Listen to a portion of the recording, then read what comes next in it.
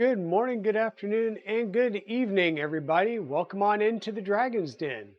My name is Digital Dragon, and I'm a 3D printing variety streamer here on Twitch. Welcome on in.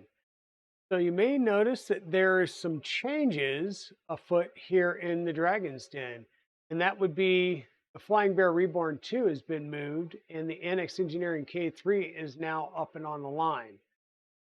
So this is a printer that we just finished this week. We got it up and printing for the first time on Thursday, where we printed. And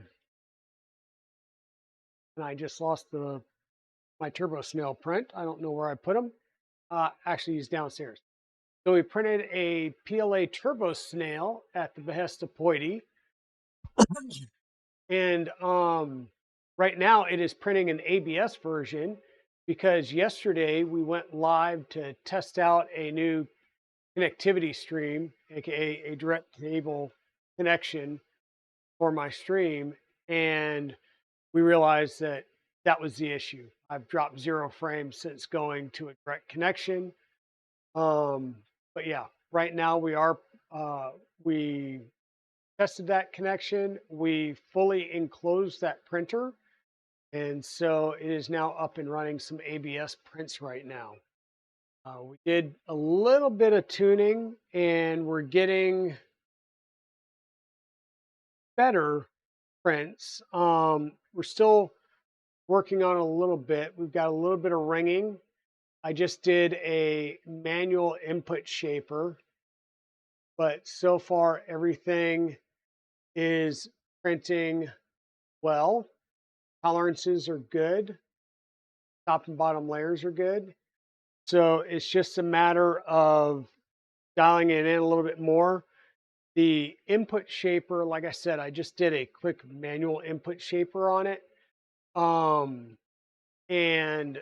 on Tuesday, my Beacon Rev H will be in, and I will be able to swap out the current Rev E beacon that's in there with the Rev H, which has higher temperature tolerances as well as includes a ADXL on the actual beacon, so we can do automatic input shift.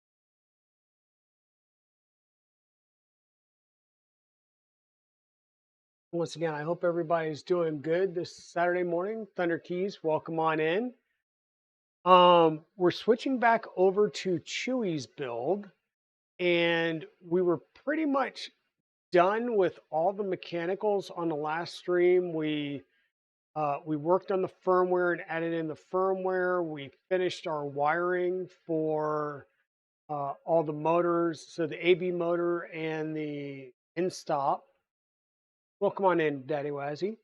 And really the only thing we have left is the heated bed. And I will show you a little extra over the week because, well, I was still off this week and I was starting to get bored. But I did get down our Canovo heater. I like to do this and let it sit for a couple of days to make sure that the glue fully sets. Especially on these things that are closer to edge and you're not going to be using any RTV, I like to give it some time to set. The other thing that I did was I plumbed in our, whoops, let me adjust you all. I plumbed in our ceramic fuse that is plumbed in here, and I added in our grounding wire. So this stuff is all ready to go here on the actual heated bed. Now, the printer, we did a couple of things on this as well to get prepped for today. And we had installed, I'm going to pick you guys up here. We had installed the print earlier with the Legos, but what I've done is I've gone in and I've plumbed my wiring. So the blue wire is the neutral, the white wire is the load. The load that goes back to the SSR needs to be connected to the side that feeds the um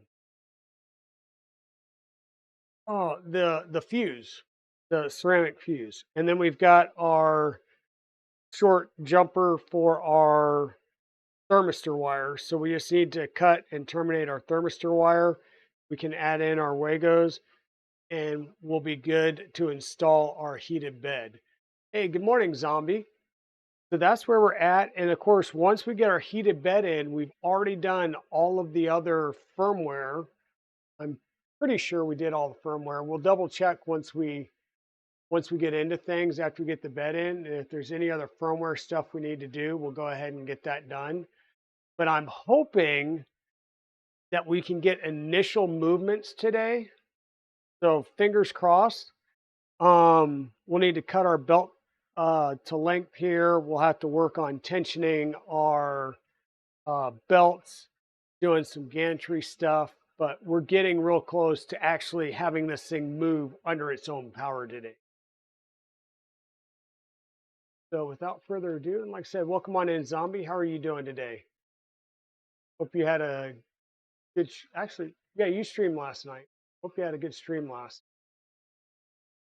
So the way we mount the bed is with M3 T-nuts. So we'll grab 4 of our M3 T-nuts.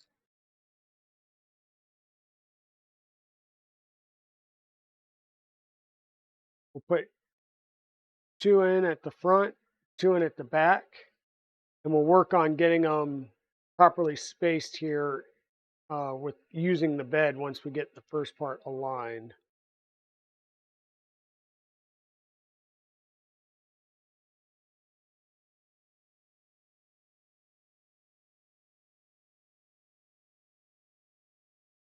So I've been having communication issues with the multi-MCU setup over on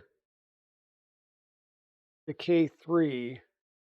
And from what I was reading, it sounds like the answer may be not to use a Raspberry Pi 4, but to go back to a Raspberry Pi 3. I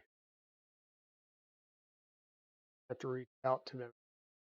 So what I'm doing right here is I'm using my little ruler, and we're trying to set this gap between the front of the extrusion and the center of our M3 nuts at 25 millimeters.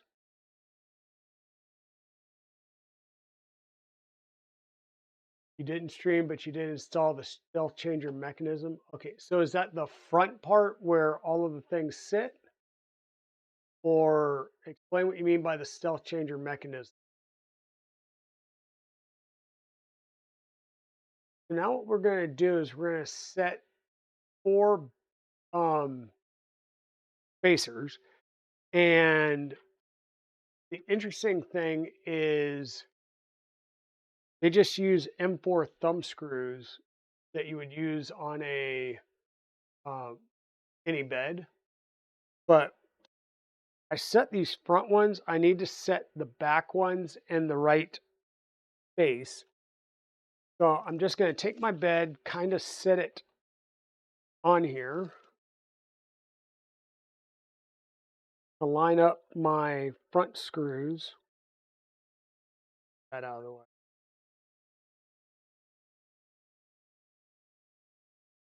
So sort of line up my front screws, figure out where my rear screws need.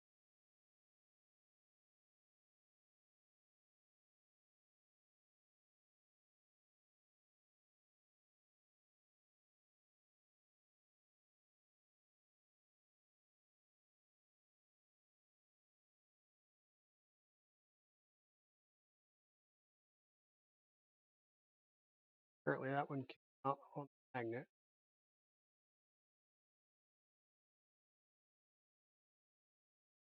I guess it'll probably be easier just to do a quick measurement instead of trying to do that way.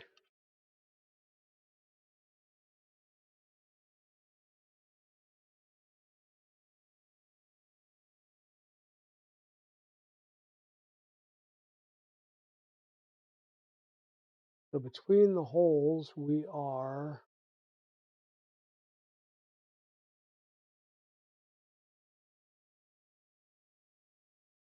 approximately 290.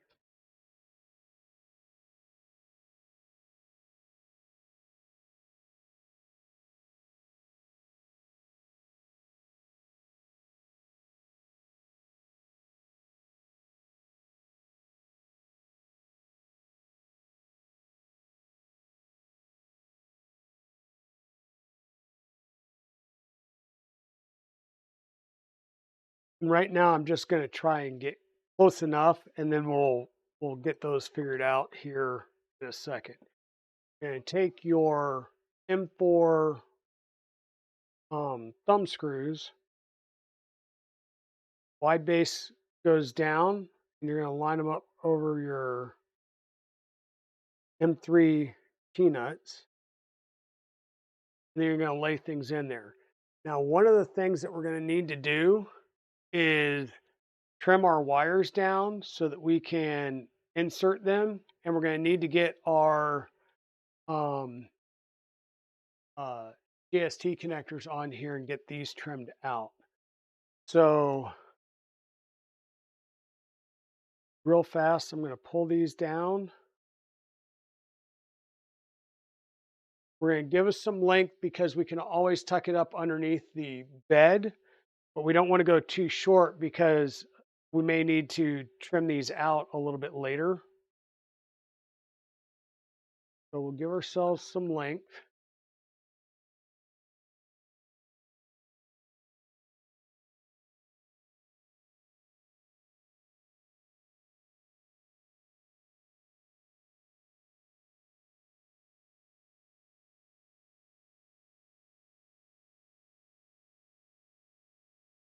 Do the same thing with our thermistor wire, and I'm just going to cut that to the same length.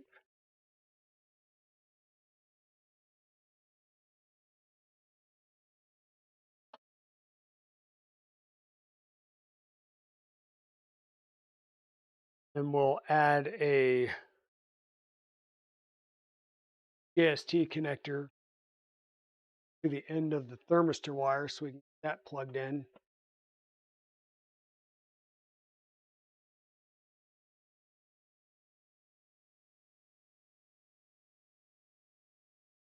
We'll clean off the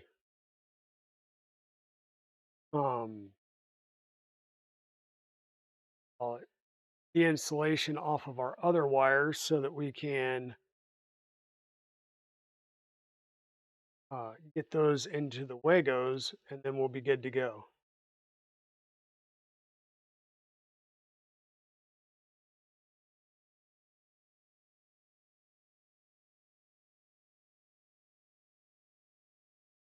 Now, one of the things that you can do is put a little bit of heat shrink at the end of your heat bed wires, and that'll keep that insulation that's around the, that fiberglass insulation from fraying.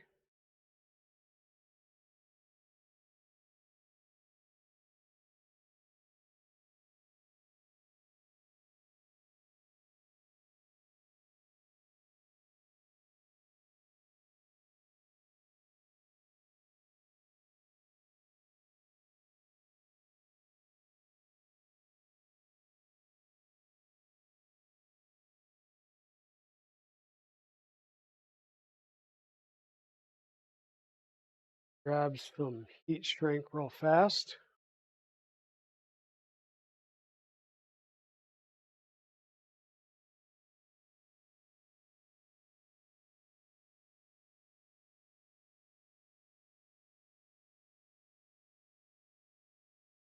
Okay, got you. So it's the actual carriage then, basically. I remember seeing that and going, that's kind of interesting, the design of it.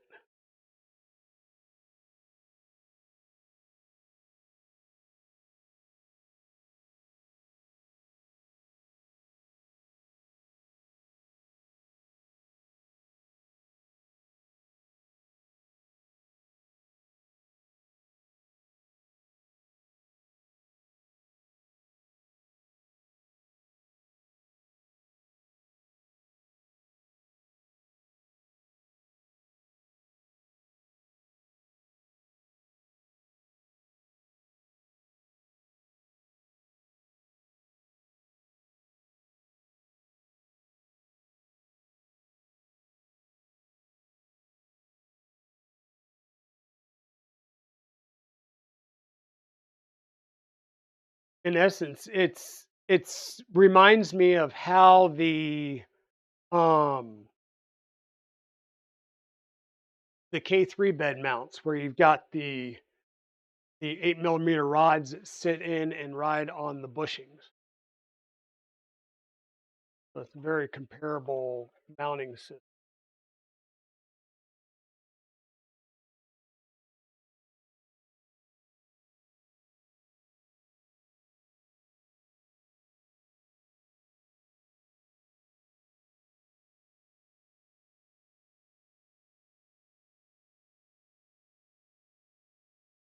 Little heat gun to make quick work of things.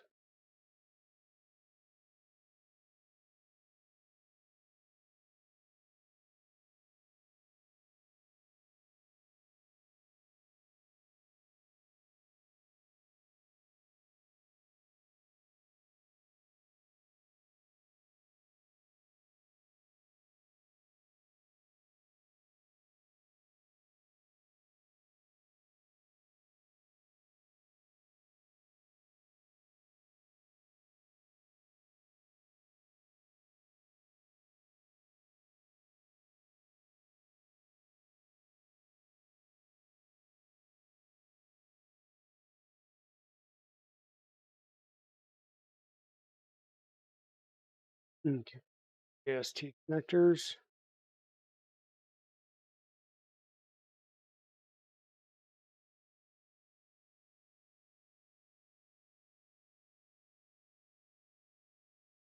You don't think you've seen how the K3 bed works?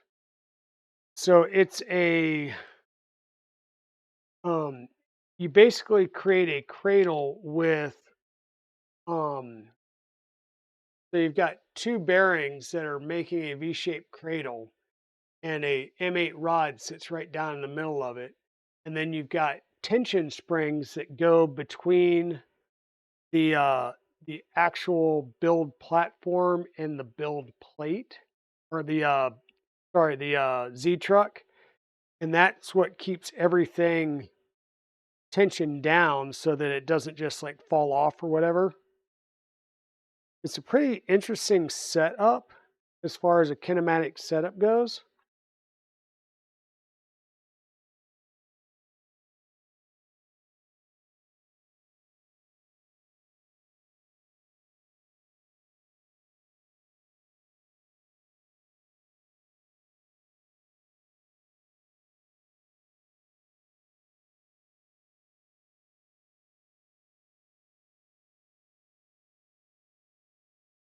But yeah, it was pretty interesting. Pretty neat setup. But right now the only issue that I'm running into has been communication drops with the um controller, and well, with the Constellation controller actually, which is the only one I'm having communication drops with. So what I need to do is I'm going to try and use a different USB cable first and see if it's just a USB cable issue. And then I'll probably try and swap out the Raspberry Pi 4 for Raspberry Pi 3.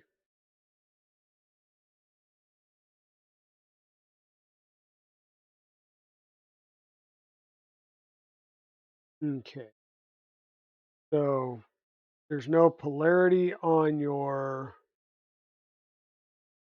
thermistor. So line the pins up and get them in the housing.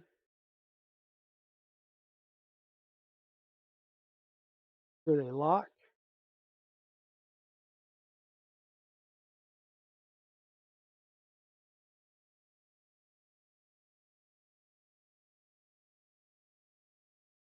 Okay. Done.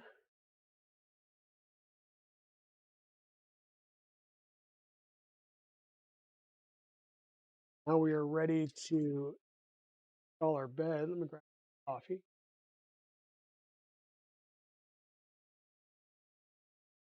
Yeah, the Constellation Supernova is designed by Annex Engineering, and it's designed specifically for their printers, and it enables up to 56-volt um, drivers, or not drivers, but uh, yeah, steppers that'll support up to 56-volt continuous power. So yeah, so the one coming out without the fuse is the load, which goes with the blue. The one with the fuse is the actual power, which is apparently going to be shorter than I thought it was.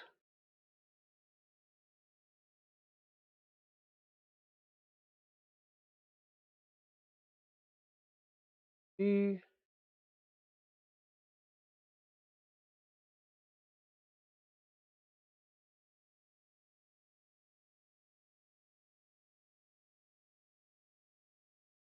trying to hold a bed in one hand and route wires with the other. Voice some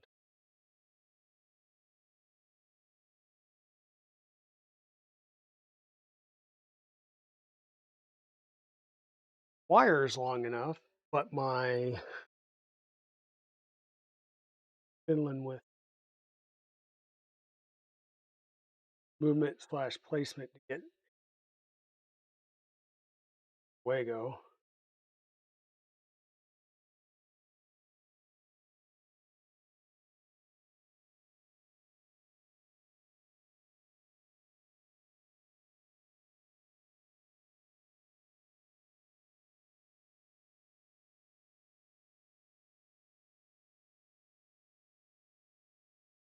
Why can I?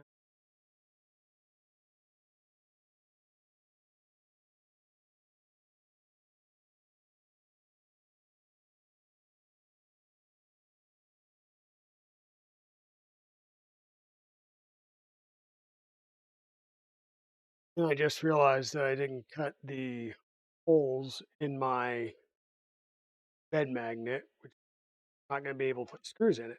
So unplug everything again.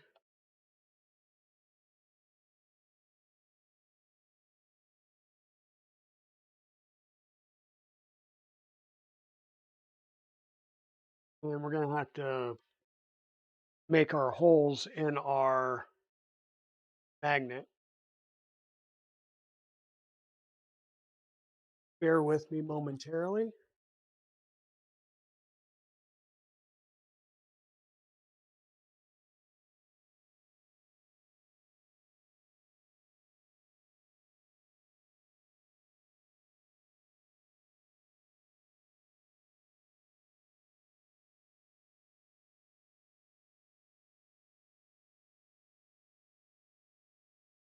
Yeah, like I said, I'm trying to get it to work right, and it's just a communication issue. It's running a Raspberry Pi 2040, so that shouldn't be an issue, but you never know.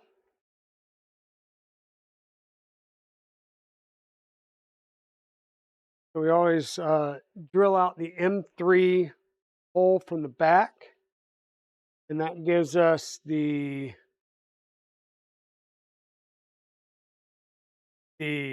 location point basically for coming through the top side of the magnet with an M5 or an M6 to clear out for the head of the screw. Keep cognizant of your wires and your fingers. No drilling wires and no drilling fingers. Leads to bad times.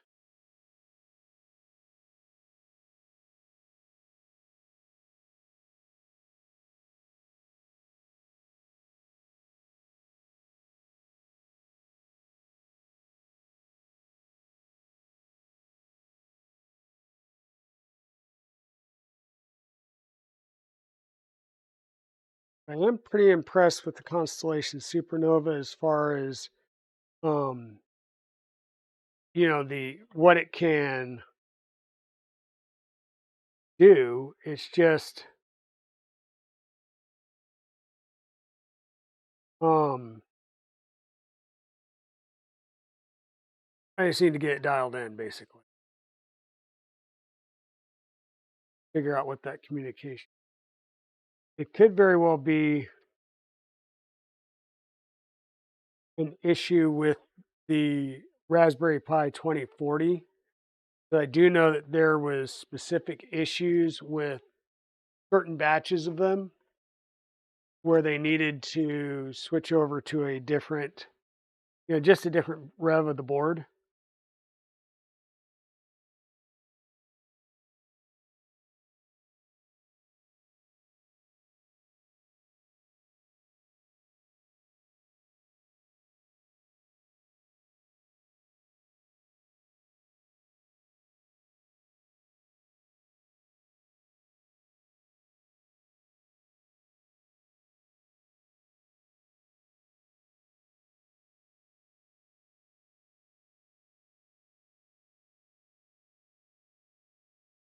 There's a part of me that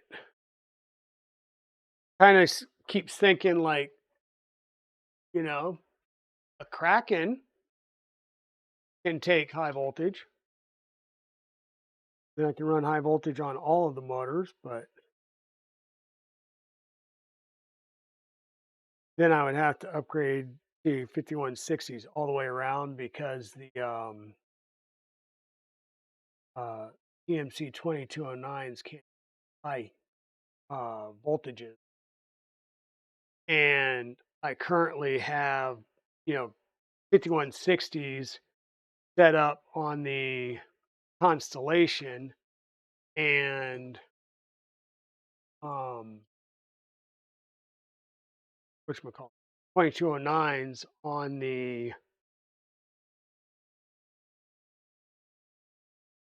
SKR 3EZ.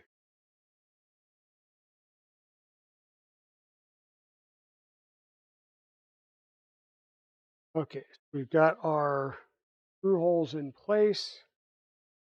We know we're going to need to bring this in, feed our ground wire in.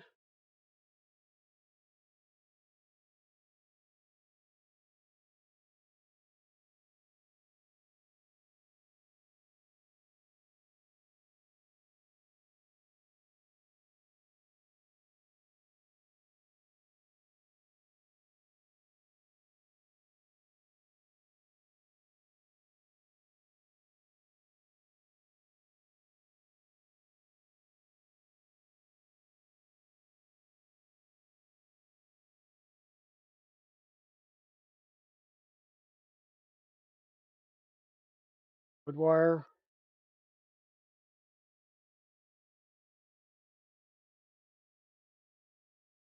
neutral, and load our JST.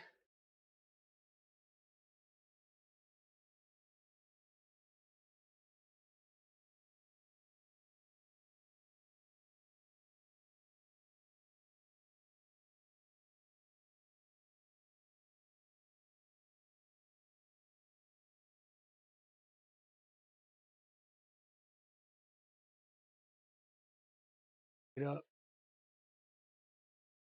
Then we're going to use M3 by 16s.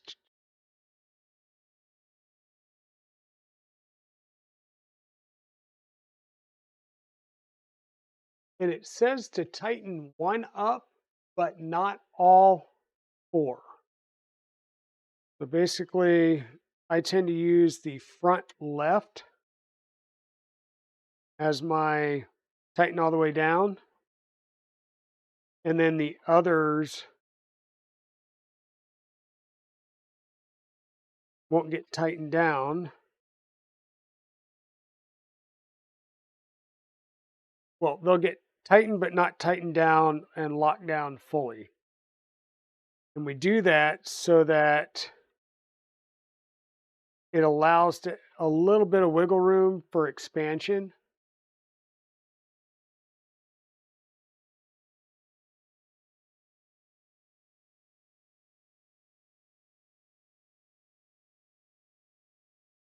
We're not lined up there. So turn this around.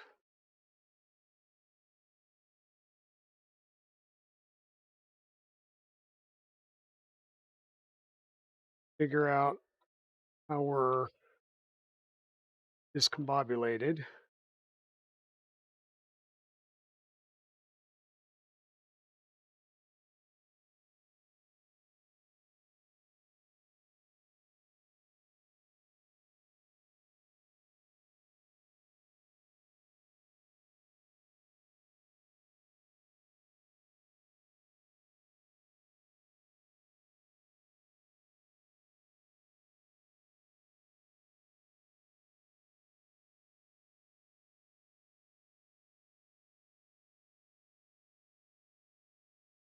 Okay.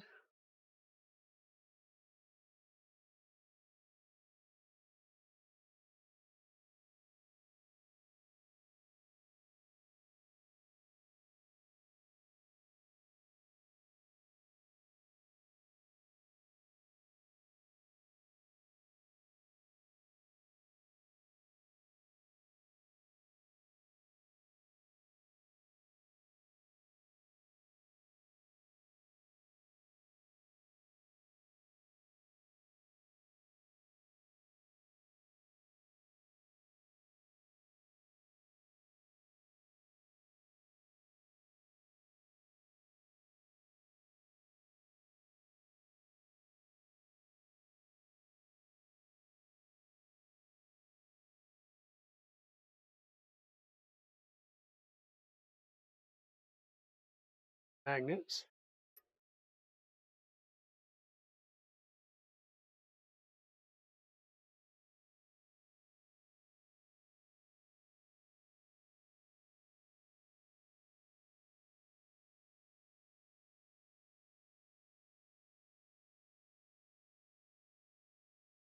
Got a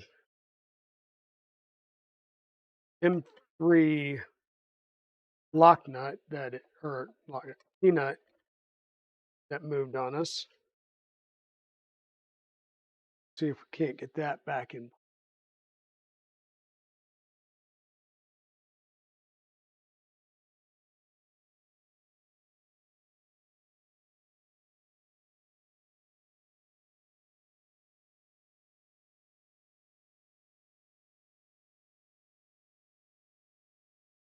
There we go. All good. Now we've got our bed mounted.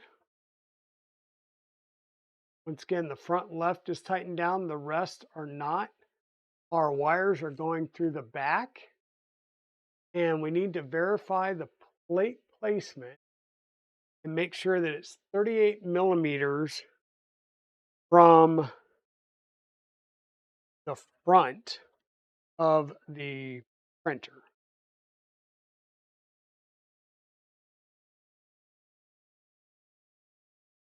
And that's the front of the bed to the front of the printer is 38 millimeters. So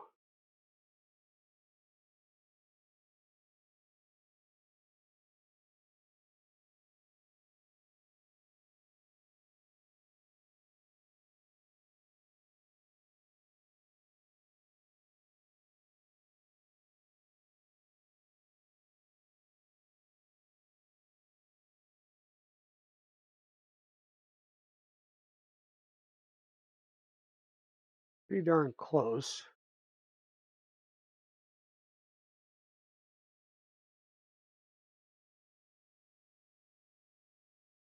Should be good. All of our wires are going through underneath the deck. And now we can go back into the wiring section. Hey, Shenanigans, welcome on in. MakerMind Nexus, welcome on in. And really what I'm going to do is I'm going to flip the printer over so that we can do the grounding wire for the bed. and all other wires should be in place. Welcome on in, Chewy. Welcome on in. Um, this cable that you see me keep moving around, that's that's our CANBUS cable, and we will be working on that shortly. Don't worry about that. I need to get the back panel on before I can fully um whatchamacallit. I need to get the back panel on before I can fully um cut that and terminate it to the appropriate length.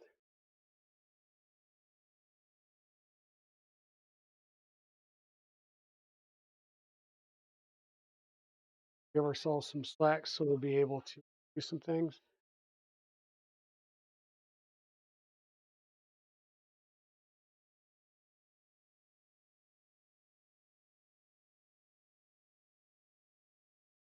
Doing the ground wire for the bed is direct from the bed all the way underneath. So if you ever need to take the bed off to do anything like install a Nevermore, you'll want to undo the bed ground wire first because that will allow you then to pick the bed up, undo the 4 screws, pull it forward some so you can undo the Wagos and the JST for the thermistor. Then you'll be good to go. Everything underneath the deck should now be wired up and should be talking. I did put a little bit of cable sleeving on the cables that were coming around just to try and tidy them up a bit. They were getting in my way and they were annoying me. Oh, of course, we'll still need a fan, but we should be built out enough that we can power this sucker on and check out how it works. Now, what I'm going to do first is pull my gantry forward until I am approximately 150 millimeters center to center between my idler and the uh, idler pulley um, on the gantry, and that's going to allow me to set my belt tensions on either side. Need my little app.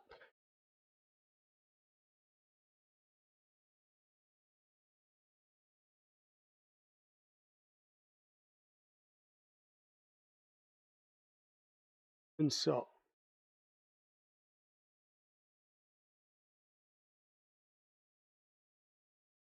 all you do is strum, and you're shooting for about 110 hertz.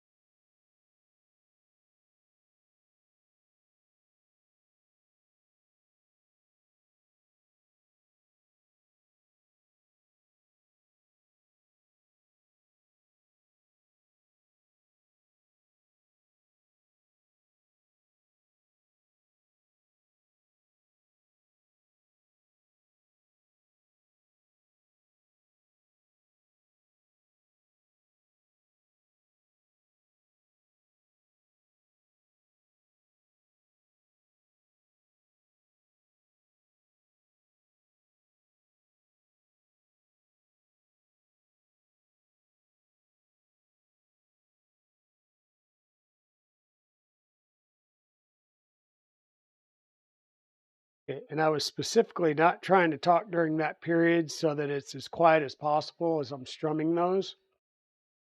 Now, the other thing that you need to do is the same thing from your top idlers to your secure point here.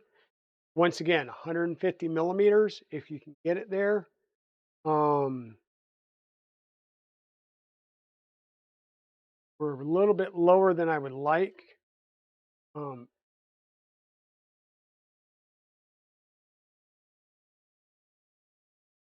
but same thing, center point to mount point.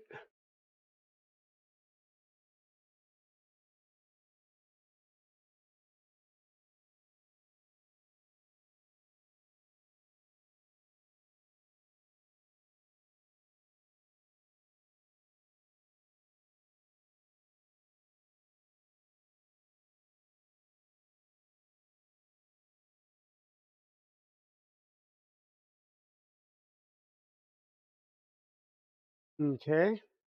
And then we can strum and tighten up the four corners and get these belts the same way. And you'll tighten them up by the M3 screw that comes up through the front of your angry idler. So there's the screw that comes up through the top of your angry idler. That's what you're going to use to tighten your belts up.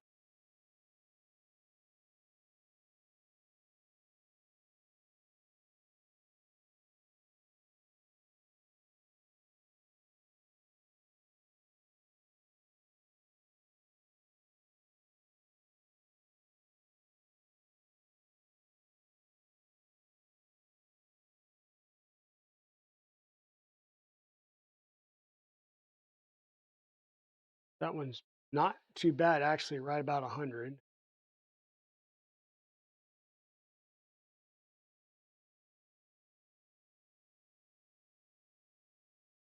This one's way high.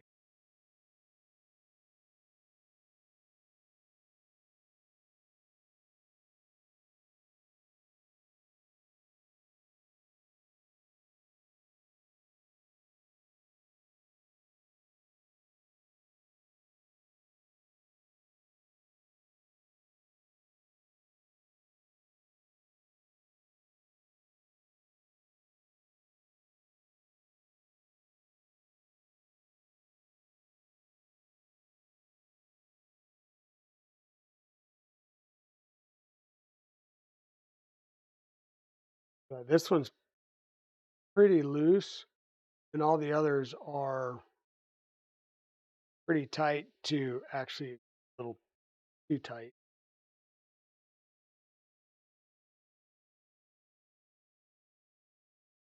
So for now, I am going to tighten this one up more to try and even them out a little bit. I do expect them to loosen up a little as we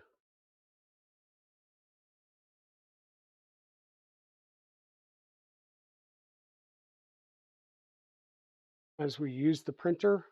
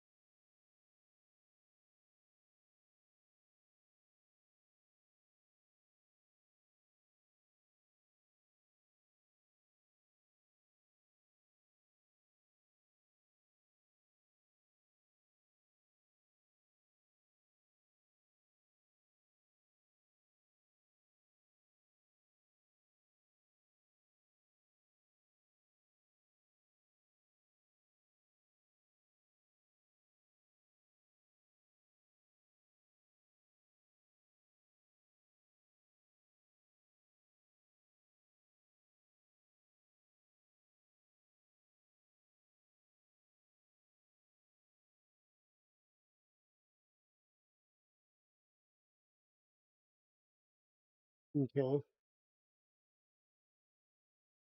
that's good for now. Give me 1 second, folks.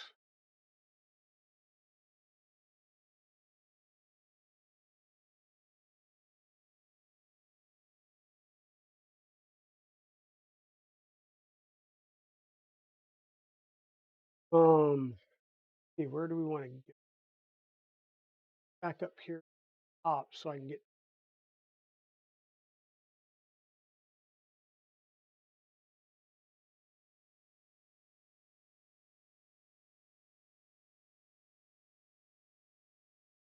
down in the wiring. I just want to go through and make sure we got all of our wiring done.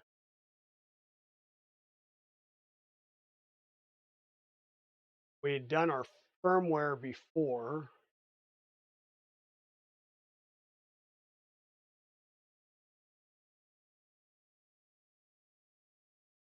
And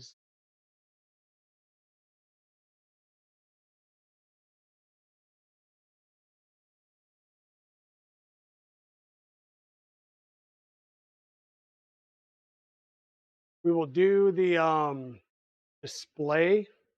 Got 2 or 3 displays, so that's not a problem. Build the display here in a little bit and add that. That can be done, I'll say, as an afterthought. What I do want to do then is plug her in, turn her on, and see what we get.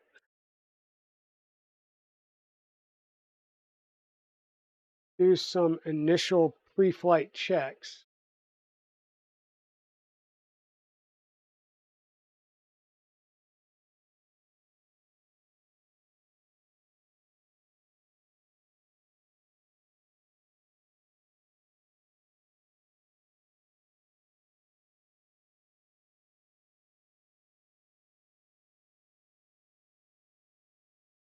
First, we'll need to do the skirts.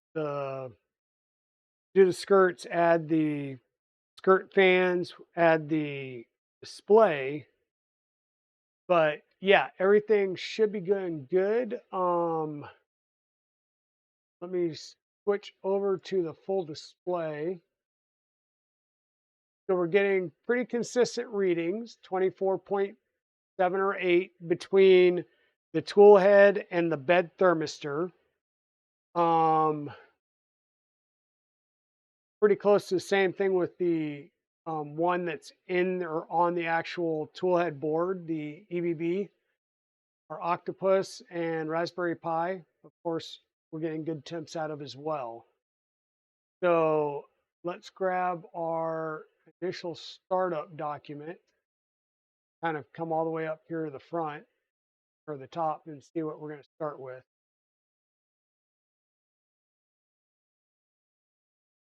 We're getting good temperatures, so they're pretty close, pretty consistent, so that's good.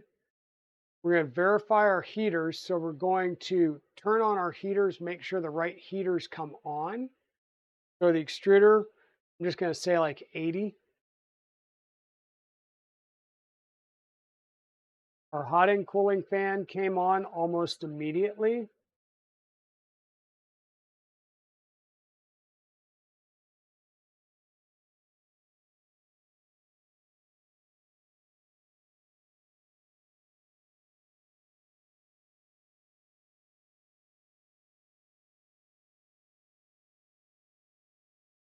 Okay, and the good old, I'm literally doing a touch test here. Yep, hot end is hot. So we'll tell that to turn off. And our fan should go off as it drops down to 50C. So here.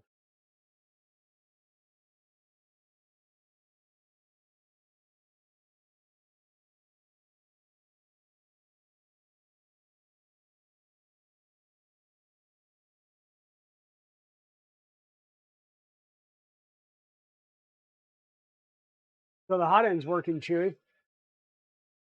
And bed removal, yes, will be a lot easier because you've got your probably should have ran that going the opposite direction, but we should be able to tuck that in some just like that. Yeah, so your hot end functions, that's good.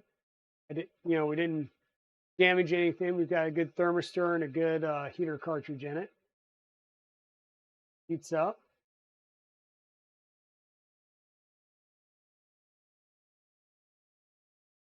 Yeah, the return period on your NF Crazy hot ends done with. Yep.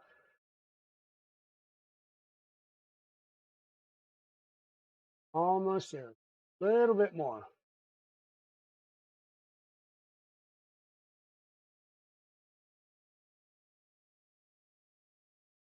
And there's the hot end fan turning off, so that's good. On the bed, we're going to try and heat up the bed. See if we can feel the bed heat.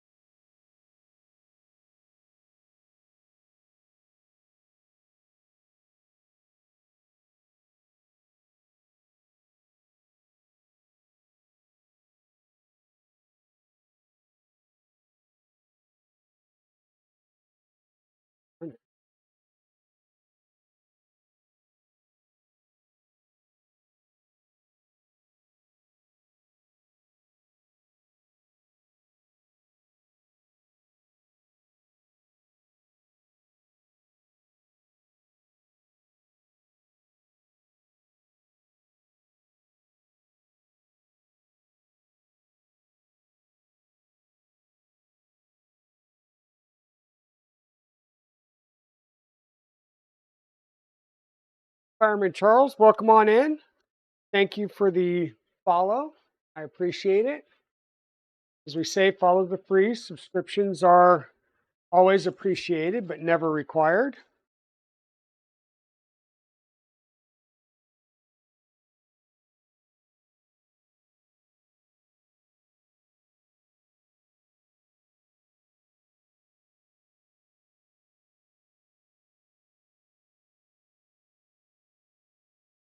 Okay, so the bed, we told it to heat up.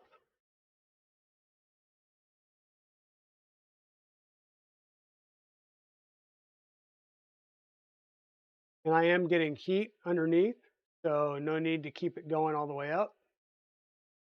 So that's working. The next thing that we're going to do, and I always tend to go to the machine side for this, and we're going to query our end stops. So Z end stop is triggered, X and Y are not. So I'm just going to push the Y end stop, query again. So the Y end stop's working as expected.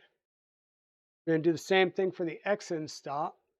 I'm holding the X end stop now, so X is now triggered, Y is not.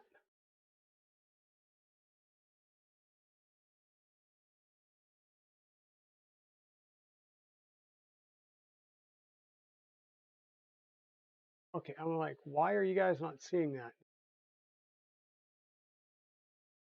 There we go. That'll help.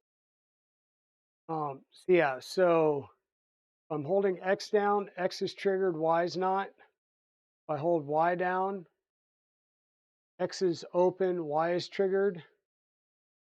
And now Y is undone. And I'm going to lift up my tool head.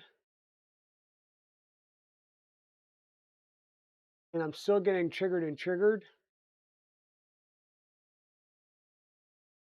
So my probe is not working. My tap.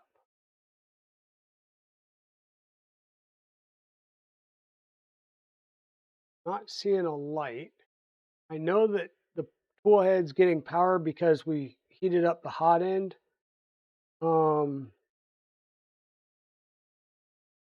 Me.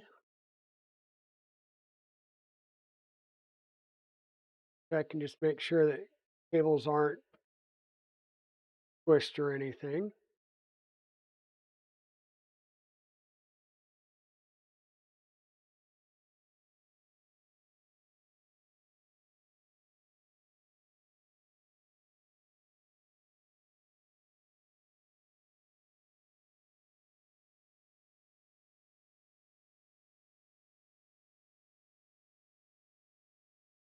So I will have to be checking that. So our tap is not working at the moment.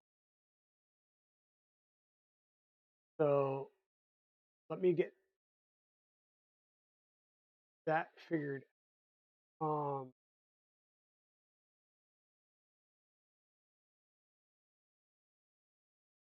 22.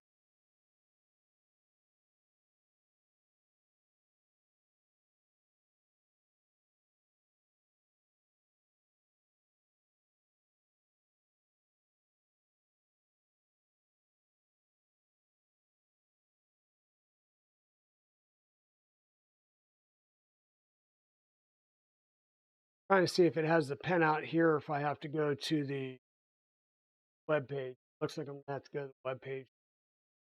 Okay.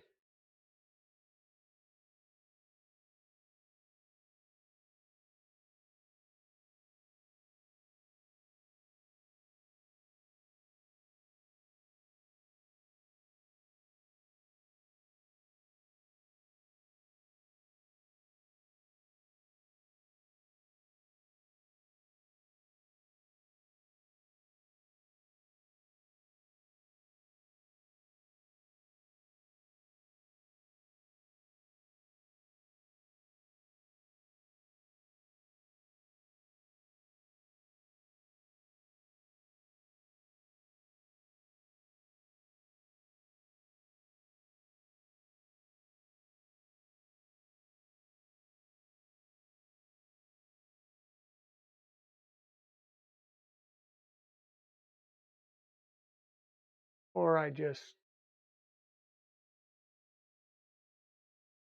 try.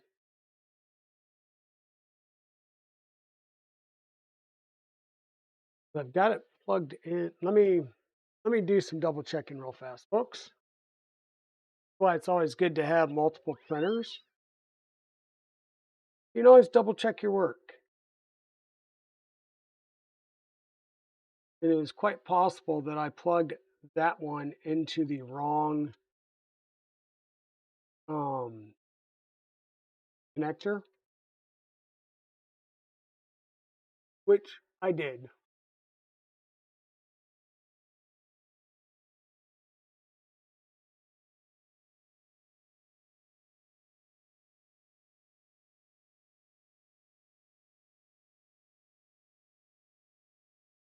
Now I may have to go and cry. So what I did here is over here a little bit easier for y'all to see. So the XN stop is supposed to be this top left connector, and the Voron tap is supposed to be 3 pins going into a 4-pin connector. I ran it in over here on the 3-pin connector, which means I need to pull these pins out and put them in a different connector. If I can get the pins out, if I can't get the pins out of that tiny connector, then it's going to be a resolder job to resolder it into the, another set of wires that I can put into another connector.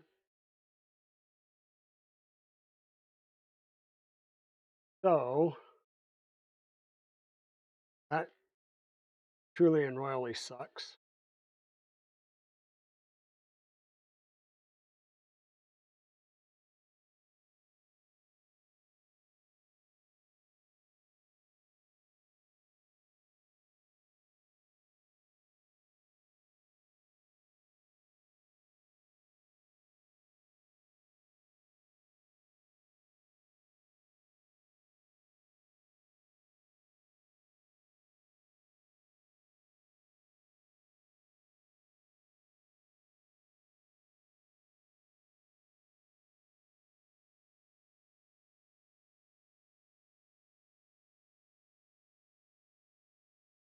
Okay.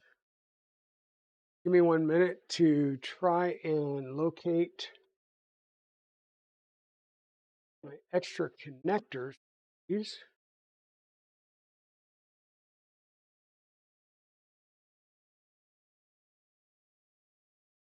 Hey, why not? Because how are you doing? Welcome on in. Good morning. So, if you've never been on a Digital Dragon stream. You will hear me mumble to myself quite often as I'm trying to figure out, especially the electronics part and what I'm doing wrong. Um, and occasionally, what I'm doing wrong is just getting ahead of myself and not reading all the instructions properly, like obviously I just did. And now I get to do some rework, which hopefully is easy and I don't have to get into a big complicated break out the soldering iron, cut wires, resolder new wires, because these little EH connectors, um,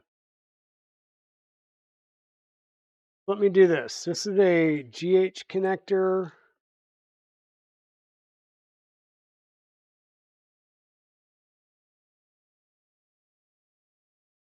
This is a 4-pin GH connector against a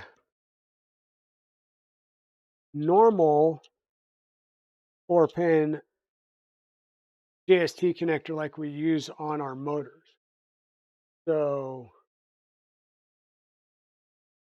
to give you an idea, this is the GH that I'm trying to use. This is a normal JST, it was GH or whatever. So that's kind of the difference between these things.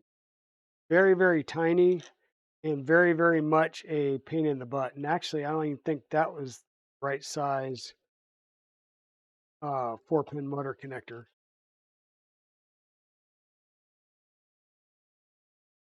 Yeah, no, it wasn't. That was one size smaller as well. So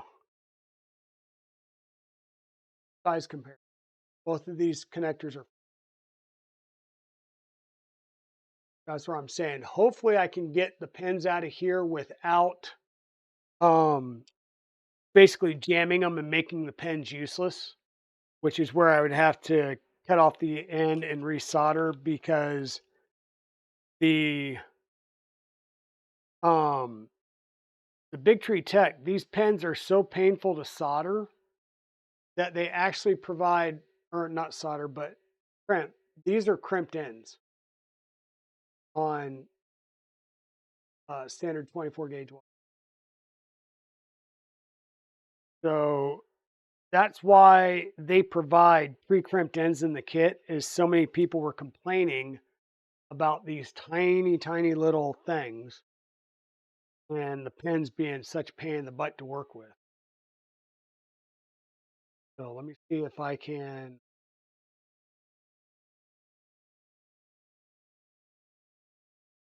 pop these out without issue.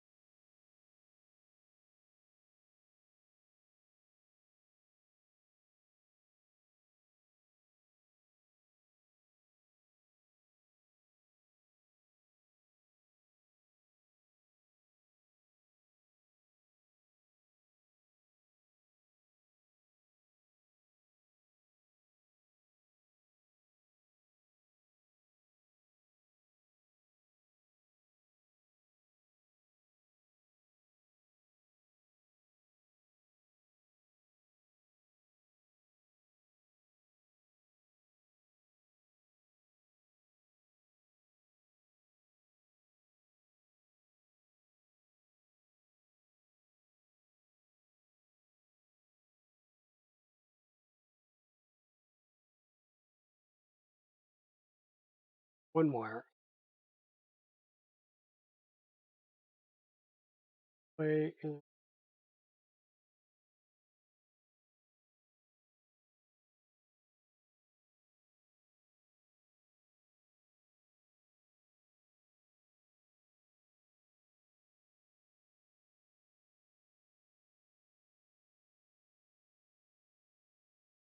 Even trying to get that out now, the locking tab on this pen may have just gotten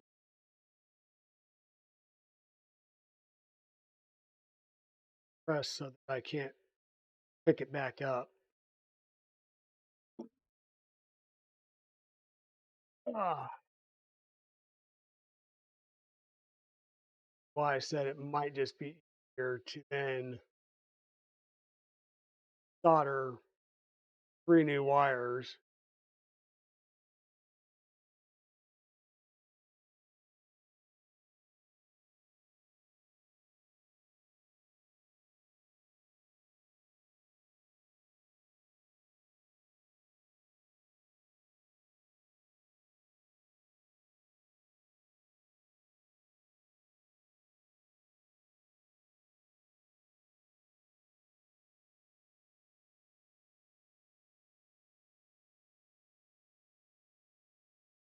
Thanks for alert, zombie.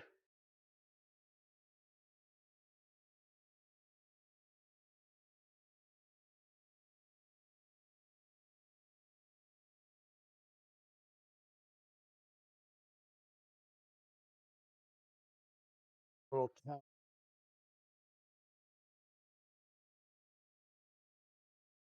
pushed flat. It's not going to be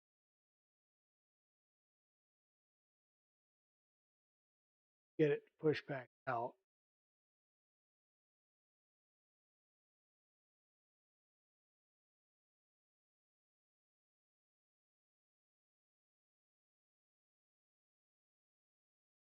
Okay.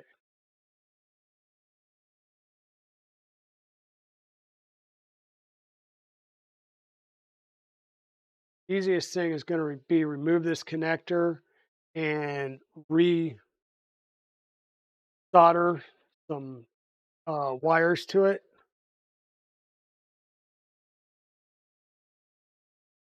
So bear with me momentarily as I set that stuff up.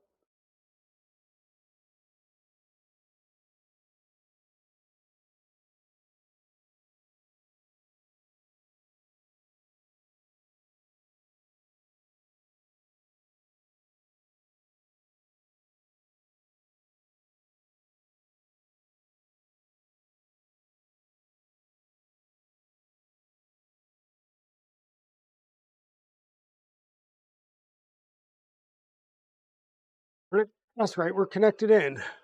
So no camera angle at the moment.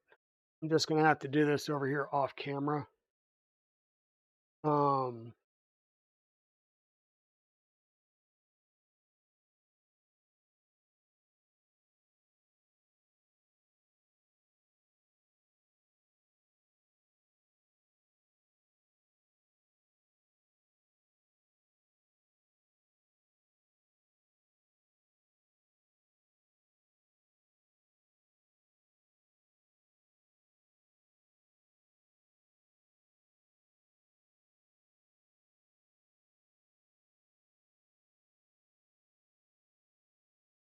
it gives me the opportunity to make it a little bit shorter as well anyhow. So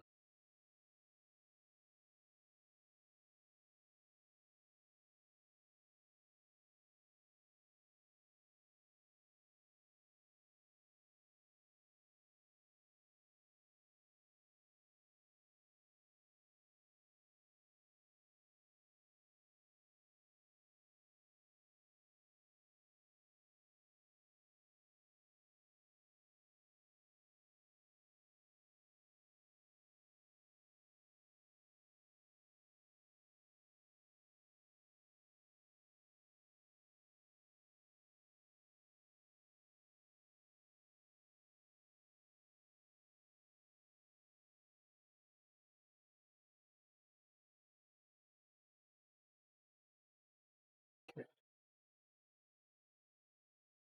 Blue, black, and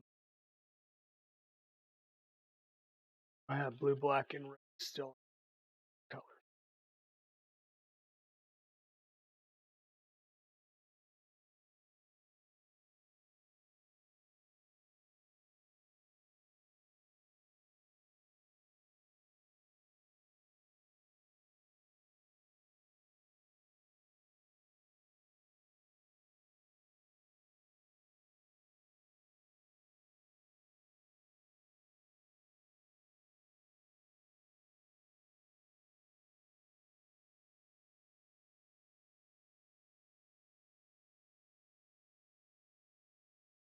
purple.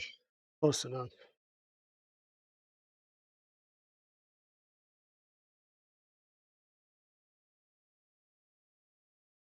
So on the 4-pin connector,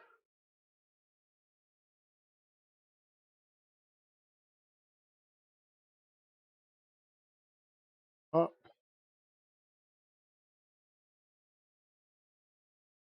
power is on the right.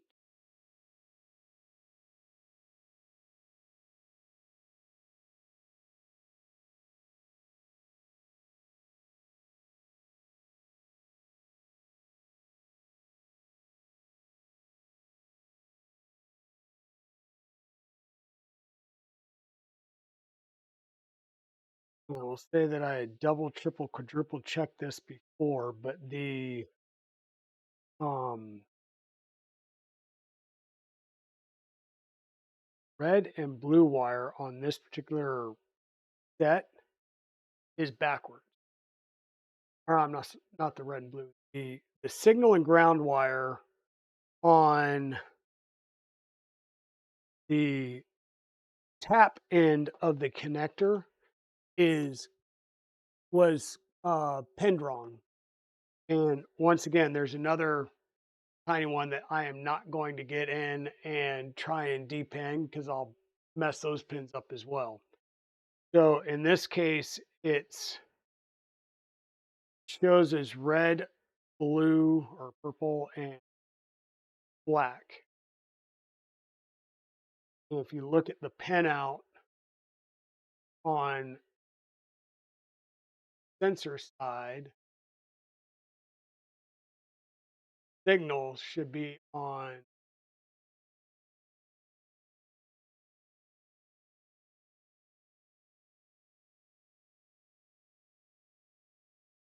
nowhere I have to look, but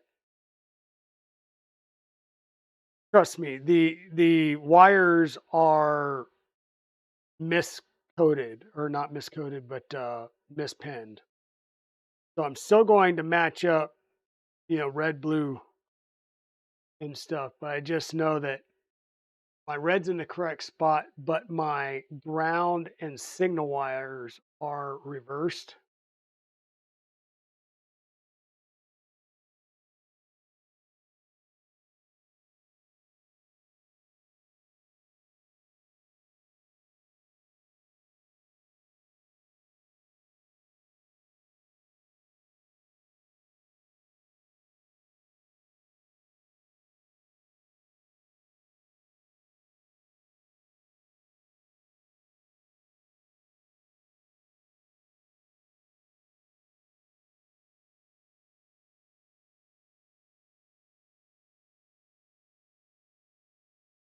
Okay.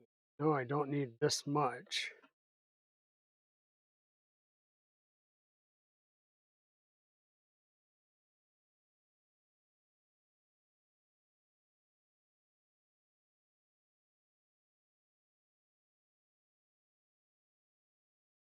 I'll leave a little bit though, just in case of mistakes on my part. Not that those ever happen.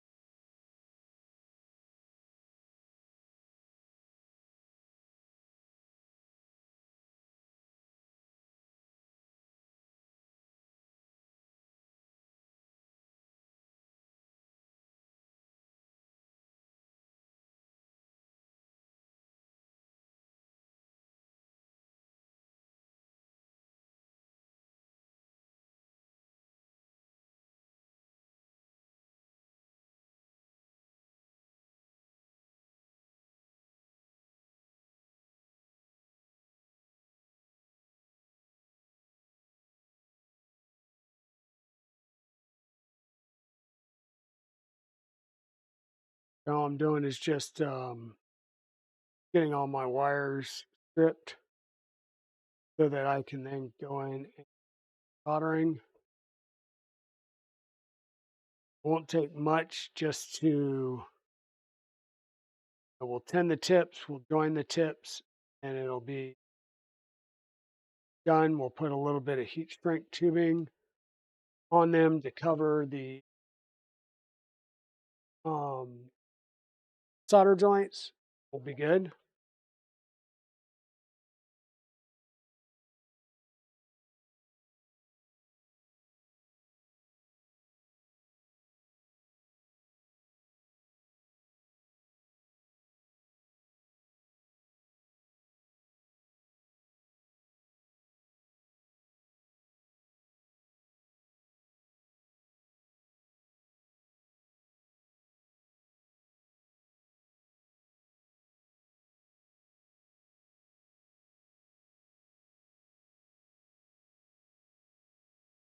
I need to fix those.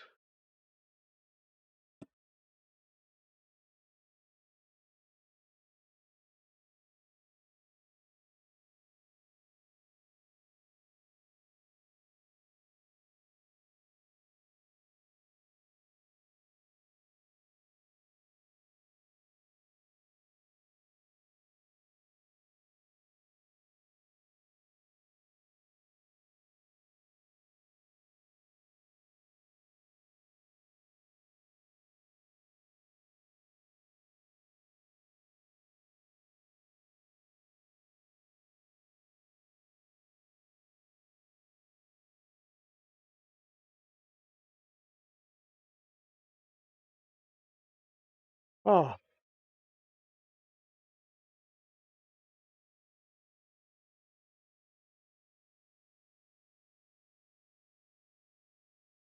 yeah, you definitely want to double check the wiring just to make sure that um, the SB2209 was good. In this case, the issue was the wiring of the um, tap sensor itself was incorrect.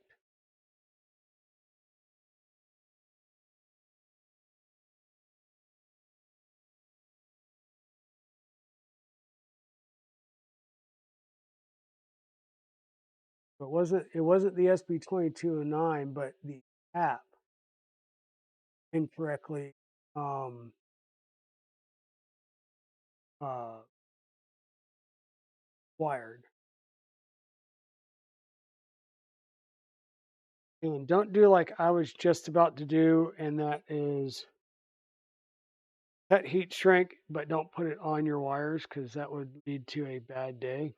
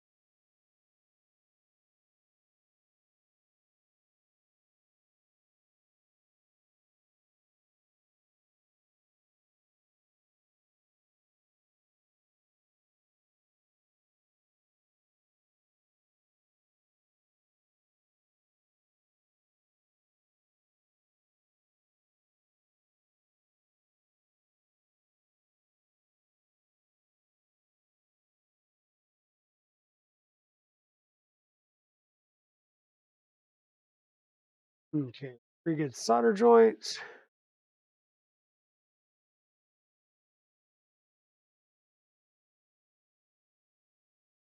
Flip our heat shrink tubing over the top.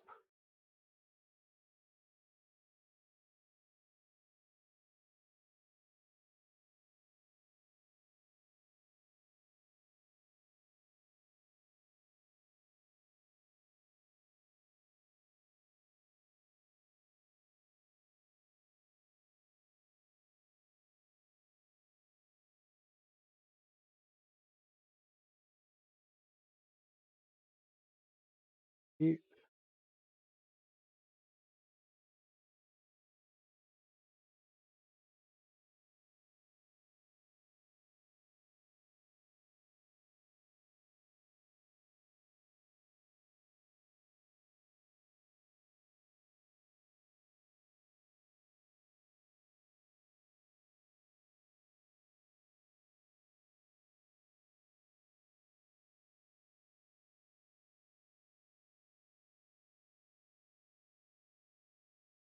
Okay.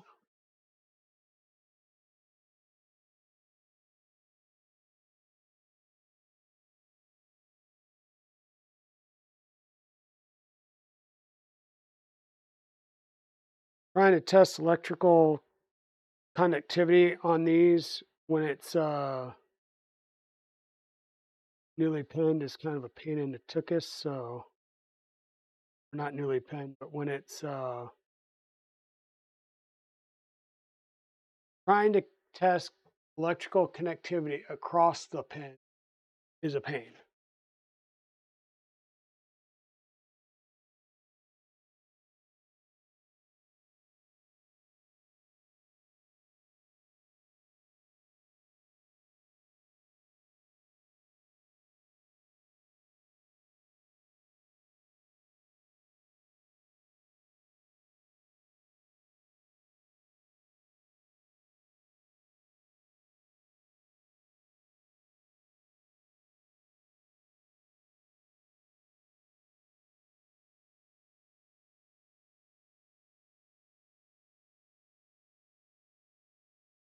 Thing out of the way so I don't burn myself on it.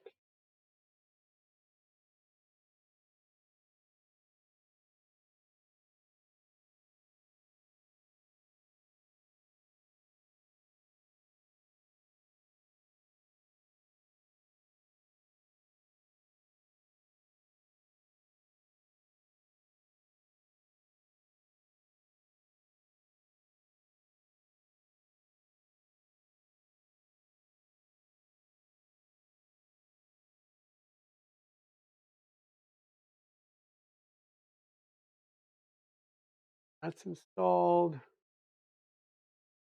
This installed again.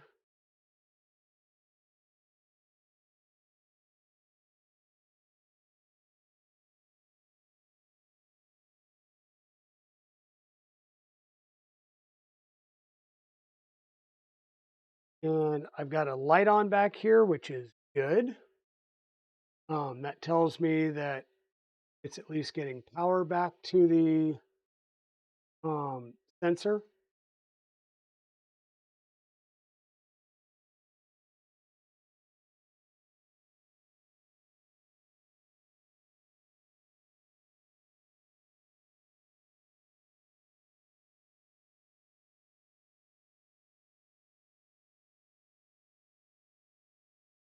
Probably going to have to um, most likely I'm plugged or I've got the wrong pin configured. So yeah, so I need to still go in and set it to the right pin. Give me a second to clean something up real fast and then we'll go do that.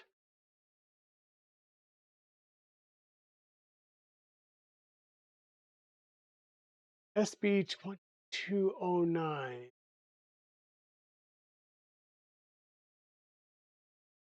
Really wish it.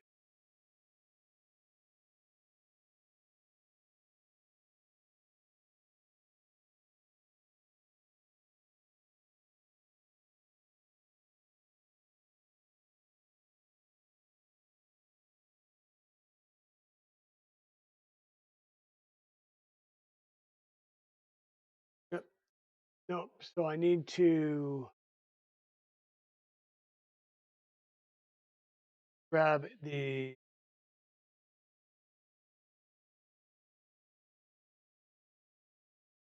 if I can't get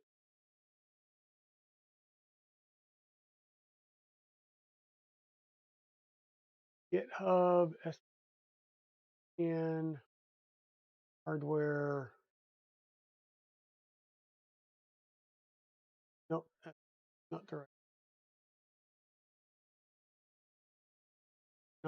right one.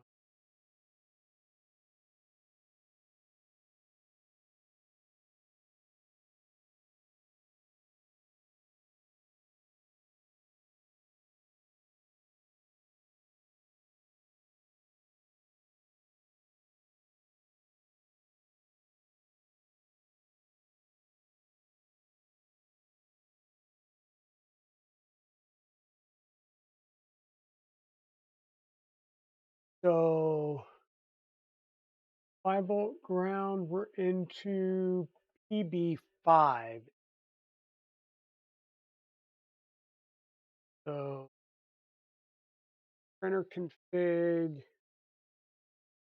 be our probe. Oh, sorry, folks.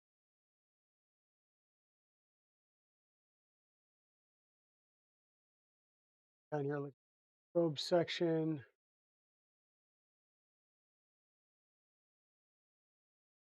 SB2209, 5.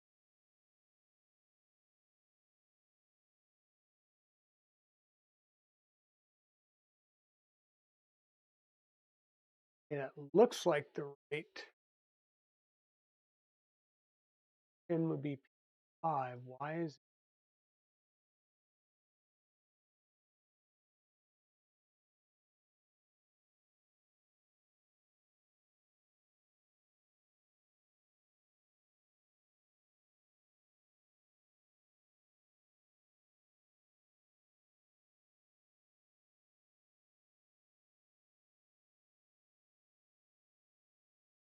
in doubt?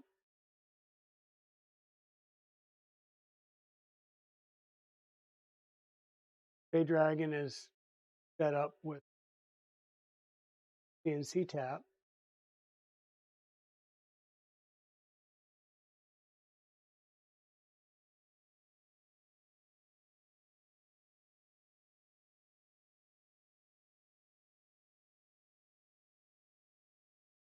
SB2209, 5. That is right.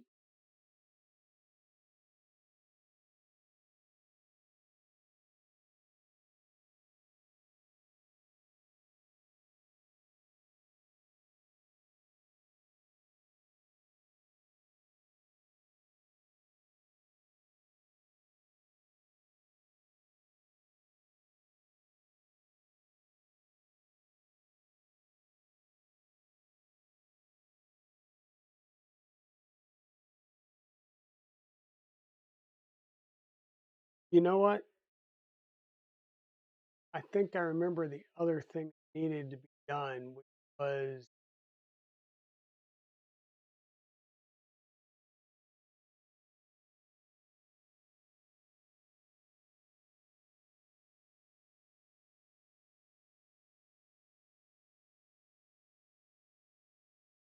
for the CNC tap.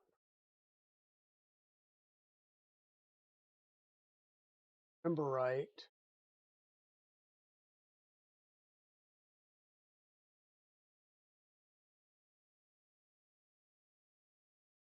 Required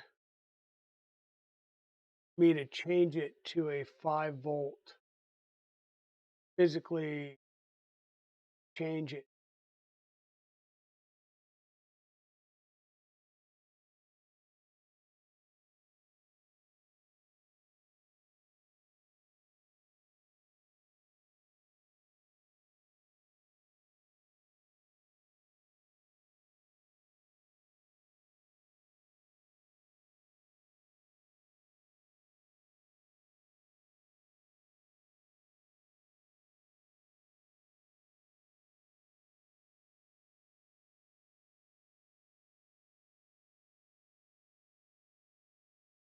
even though it says,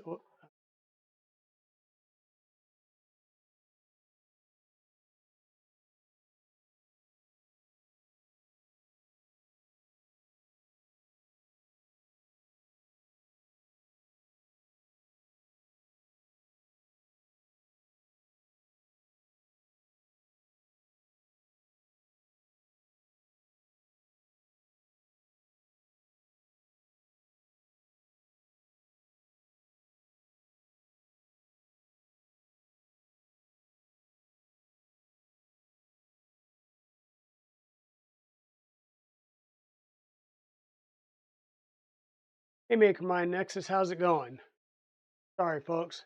Welcome in, Numeric.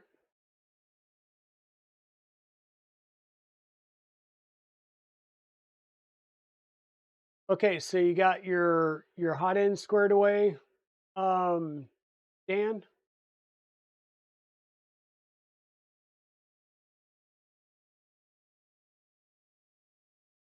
Wiring would be page 12.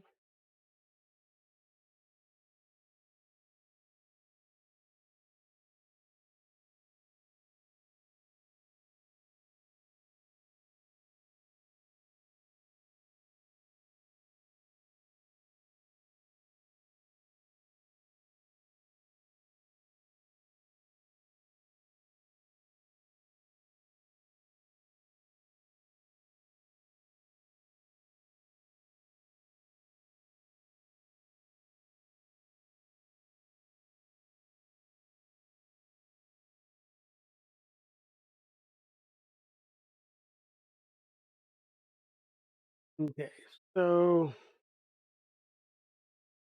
continue to push our luck. We'll unplug this. We'll take a look at it again. I'll cry if I did pin that backward. Power's in the right spot. Oh, look, we had a pin fall out. That would be an issue, huh? Might be why our thing wouldn't be working.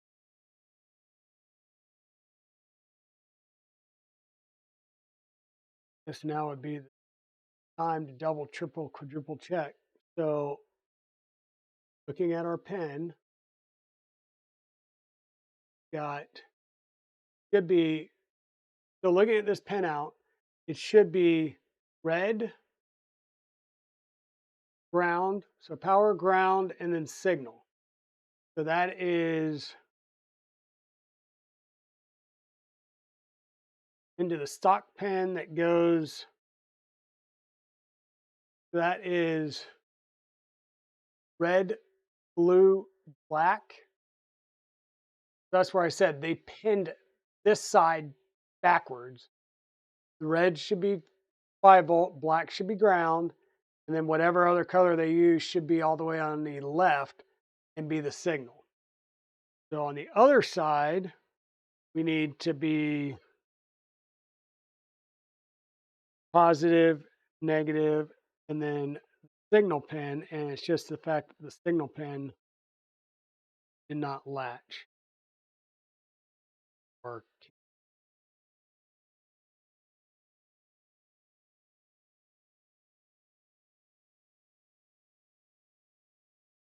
try and get that inserted.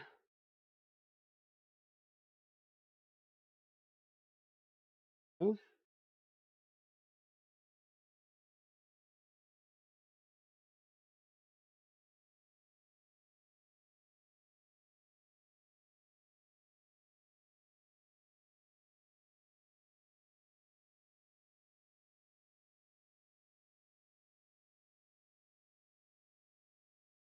That side is plugged in. This side, we're going to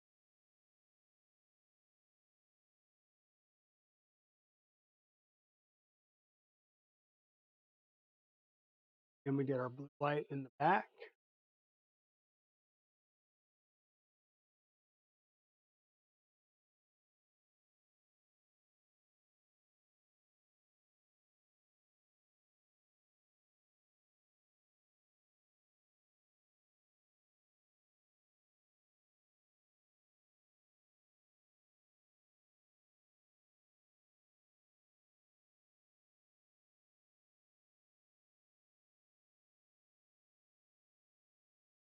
Now let's go back to our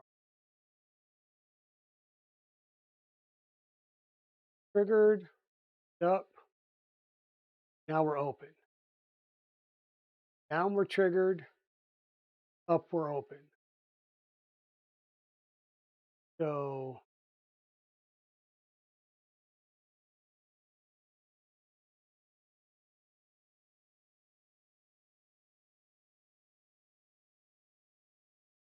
over here and go to fade drag. Trying to figure out if it should be triggered when it's just down. I think it is.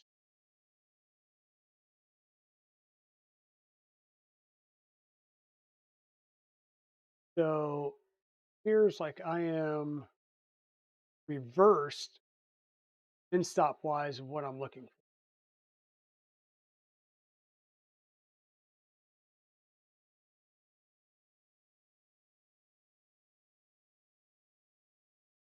Doesn't make complete sense.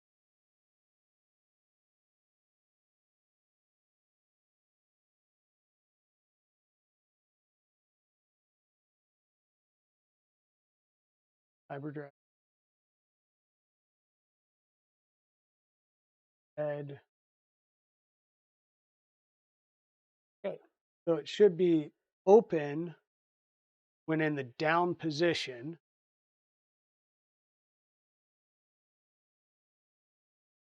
We are triggered in the down position, which would mean we would need to change the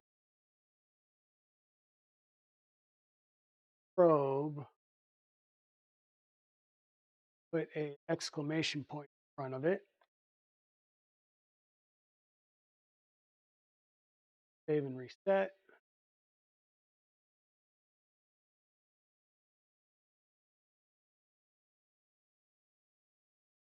Open, up on the tool head, goes trigger.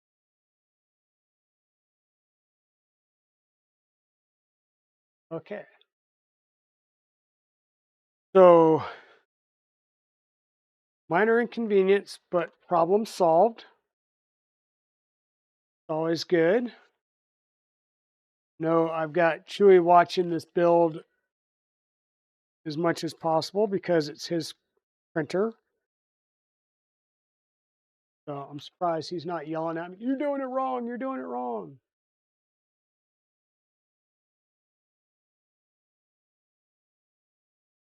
Uh,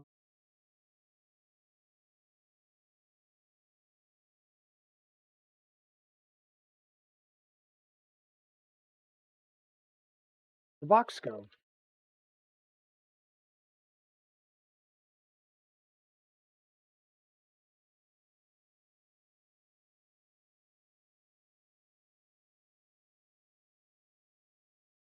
So the goal is, like I said, hopefully to be getting movement out of this printer in the very short term today so that we can continue to make progress. Okay. Whew, that was fun. So our heaters are working. We need to do our stepper motor check. We're going to do our stepper buzz. When we do this, the stepper buzz moves things in the positive direction first. So when we stepper buzz X, our motor should move to the right then the left.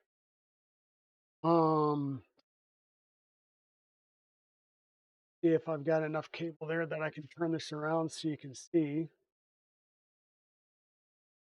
So we want it to move to the right and to the left, and it does it 1 millimeter at a time. We'll paste that command in there and we'll say go.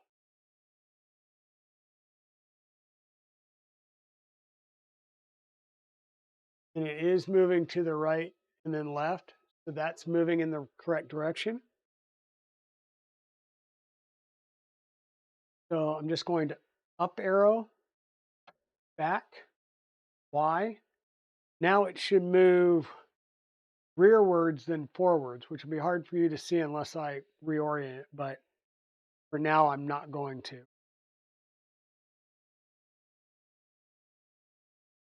The Y is going backwards. It's moving forward then back. The Y is backwards. On our Z motors, you have to do them all one at a time. So it'll be stepper Z. And what we're going to do is look for this corner to come up, then down.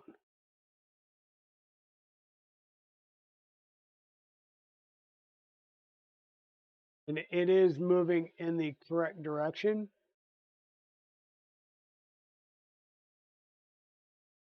Z1 will be this back one. It 2 is moving in the correct direction.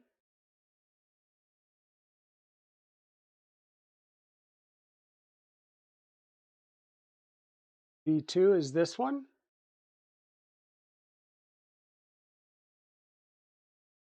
It is moving in the correct direction.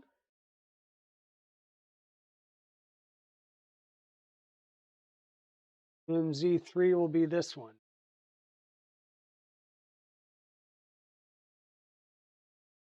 It 2 is moving in the correct direction. So right now, Y is the only one that's moving in the wrong direction. We'll have to change that direction. So come into the machine, printer. Come down to our Y stepper motor. And in the dir pin, we're just going to add an exclamation point. Direction. Save and restart.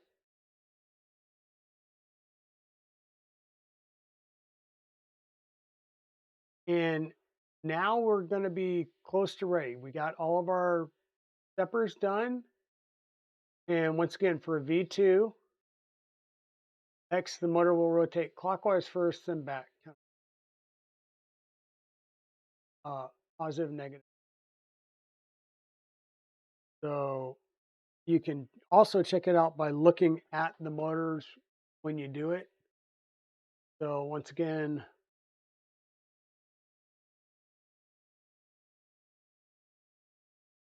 X.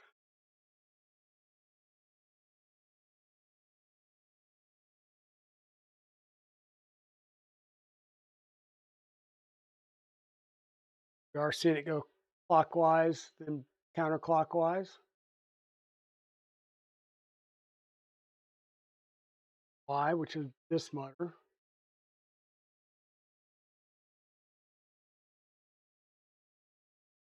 I'm going counterclockwise.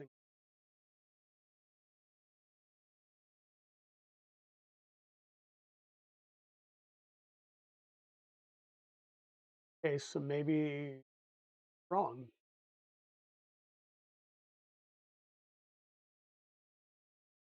No, soon enough. I'm going to go back in here and change that back and take that exclamation point back out. Because once again, this is saying X will rotate clockwise, then counterclockwise. Y is supposed to go clockwise, then counterclockwise as well.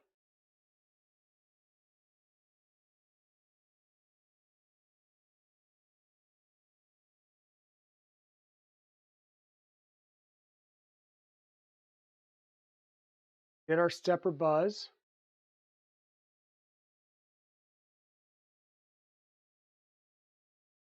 Done an in-stop check.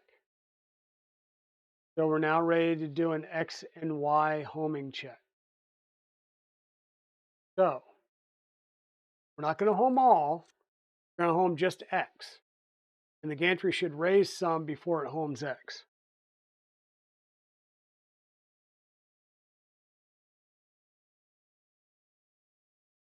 Okay, and we did a successful X. Do Y.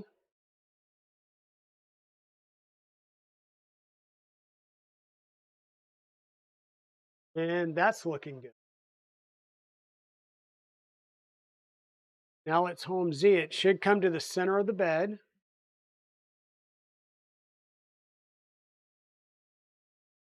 was weird.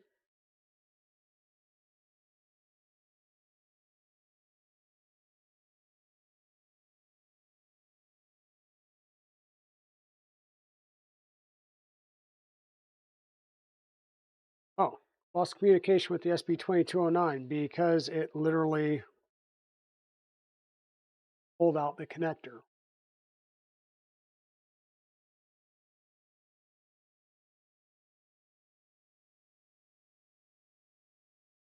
There we go.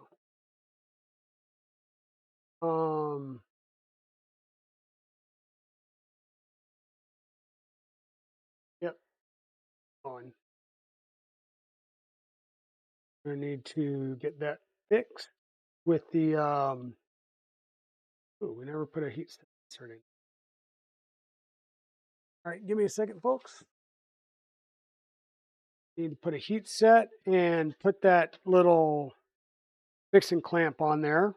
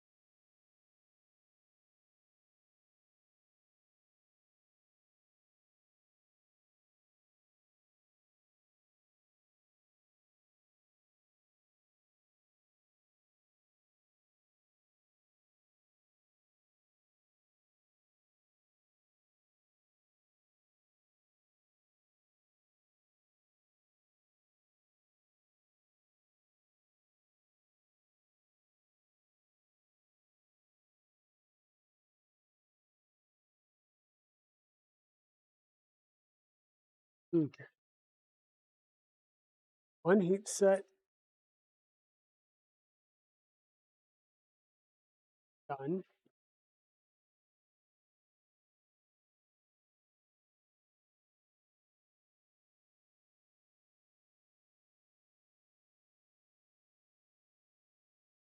Give it a couple to cool down, and then we'll install the screw. And we'll install the locking clip for the SB2209 XT30 2+2 connector. Welcome on in, Honors Danger Den. Welcome on in. We're having a good old time today.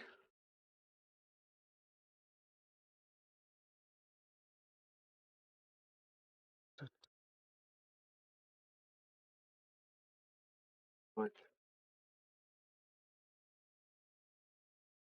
There will be some spring steel wire that I will add in on the umbilical as well.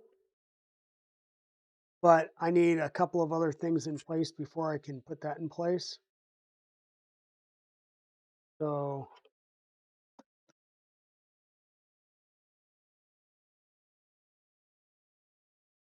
again, we're just trying to validate movement.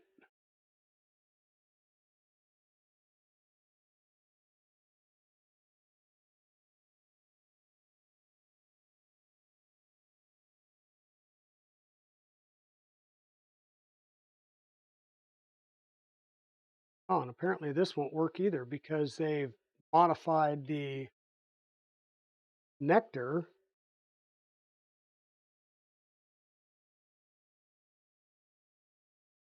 And that connector, the actual plug itself is thicker. So this one more loop of slack.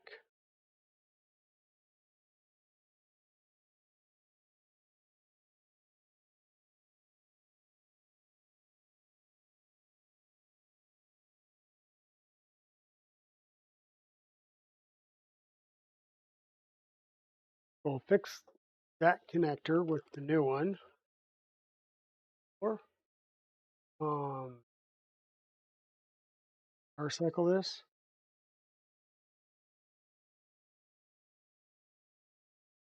So how are you doing today, Otters Danger Den? We're doing pretty good. We're let's see, we had our CNC tap plugged into the wrong connector, so we had to do some resoldering. Cut a few things and resolder. And we're in an ad break. Hold on a second.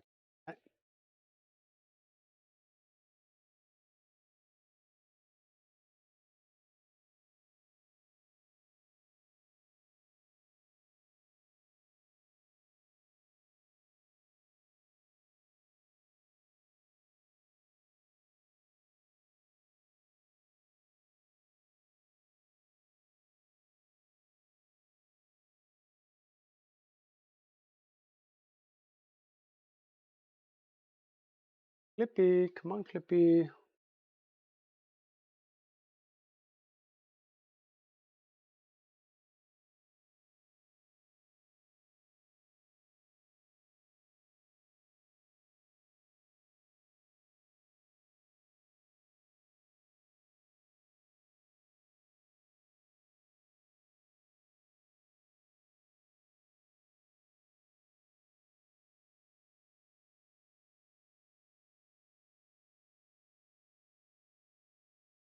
Okay.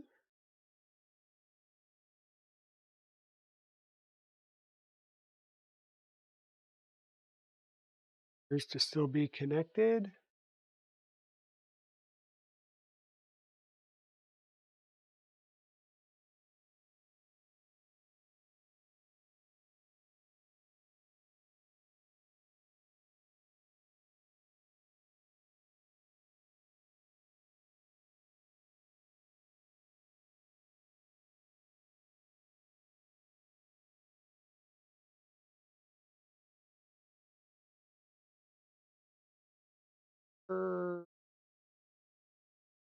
What is going on there?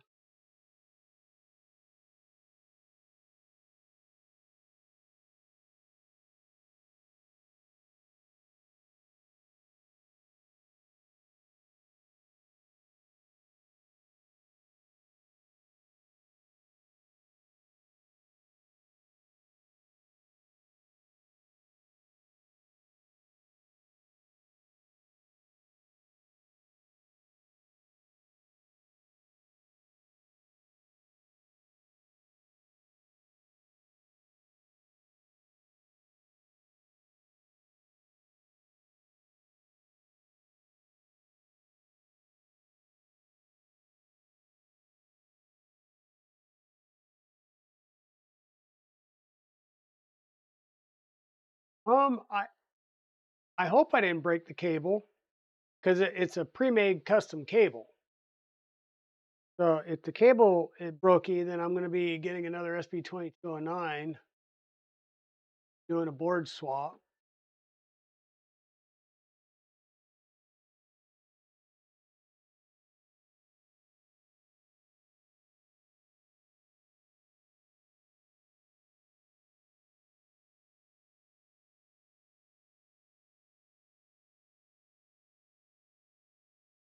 Apparently, it just wanted to be reseated.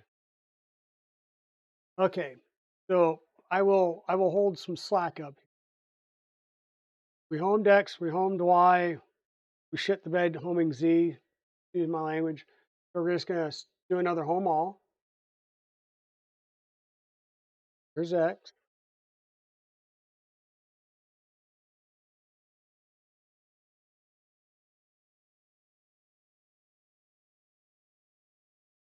I don't know why it's going all the way to the front, so I'm going to stop that.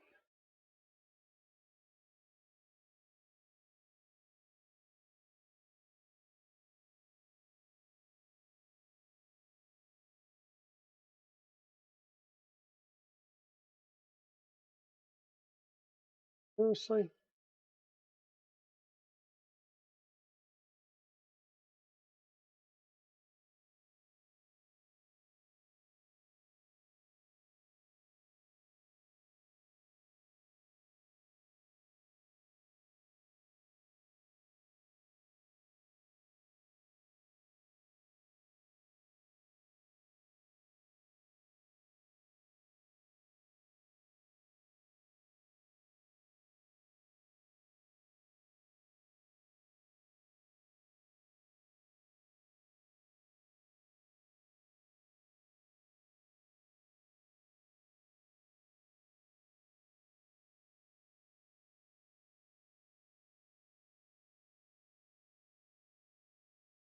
Come on.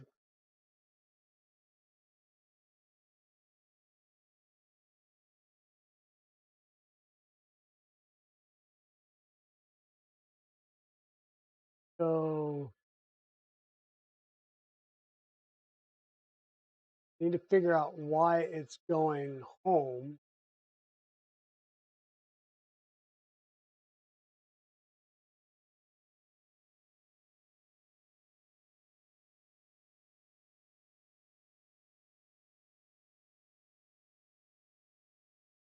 AC home is 150 by 150.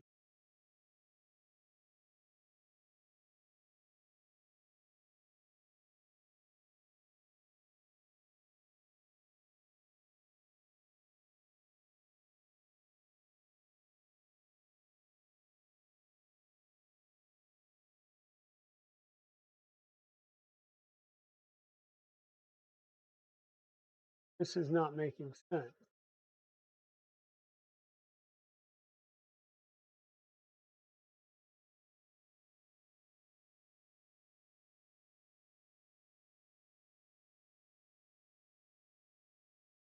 One second, folks. My mouse is about to die.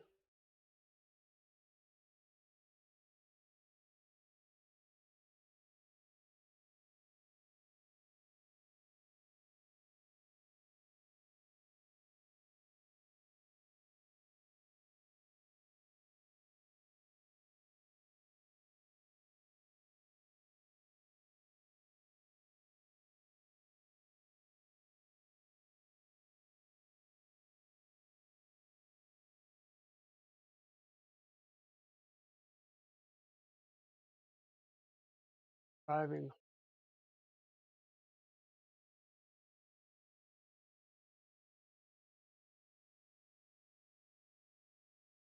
setup should be 300 by 3.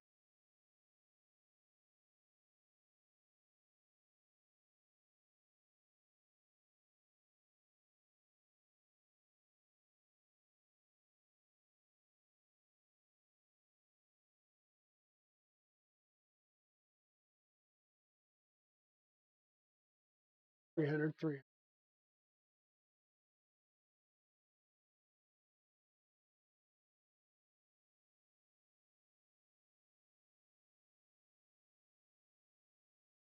Go on, you're tired? Yeah, I hear that.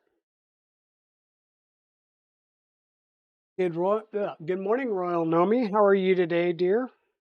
Hope you're feeling good. For whatever reason, we are dealing with a spastic system today.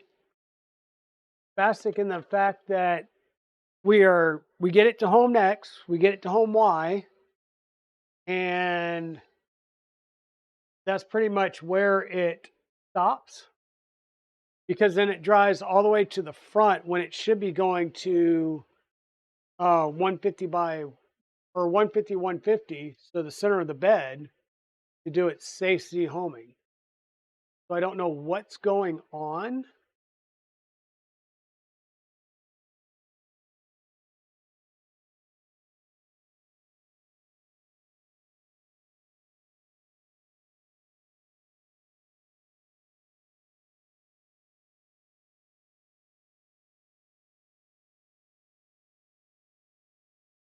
And this is my third 2.4 that I built, so copying and pasting a working system profile should work just fine.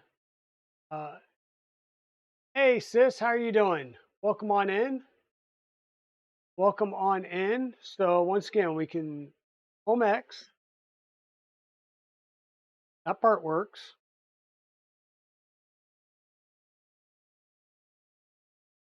We can home Y. That part works.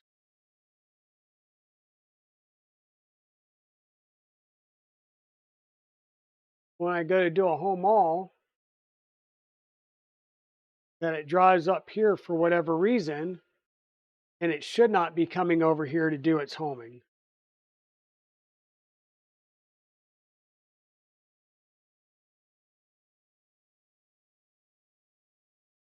So I don't know why it's coming over here.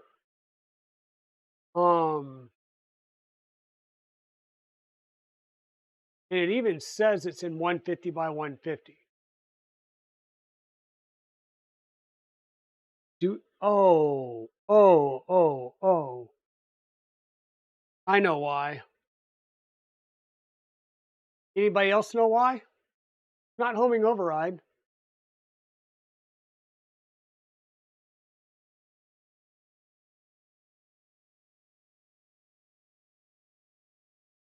I'm gonna set this here and let you guys take a look at it for a little bit. Here, I'll even make it big screen.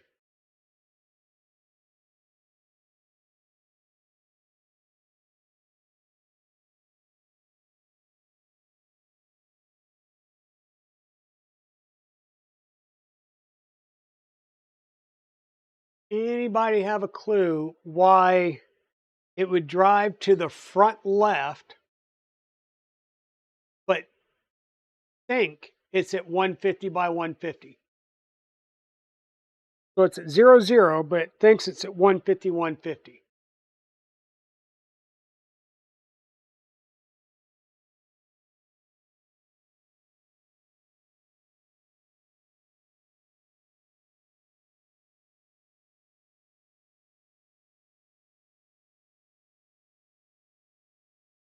Nope, it's not the micro steps.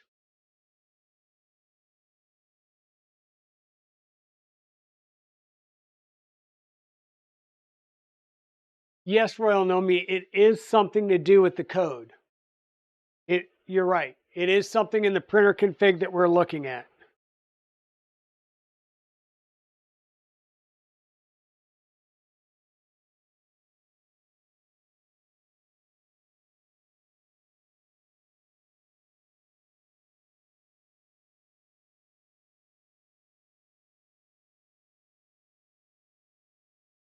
No, bed size is correct. So bed size is 300 by 300.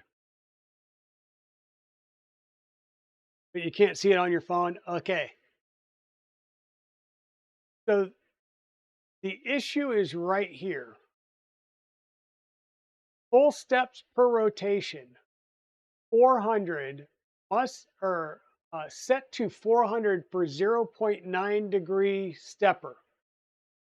By default, if you get an LDO motor kit, the A and B motors are 0.9 for higher resolution. We're using stepper online motors, which are 1.8, which means the X and Y need to be set to 200 steps per rotation. 200, not whatever that was with a sticky key. So X is 200, come down here to Y, and we'll set that rotation distance to 200. Save and restart.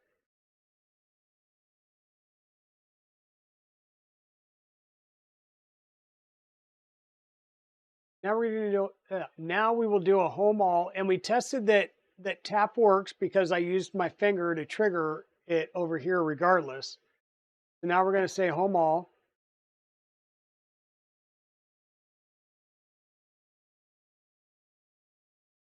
And you see, whoops, you may see that it's actually homing a little bit slower than it did before.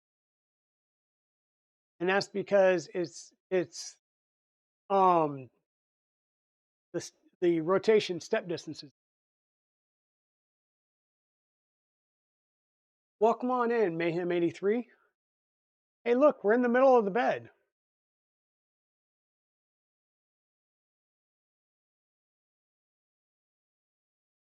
Yeah, so that was the thing is we were set to 400 rotations versus 200.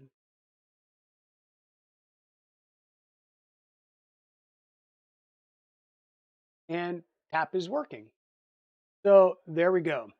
Now what we're going to do is we're going to do a QGL, and that's going to get our gantry trammed to the bed. So we'll test to make sure our QGL is working right.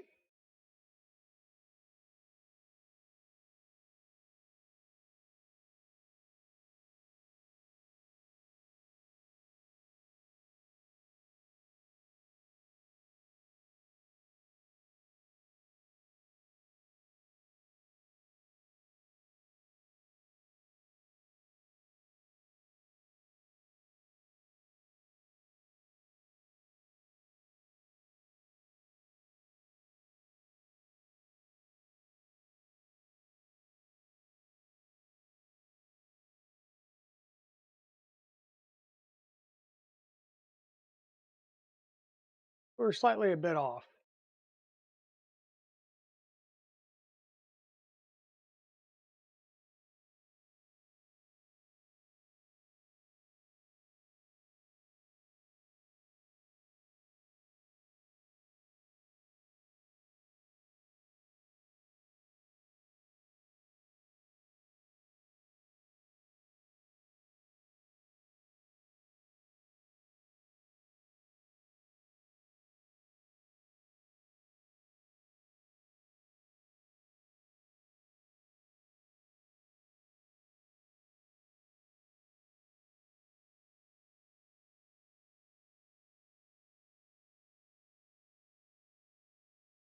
On the first pass, we were about 2 millimeters difference between the four corners. Now we're down to 0.03s.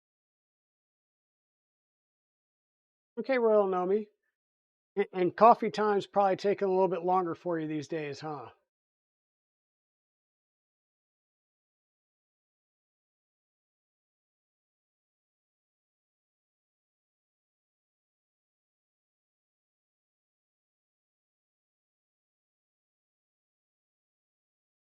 For 0.011?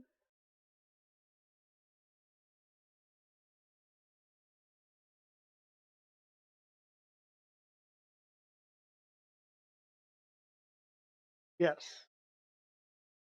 Coffee is good.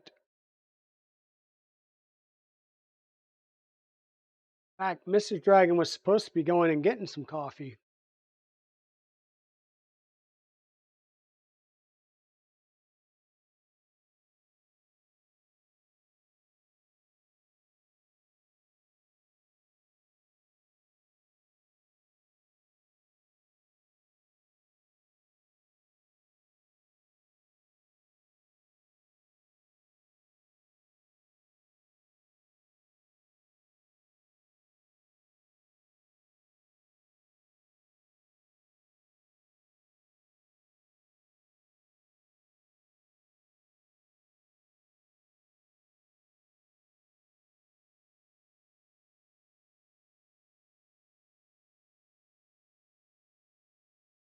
Um, no, I think she's Central Time, Mayhem.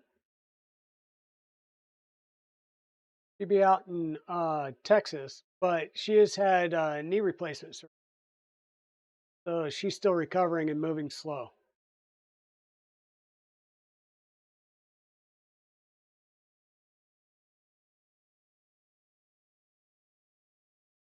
Okay, so we're good. Now, the one thing I didn't do that I probably should have done, I'm going to home all now. So our quad gantry is level, so it's within 0.0075.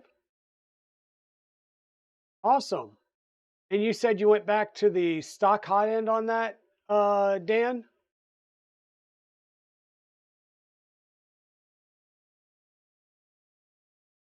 So one of the things that we need to do with tap is, um, we'll say, break it in. Not break it, but break it in. I think, of course they don't. Why would they have it? Okay, now I get to try and remember the command. I believe was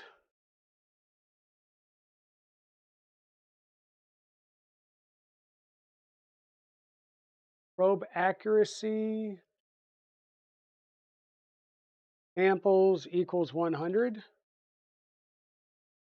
There we go. Yes, and it's going to tap 100 times, and just try and, yeah, 100 tap test time. This is where we're testing tap out and kind of getting it broken in, and it's evaluating its, um, you know, the difference and kind of averaging out the difference between all of its taps.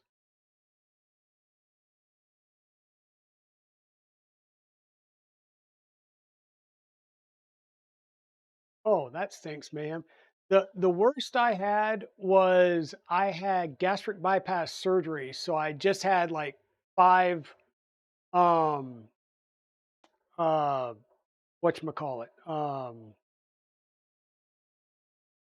incisions made around my stomach area, and I had we had gone through. I was a few weeks out. I was healed, and we were out walking around and looking at houses.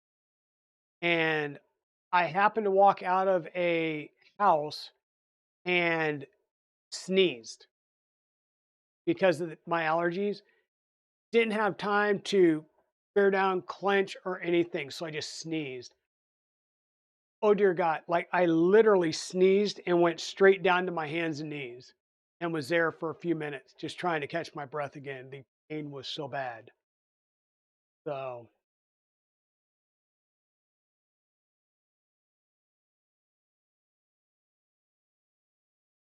yeah. So, my sister from another mister, Westery, loves to do things like stab bags. Like she does the stabby stabby to open up all of her filament.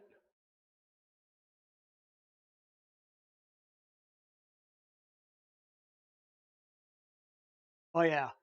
Yeah.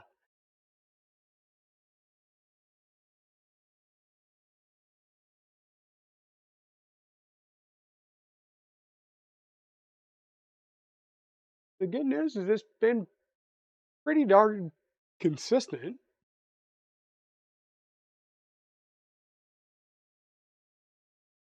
Is an amazing and bad person. He's not bad.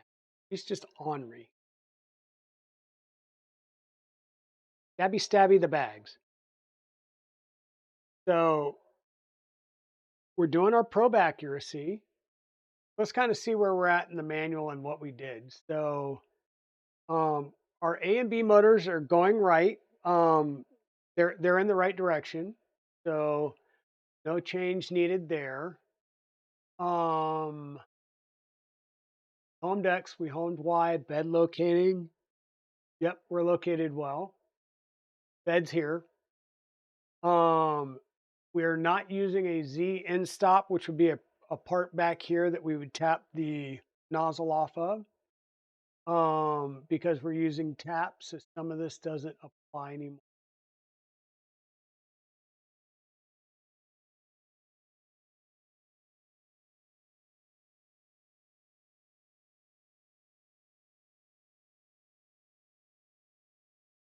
Inductive probe, we just did our probe accuracy.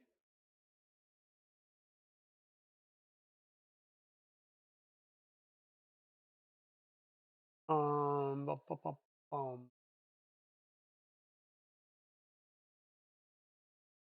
And we're doing this all open air because we don't have anything plugged in. It's PID tune time. PID tune, I am going to raise this up a bit because I don't want any uh, any heating from one surface affecting the other. So we need to run our PID tune. Let's just grab the command and we will PID tune the bed first. We're going to PID tune it to 100.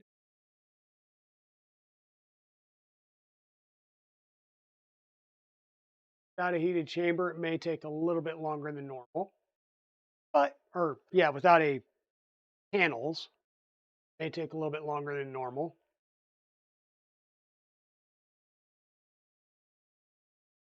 So I haven't done a bed mesh auto stanger den, but this is a brand new build plate. We just installed the build plate. It had scratches and dings, but you're not going to taco a Mike 6 build plate that hasn't gone through a bunch of heat, right?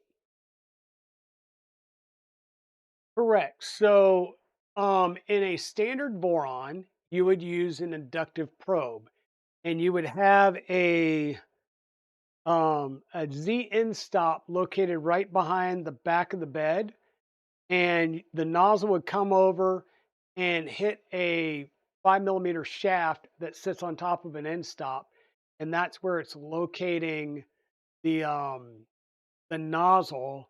And then you would do your inductive probe, and that guarantees that your nozzle isn't going to hit the bed when it does the inductive probing and all that stuff and the offset and everything. Here, rather than doing an inductive probe, we're actually using the nozzle to probe the bed. So really your Z offset is just going to be baby stepping, right?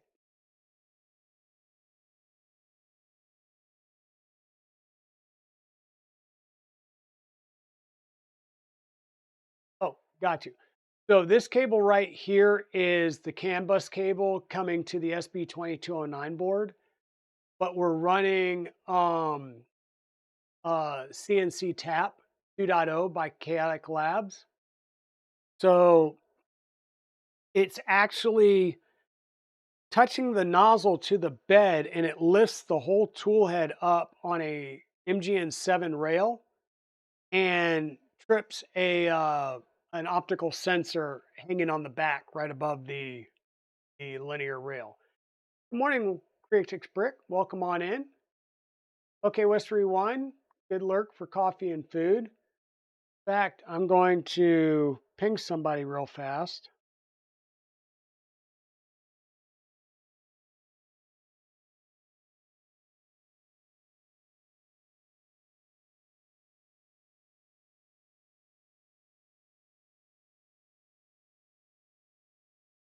And I hear her down there, which means I think she had a conference she was doing at noon, 12:30, which means she may have left me hanging on coffee run today. How bad is that? Um, yeah, so the nice thing with the Voron tap, like I said, is you're you're using the nozzle to probe the bed. So you're not dealing with an inductive probe that has a whole lot of variance in it, right? And so the only difference is you'll have a macro because you don't want the nozzle above 145 or 150 degrees, or you could damage your PEI surface. So that's the only thing you really need to be worried about. Um, and so there is a macro that says whenever you go to do a home or a bed QGL or a bed mesh, it has to drop the temperature down. So if you've been heat soaking your printer, which is a good idea to do if you're going to be printing ABS and stuff, you'll heat soak your printer for like a half hour. And to do that, I normally set my bed to 100 and I'll set my hot end to 200 if I'm printing ABS or PC ABS because that's below the melt temperature. So it's not going to start oozing or cook the filament or anything. So it it just adds more heat to the chamber to help heat things up. And then after it heat soaks for a while, then you'll do your homing and the macro goes, "Oh, you're above 150." It'll home X, it'll home Y, it'll come over and it will wait until the tool head cools down to 150 before touching the bed.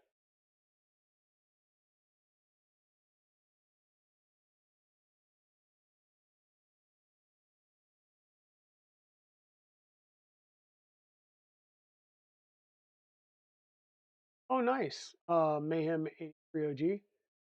So it's if it's an older Ender 3 Pro, without the touchscreen, it has a little clicky knob.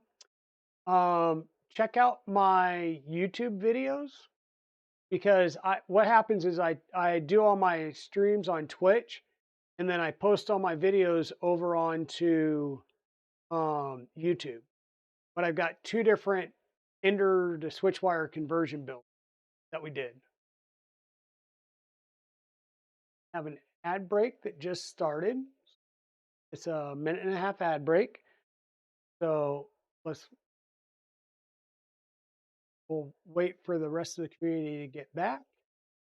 So how are you doing, Creatix Brit? We got coffee, not our Dunkin' yet. I didn't make a Dunkin' run for me,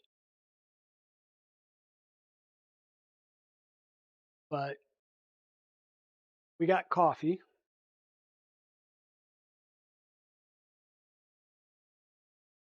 So we got the heated bed installed. We got, and that was the last thing we really needed to do. We had to, um, I had plugged the um, boron tap into a secondary end stop rather than the probe. So I had to cut off the end, solder 3 new wires on to a 4-pin connector versus a 3-pin, and put it in the right spot, and tap started working there. Oh, exactly. So I made a cup of coffee like I normally do, thinking, okay, I'll be good because my spouse was supposed to get up and make a Dunkin' run. Um, and she didn't. And right now I'm hearing her talking, which means she's on a conference call. So if you can give me 30 seconds to a minute while this is PID tuning, I'm going to mute the mic and I'm going to run downstairs real fast and see if she actually made the run but didn't bring it upstairs to me like she normally does. So I will be right back while this PID.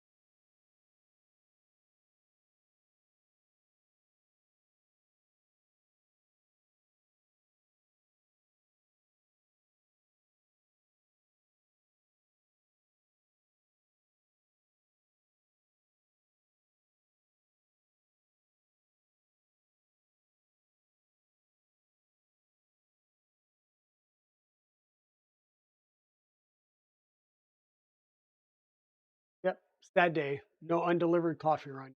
But I did turn the Keurig on. We'll square that away. So I know there was a different one of these that I printed out. Now the question is did I throw it away thinking it was wrong size, or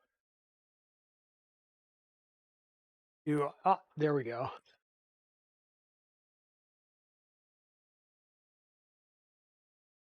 So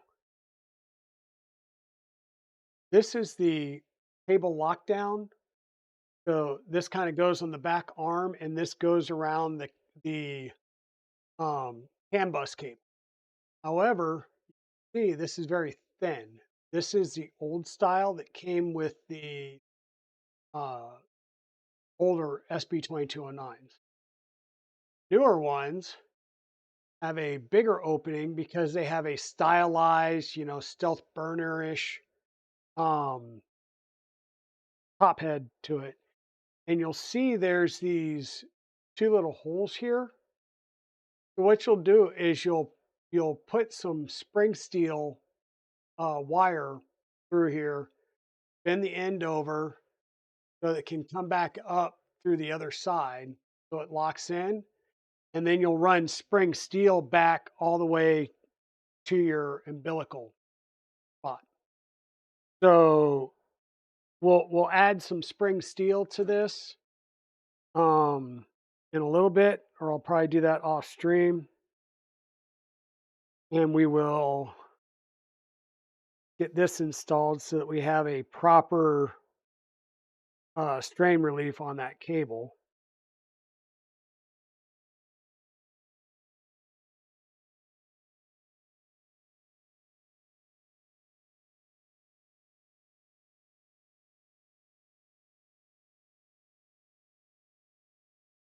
Especially needed when it decides to go full Monty to the front of the bed when I'm only expecting it to go to the center.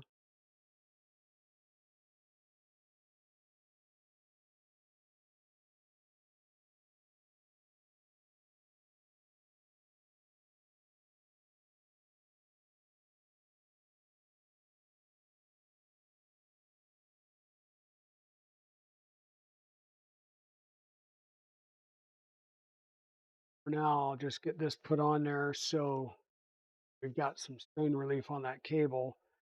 I'll add the whatchamacallit, I'll add the spring steel wire on.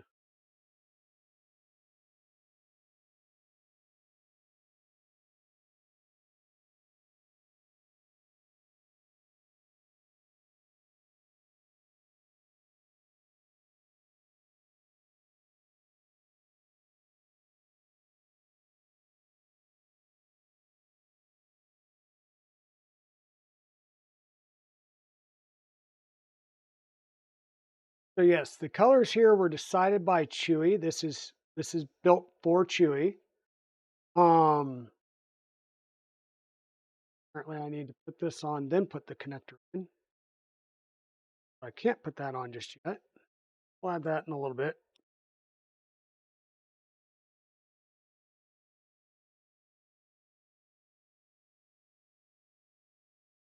But yes, Polymaker gray and purple for the color scheme here.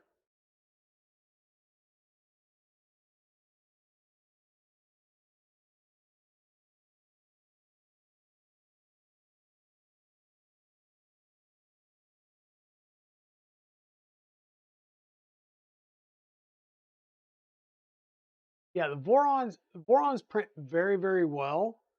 Um, so while we're waiting for this PID tune to happen, flip you up here to the main camera again. So we've got a 300 Trident. We've got a Voron 2.4, same printer that we're looking at and building today. This is an LDO Motors kit, and I really highly recommend getting an LDO Motors kit if you can afford it.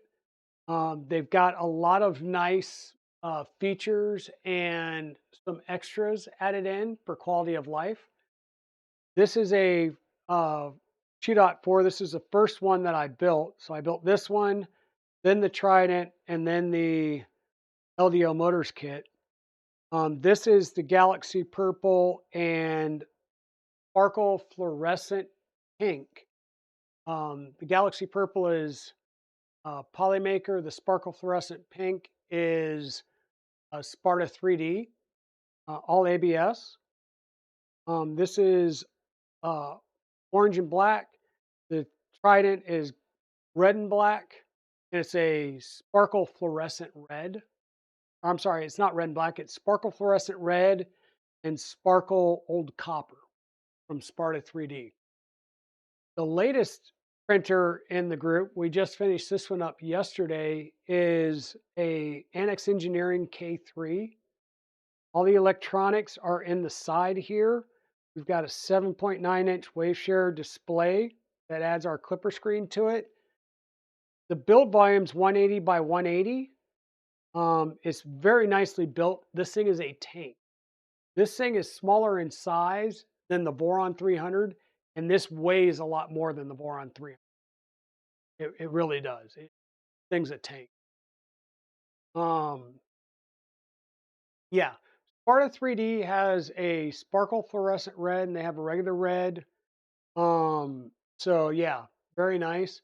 This one is Sparta 3D. This is Limebot Green and so Sparkle Limebot Green and Sparkle Obsidian Black, and it's polycarbonate ABS blend.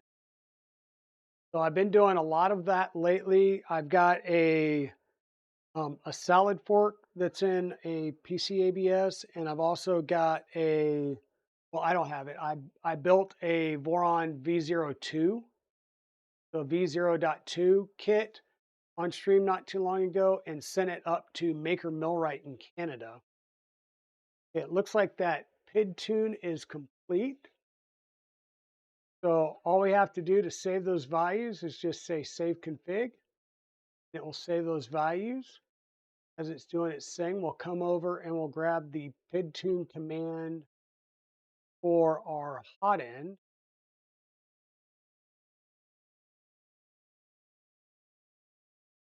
Copy paste. This is going to PID tune the hot end to 245 degrees. So are you familiar with PID tuning? Mayhem.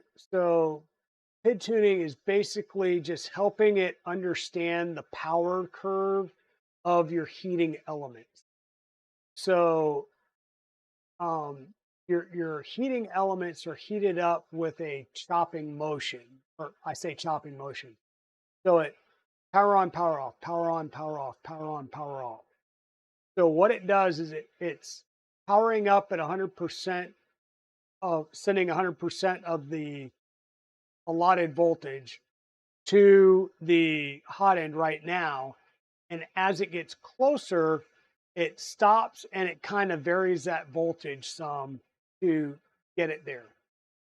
So what you would see, and I'll make this full screen while it does this, is you're most likely going to see it shoot past 245 degrees and then start cooling back down. And then it's trying to understand the timing so that it doesn't overshoot a lot and it doesn't undershoot, but it may overshoot half a degree to a degree and then cool down and make smaller adjustments to keep that temperature. So that's what it's trying to do, is it's building a, I'll say, a power profile for your heaters to help it heat up efficiently without overshooting. So yeah, it does kind of like PWM for fans, same type of thing.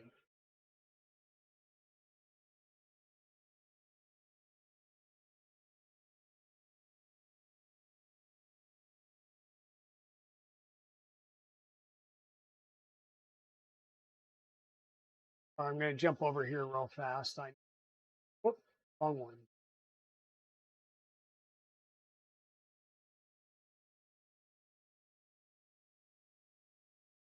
Need to debond a print real fast.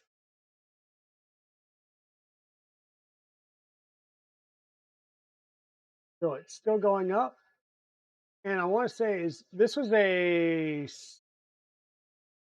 what heater was in this, Chewy? Was it a 75 watt heater or a 60 watt heater?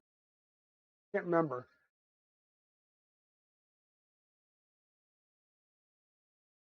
I know I've been playing with several different hot ends lately with the, so with the K3, we're using a Rapido 2.0, which I think has a 75 or 80 watt heater.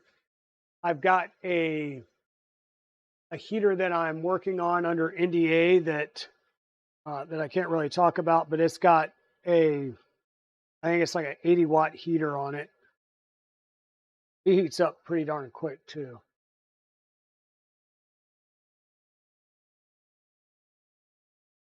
Okay, so you saw it was up at 100 right until it hit 245 and it dropped off.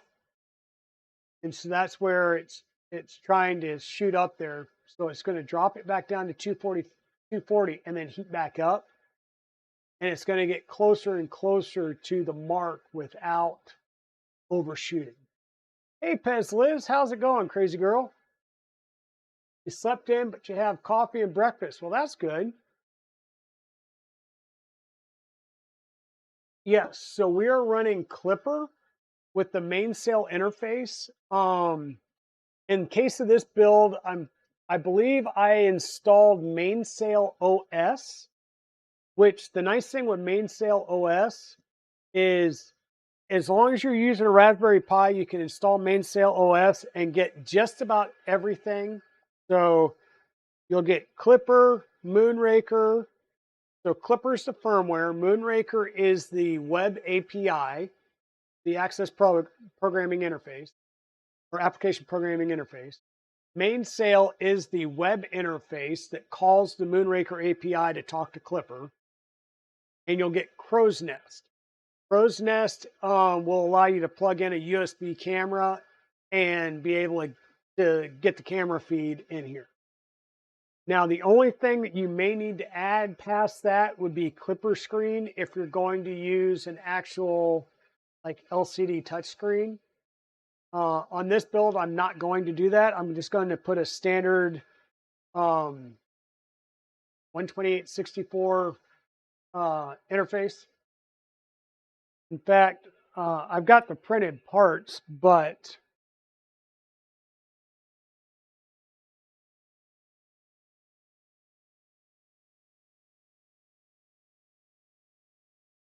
it will be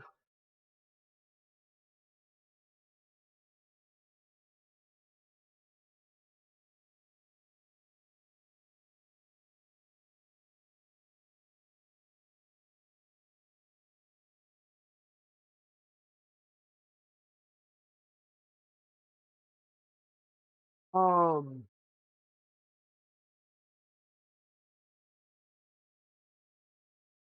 so it's done this 2 or 3 times, and each time it's getting closer to the final without overshooting. But we're going to use one of these. Okay. Basic screen, knob control, pushy clicking. Right. The difference is using this screen, it lets you kind of monitor prints and do things. It doesn't normally let you start prints and stuff like that. You would do that through mainsail, but it allows you to control the printer somewhat, like doing the heat up and things like that. With Clipper screen, you basically get this full web interface on a touch LCD. And so all I'm going to do is basically take this apart, use his parts, put it back together, and that'll be our display for this printer.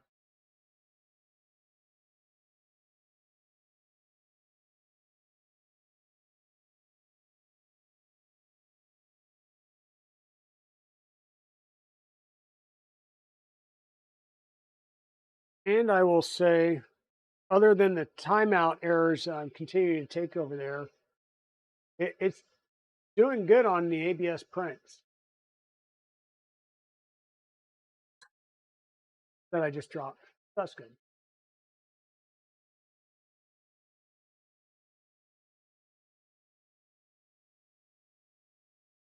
Um, so that is a standard. So for a web interface, you can use mainsail or fluid. Um, but I always use mainsail. I've just always liked it. Fluid is just as good. There's nothing wrong with it. It's just people get used to one or the other, and normally they just stick with one or the other. So our PID tune has completed. You'll see it did 5 cycles here, and it's come up with some values. We're just going to do a save config up here, and that will save that configuration for that. So for the heating algorithms, basically, so it'll make it easier to heat our tool head up later on. So, and I will tell you this, Voron design. So what I've got here is, let me walk through this. So vorondesign.com. Okay, we'll come back here to desktop. So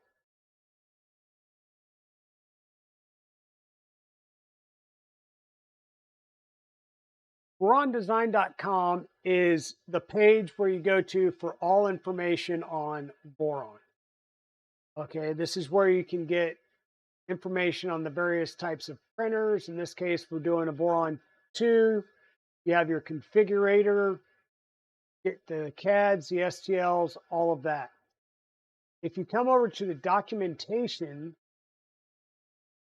this is where you get into the basics of, you know, choosing the right printer, what extruder do you want to do, sourcing information, where to find materials, going through the build and mechanical assemblies.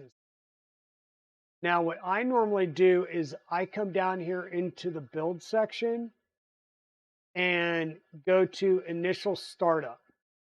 I use this initial startup check for any Clipper-based printer that I build, whether it's a Voron derivative like a Salad Fork or a Micron, which is a printer for ants build.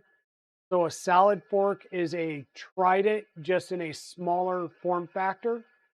A Micron is a 2.4 in a smaller form factor.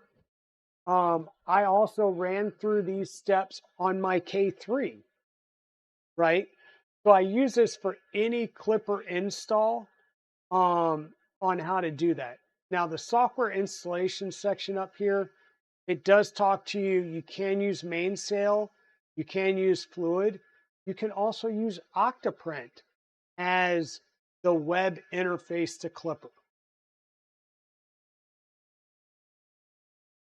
Um,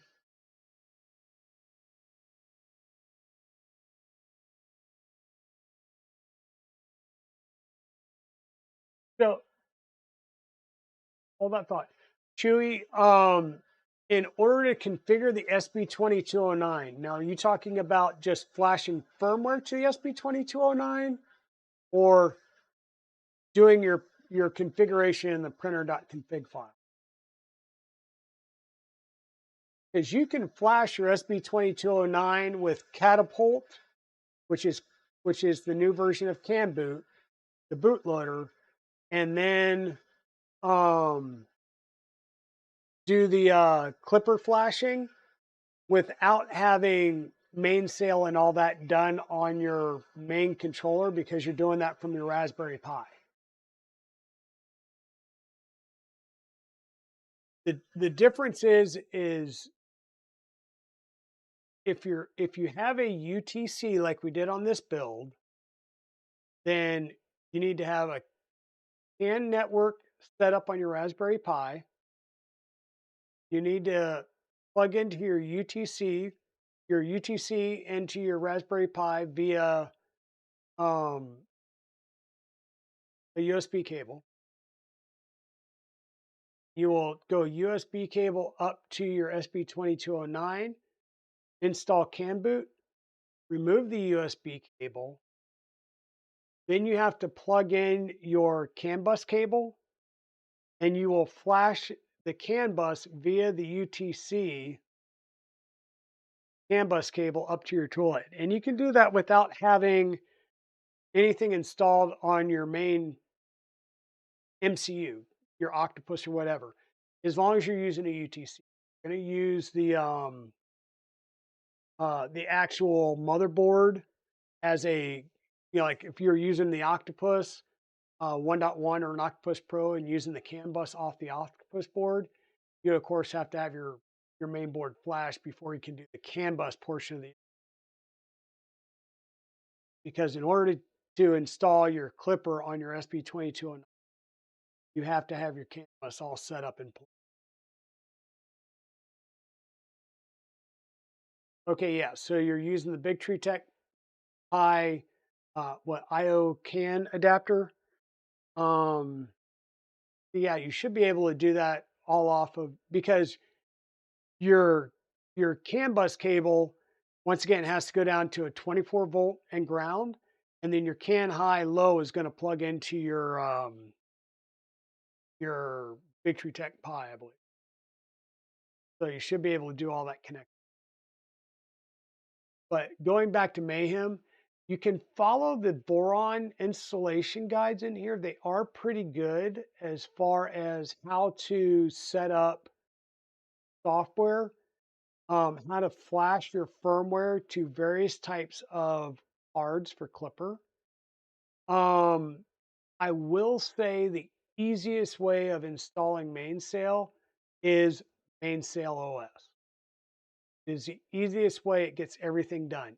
If you're doing something other than a Raspberry Pi, like a Big Tree Tech Pi, a MKS Pi, a Big Tree Tech CB1 or a CB2 when it comes out, or a Libra computer Pi alternative, and a Pi, an Orange Pi, then what I suggest is install the base minimal Linux installation on your chosen board type.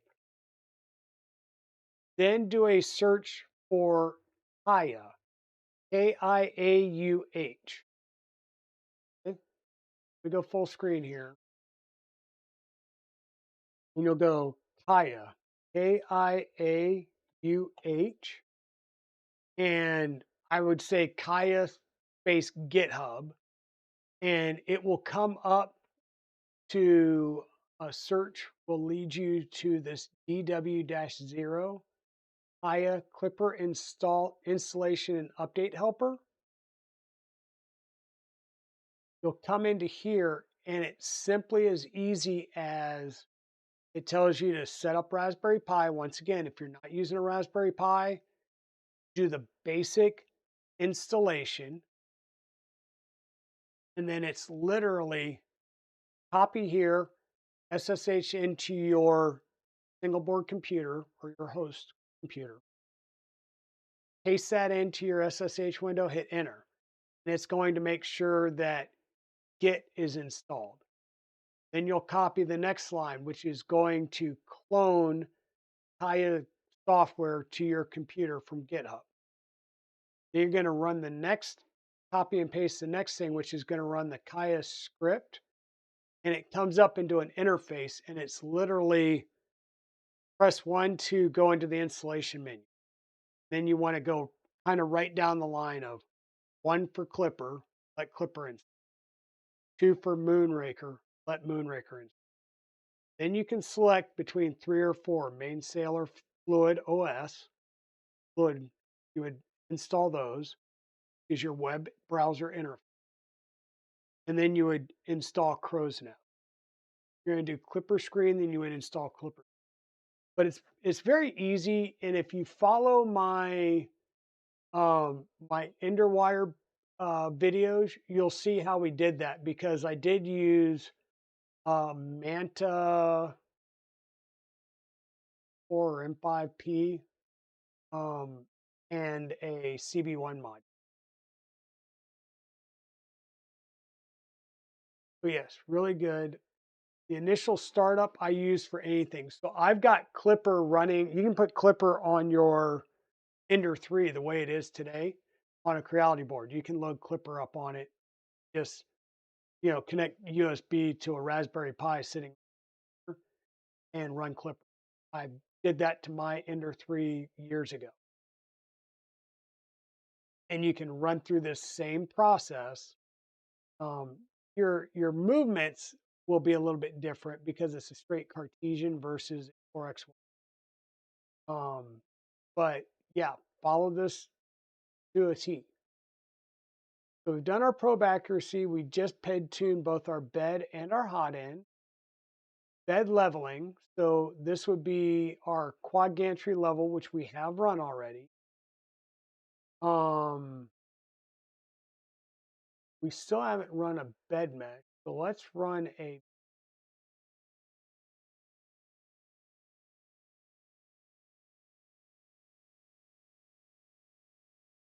So your Z offset, heat your extruder up, heat your bed up to your standard printing temps, and let it sit there for 15 minutes. You're letting all of your aluminum extrusions and everything expand, because your aluminum extrusions are going to expand at a different rate than your steel linear rails will. So you're letting things kind of heat soak. Then you go through and you do your Z offset adjustment. I can do that right now. I wouldn't heat up to 245 and 100 C because I'm open air at the moment. And by the way, I have to say this. Welcome on in, Free Heathen. Long time no see. I haven't been on your streams either, just because this last couple of weeks has been sick with family and friends in town. We still need to catch up so that we can get Bubblegum Dragon on the network and running. Sent me a DM. Great. Welcome on in, KB3D Chris. So for those of you that don't know, KB3D Chris is a channel sponsor. And he does provide a lot of good things for the channel. He provided the V02 kit for Bubblegum Dragon. Oh, we're in an ad break. Thanks for telling me that, Free Heathen. I just noticed that. So give us a minute.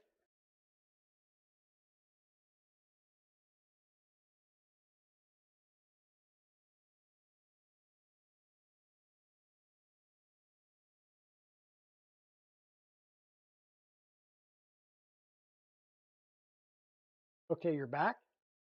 That's interesting. I'm still seeing that the ad break's in progress. I don't know if it's just timing or what have you. But KB3D is a channel sponsor. He did provide the V02 LDO Motors V02 kit that we built and sent to Free Heathen. That was an awesome build, and we still need to get it up and running for Free Heathen. Yeah, that's true, Chewy. That's true. He's also sponsoring or sending me a black box kit so that I can validate the 100% build. Me and a couple other people are going to validate the 100% build kit for the black box, which is a 300 by 300 by 300. So it's 300 cubes print volume size. Um, Water cooled hot ends and 5 hot end tool changers. So that's going to be a pretty interesting and crazy build. Um, and what that'll allow you to do on a standard MMU or anything like if you're familiar with Bamboo Labs and their AMS, you get a lot of purge block waste. You get a lot of purge waste where it's cleaning out the old filament and loading the new filament. So with a tool changer, you're actually changing the tool heads, not the filament through a single tool head. So I can have 5 different colors. I can have 5 different materials at different temperatures because the different materials would be at different temps. And I'm just picking up the tool head and running it versus having, so I won't have to do a lot of purging.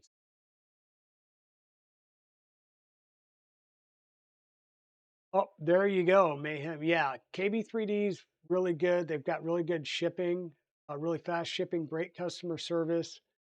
I really like them a lot.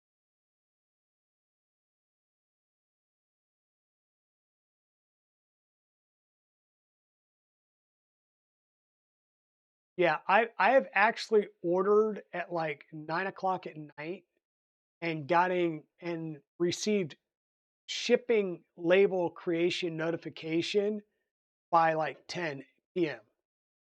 So Chris is kind of crazy like that. I think he's a borderline workaholic.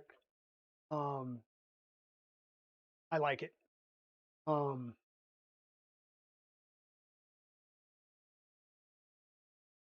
yep.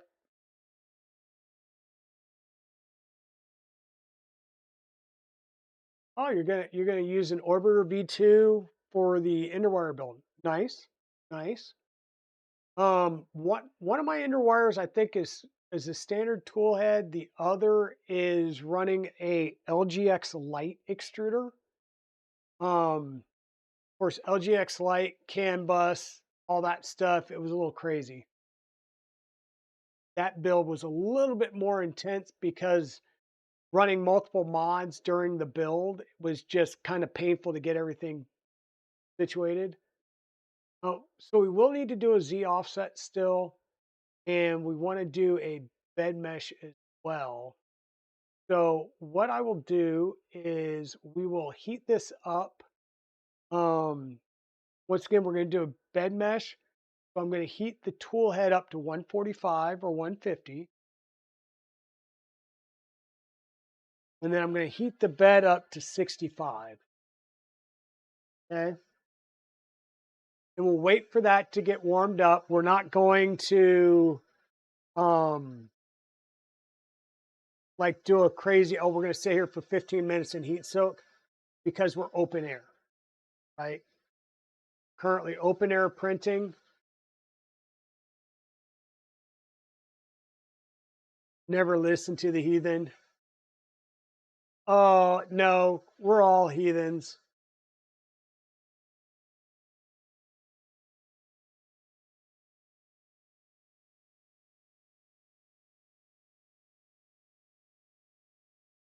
Yeah. Okay, thanks for alert, pre heathen. Are you getting ready to start a stream today, bud?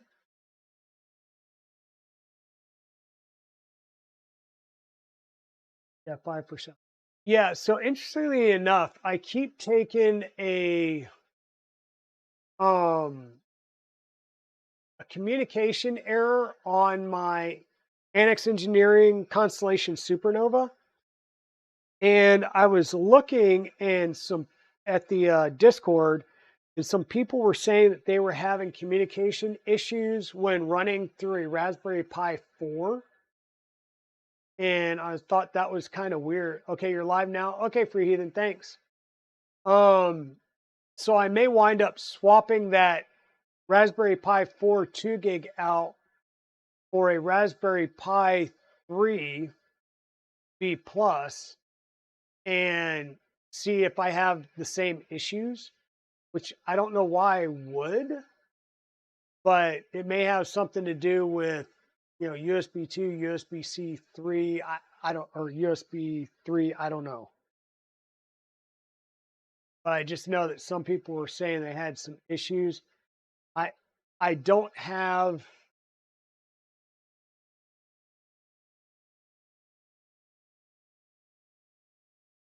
I don't know if I could put my Libre Elect in there with the eMMC module, because the eMMC module on that goes on the bottom, and that might interfere with the screen. I don't know. I'd have to check.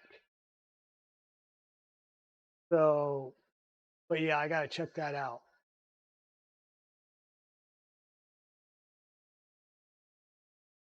Hold on one second, Chewy.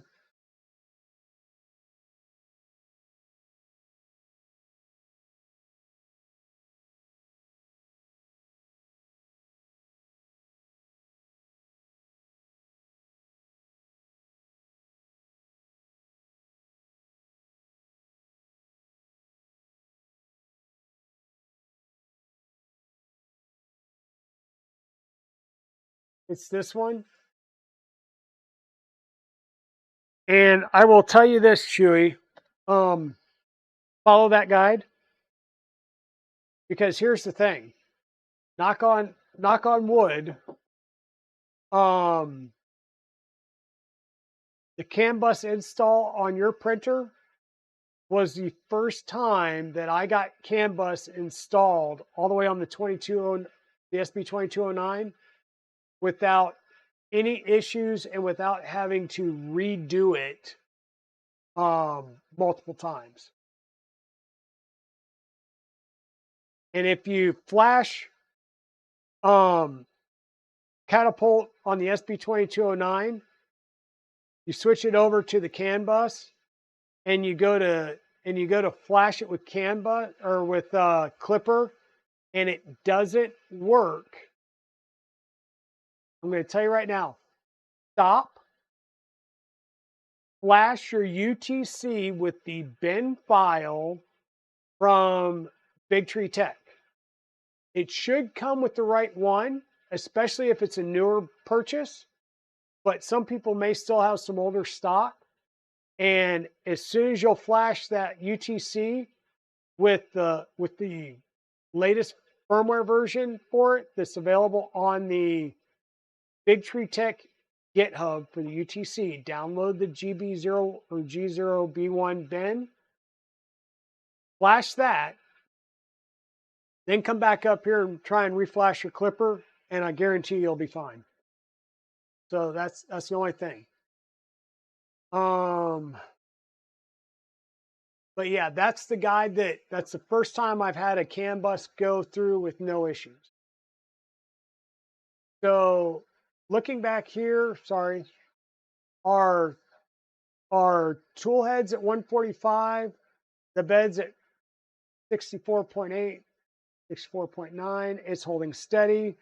So everything's warmed up, and yes, that warms that. The bed's warm. So I'm going to home all.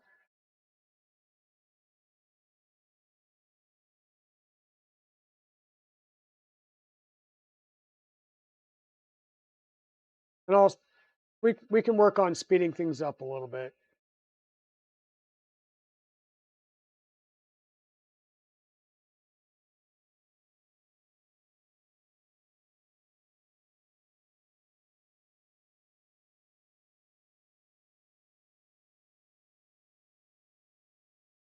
We'll quad gantry level.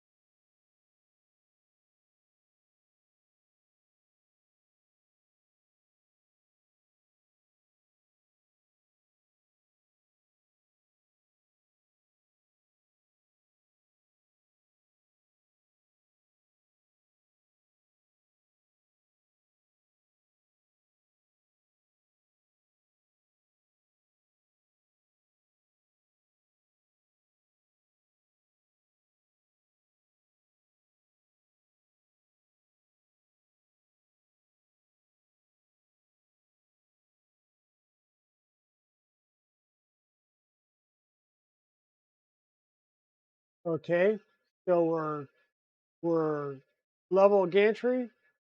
We'll home all again.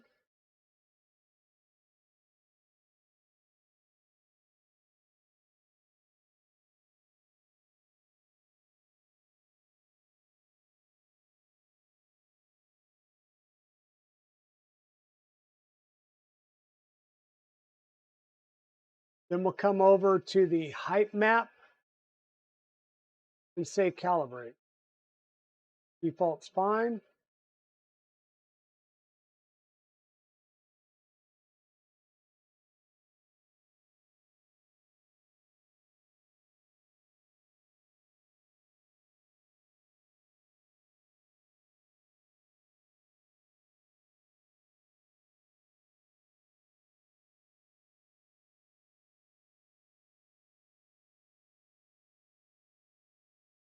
Yep. Nope.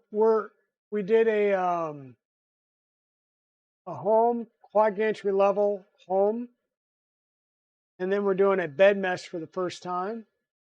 This will tell us what our bed looks like to the printer.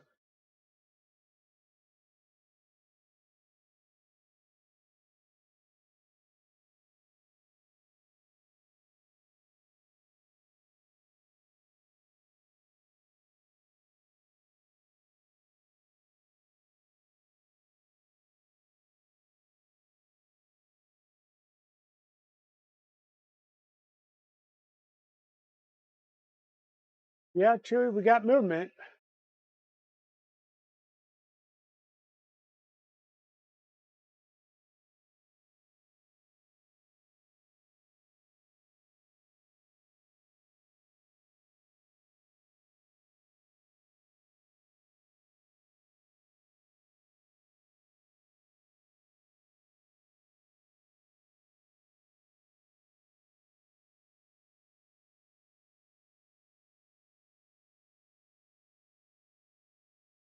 That's weird.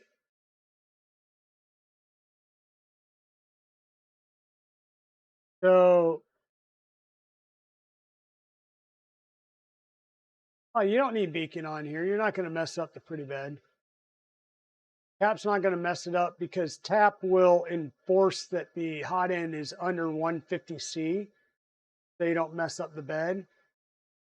And I think we got it set to like a 7x7 because it's a larger bed, 7x7.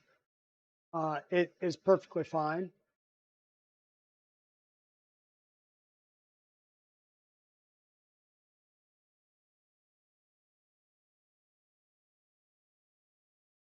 Well, you don't need it until Chris can work out a deal with them to be the first U.S. distributor of it.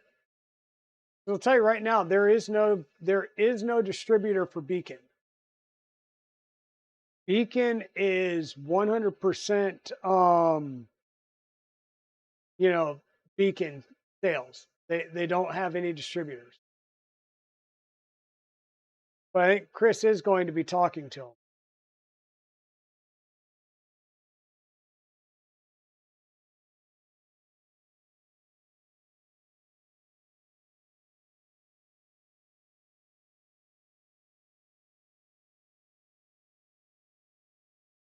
Okay, so here's what our bed looks like. The scale gradient in there.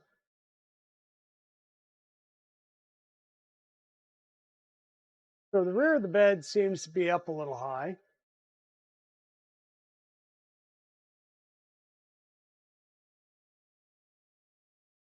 I don't think I've ever seen a bed look like this, Chewy.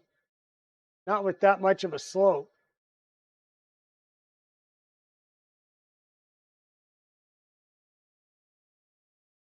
Of course, it could be how it was packaged and shipped to me.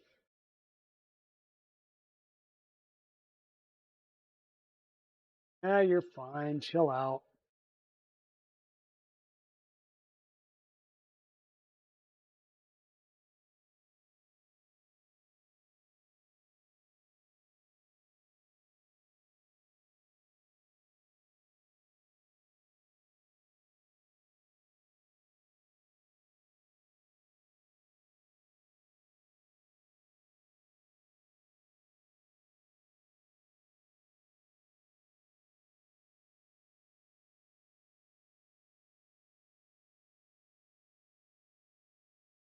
And I wouldn't worry because 2.4, it can mesh that.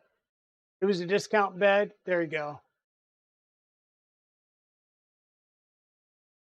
Looks like a snow shovel. Exactly. No, not that big of a deal. So we have a machine and whoops. We have a machine, it's working, we've done probing. We don't need to do an in-stock calibrate. Let's do we're gonna home all. Now that we've been warm for a little bit, the ubiquitous piece of paper. We're gonna put that underneath there now, and we're going to do a probe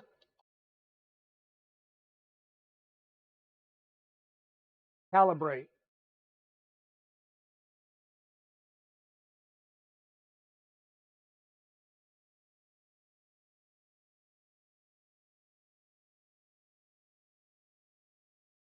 And what that's going to do is it's going to probe the bed, preferably without having the paper there, but oh well.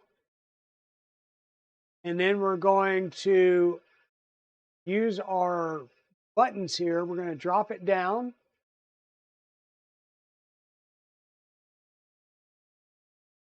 Until we feel it start to grab the paper. We'll raise it back up, and I'll go down to 0.1.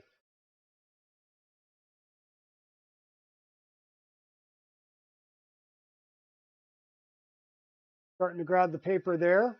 I'll go back up 0.1. Then I'll go to down 0.05. All right, we're good there. I'll go up.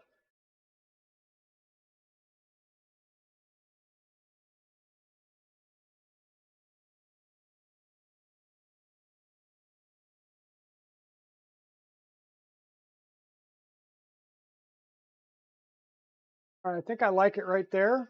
So we'll say accept. And we'll need to save the config. And what that's going to do is set in the Z offset for the probe.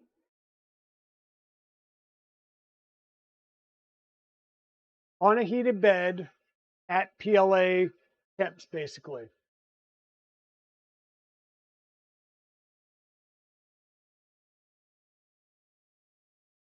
Nice.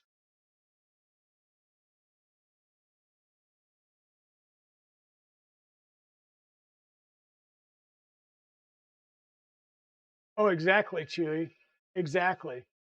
Anything under, even anything under a full millimeter, your machine will be able to bed mesh that and work it out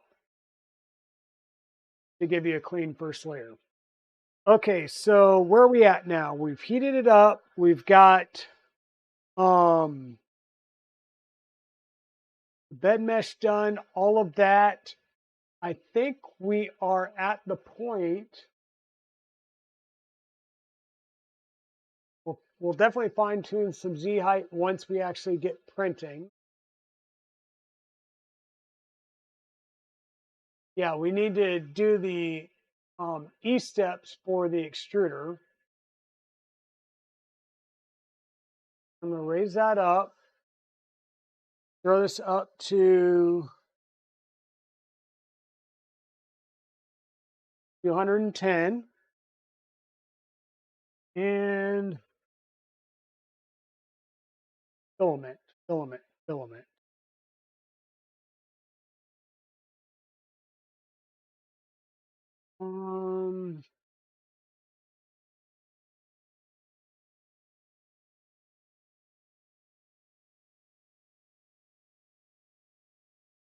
ABS, where's dark blue? Right here. Give me 1 second. Let me grab a spool of filament that we can use.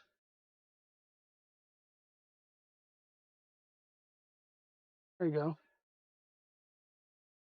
Blue PLA, we should be able to see that fairly well on a on that. let me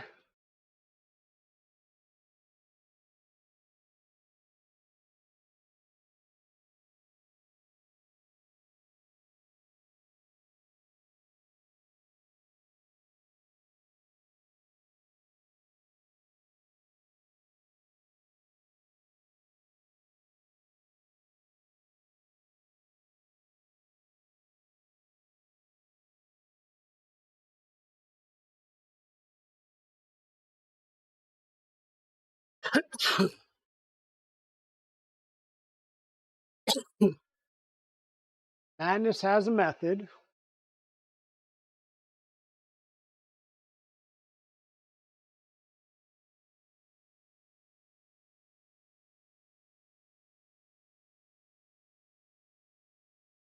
Definitely probably use some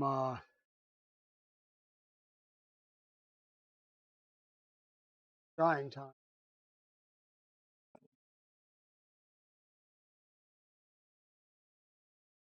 We're going to bring this down. We're going to open our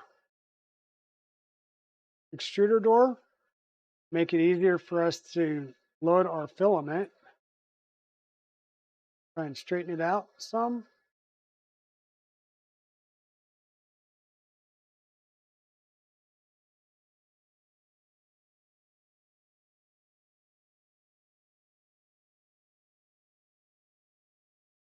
There we go.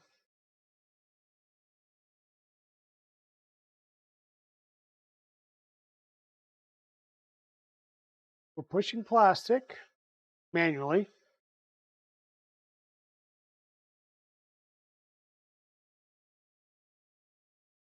Got our extruder closed. Plastic. Now, the one thing I didn't do is do an extruder step. So I'm going to come down here. I'm going to tell it to extrude 10 millimeters. And we'll see if it extrudes. It does. So extruder motor's in the right direction. Another first. I normally have to reverse the extruder motor. Okay, so now the trick that we normally do. Smaller one. I had a smaller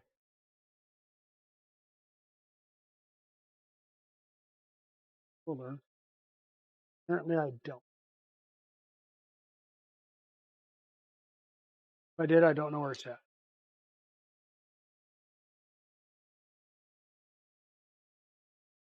Okay.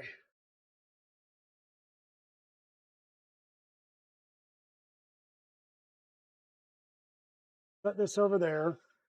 Be a little sketch for a minute. No big deal. So what we're going to do is I'm going to set my tape on my ruler at 120 millimeters. Okay. And then I'm going to set my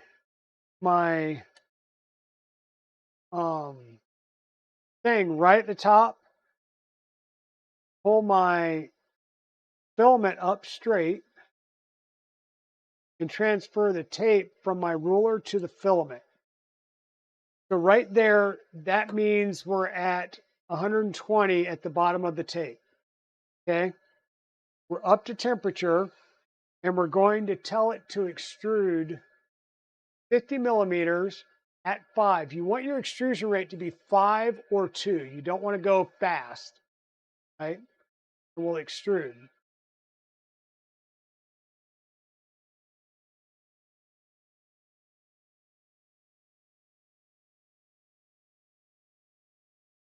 Then we'll extrude another 50.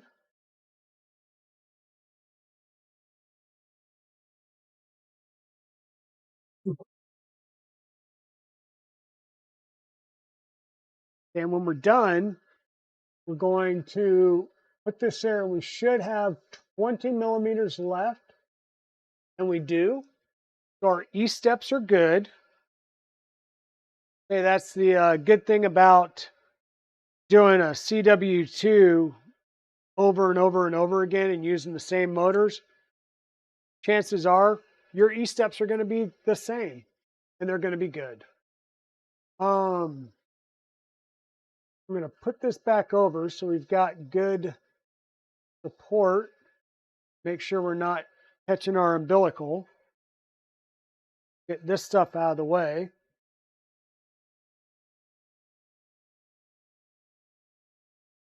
We're going to drop our heat back down to 145, which will stop any oozing and still be at a temperature where we'll be good.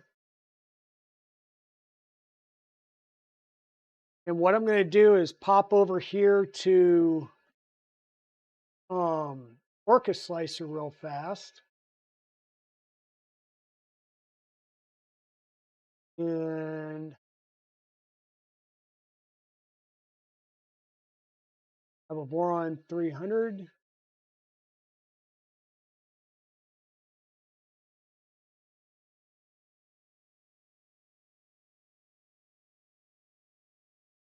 Copy it and name it.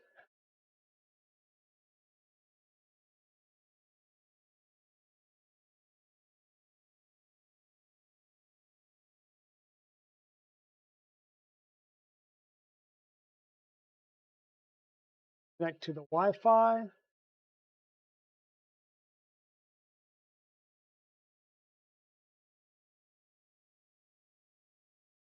And then what I do is I add just a cube to the build platform and I rescale it to like 120. Actually, we'll do 160 by 160 by 0.4. Okay, and what that will do will give you a 160 by 160 millimeter cube that's only 2 layers thick. So it slices quickly. It will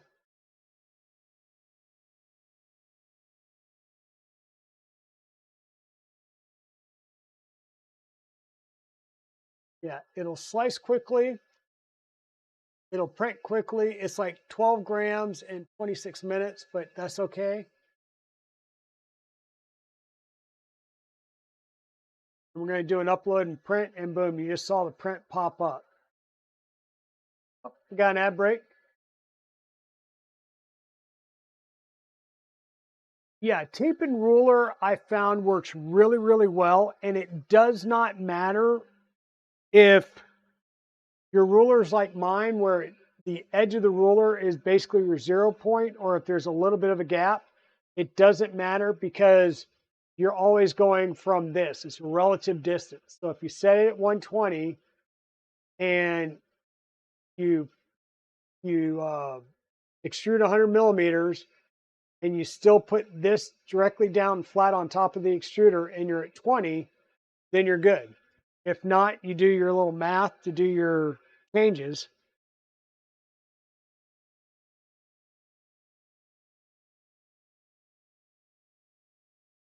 Now we are going to push some plastic here, and then what we'll do is power it down, and we'll go ahead and put the back panel on it, and maybe add the skirts while we're at it.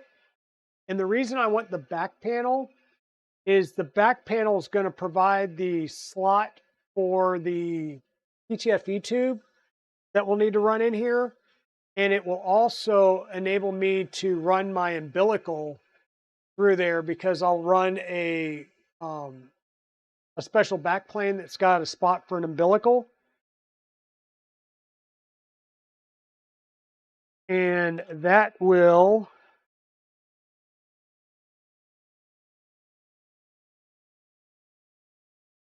run a back panel with a spot for the umbilical so that I can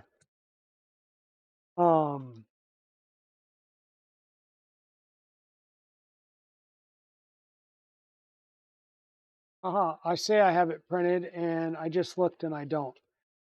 So I will have to print those parts. But there's a printed spot in the back for the umbilical So rather than having your vent in the back, because we're going to put a Nevermore down here, normally in the back, right back here, you would have a vent through a HEPA filter. I've yet to actually build one with a vent on it. I've always built it with a Nevermore charcoal filter. So we'll build it that way. But that will allow me to at least run my umbilical through the back and figure out the true length of the umbilical so I can cut it and repin it.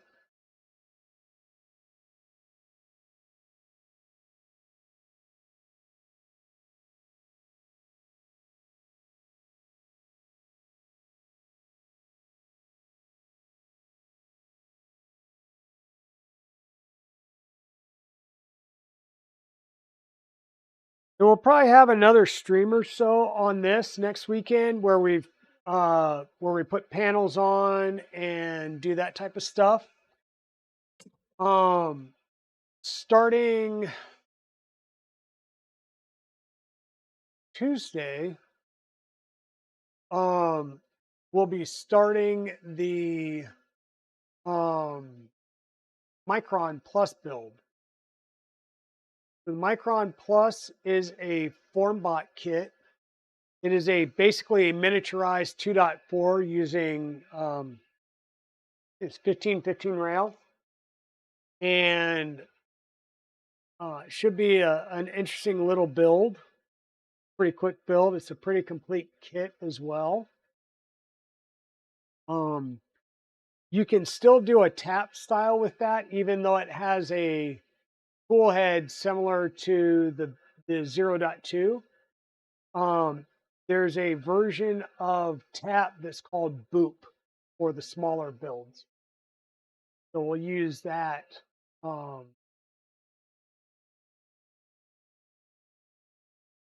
E-steps were right on, Mayhem. The E-steps were spot on.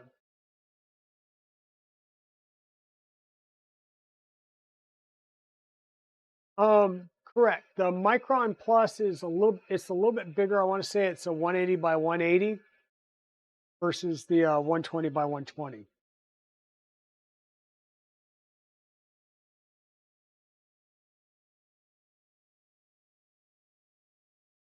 And I believe Aaron 3DP has built a Micron. I can't remember if he did that on his channel or not, or if it was before he did his channel. And Zombie Hedgehog may have just done a Micron kit from West 3D. My case, I'm doing a FormBot kit from AliExpress.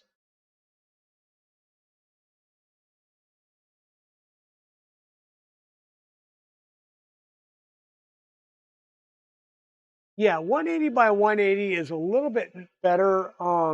It gives you more print volume, right? Hey, Hutch Makerspace, welcome on in. And so the salad fork here, 160, or I think it's 160 by 160. I'll have to double check.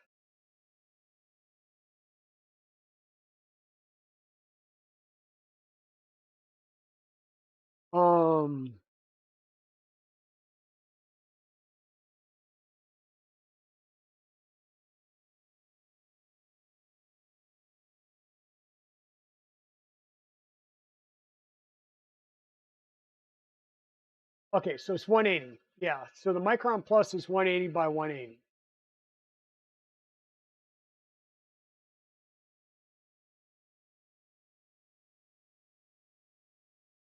So this is basically what we got. United States. It's got I think it's their standard V6 hot end. We'll just say it's interesting, right? So it is basically the same printer, just in a smaller form factor.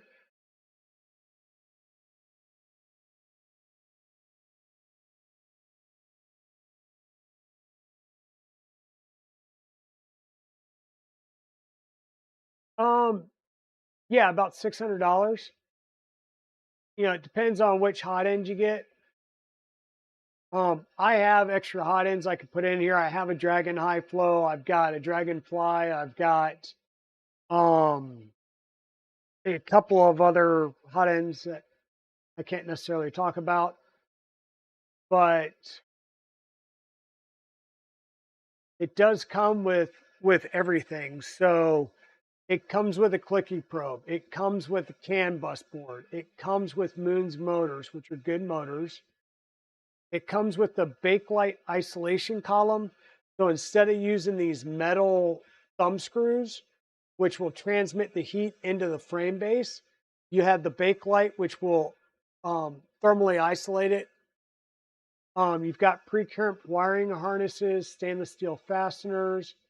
It does come with the 3.5-inch SPI touchscreen, so you will do clipper screen on it.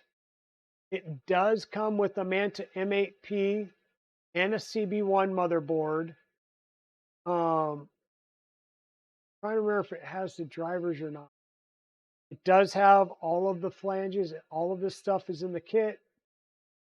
So you can do printed ones or use the metal ones. It does come with the heating pad. It does have the everything already laid in there for the thermal fuse and such.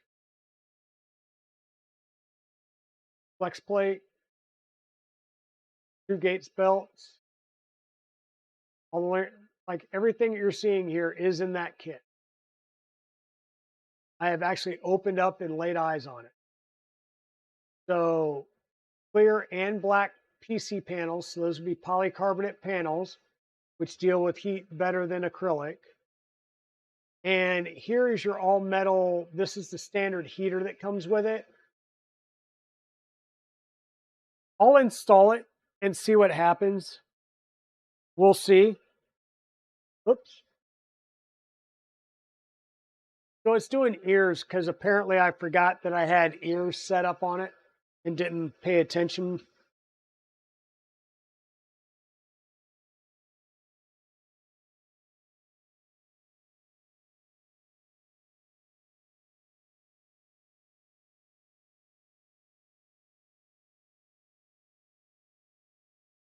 I mean, so far I like what I'm seeing. We'll have to see once it actually starts doing the first layer infill, as to see if it is still too close or not. Kind of hard to tell on just a line whether it's too close or not. This is the Micron build, Chewy, the Micron Plus. So it's 180 cubed, but it is a ceramic heater with a V6 nozzle. So comes with all the hardware. In fact, I sorted the hardware out into a bin last night. All your motion stuff will be there. Rubber feet. Your motherboard, your TMC 2209 drivers are in there. I mean, everything comes in this. I shouldn't have to add anything. It's just whether or not I do the clicky and build it default, or if I put a boop on it, like we did with the salad fork. Yeah, it should be a fun little build.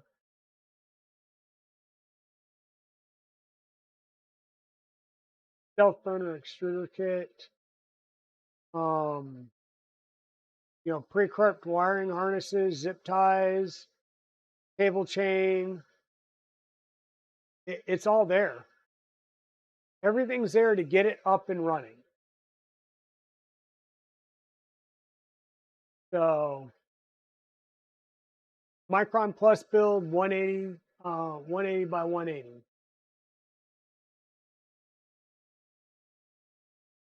So that build right there. It's a shrunken V2.4.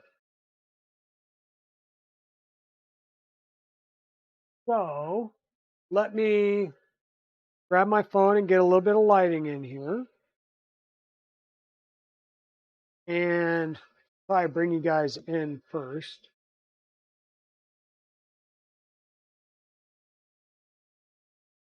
to bring you guys in, add a little bit of light. I just realized our stealth burner lights aren't on, so I'll have to check that. I am seeing a little bit of rippling, not a lot.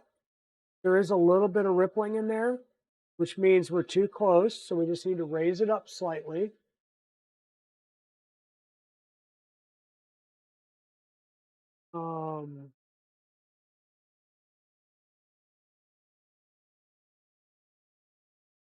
We'll come in here to our Z offset, and we're just going to raise it up a little bit. I'm going to raise it up by 0.01.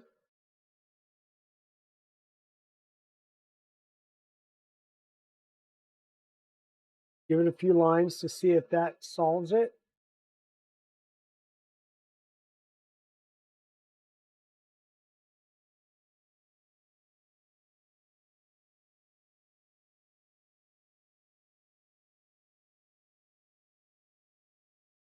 Does seem to have solved. Now I need to figure out why my stealth burner light's on.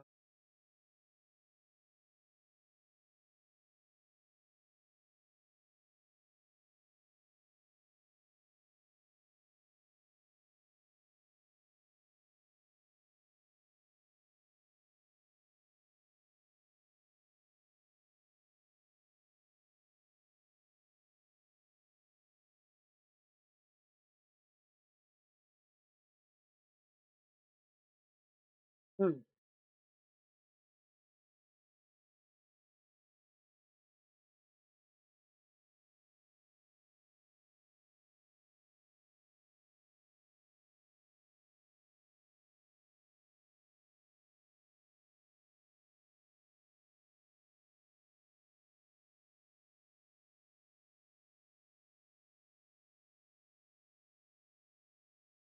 Well, our stealth burner lights aren't on. Looks like that, just raising it at that 0.1 was all we needed. I'm going to move you guys back here. And I'm going to check something. I need to see why our lights are not turning on our stealth burner.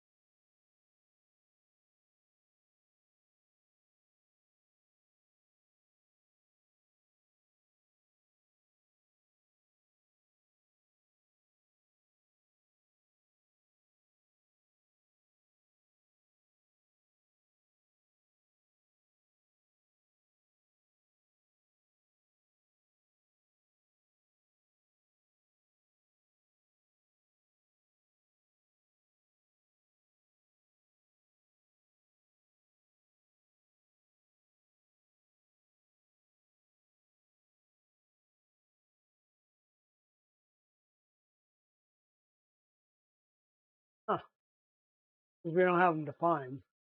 That might be why.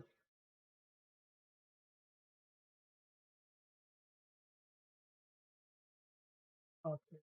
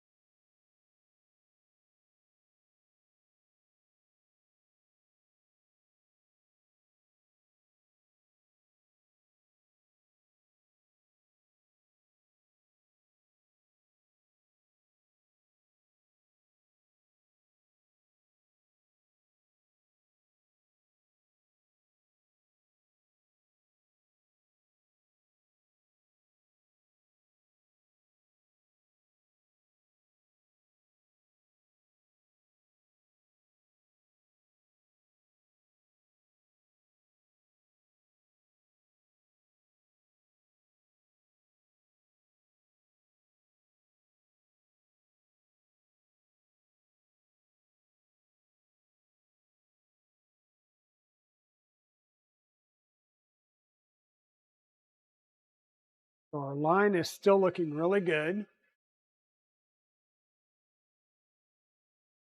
Oh yeah, poor man's case light.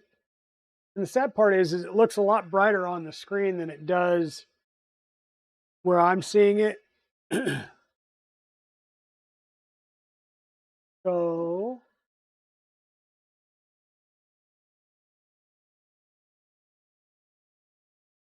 so I got include stealth burner LEDs config there, but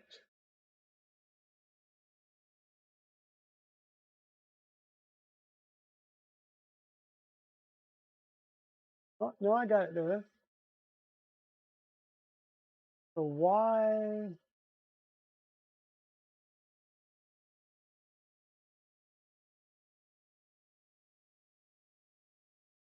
Huh, probably because I'm calling the wrong pin.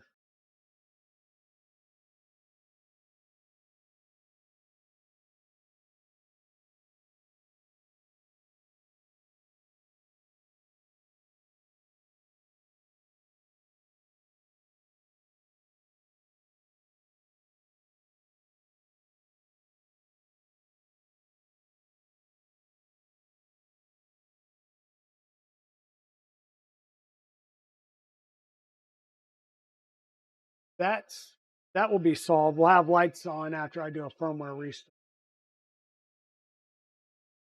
Don't think I can turn them on because it still doesn't recognize the pin.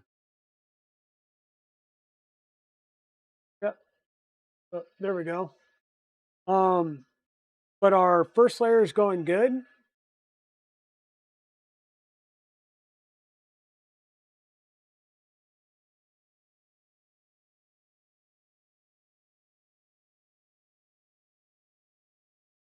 If anything, I think it might need to go up just a little bit more.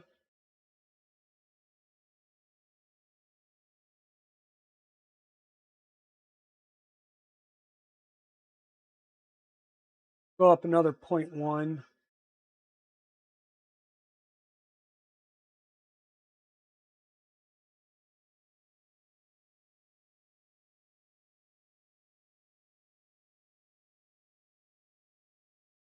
Now, mind you, we're just pushing plastic, making sure that our first layer is good. And then we'll come back in and we'll work on extrusion multiplier and all that good stuff.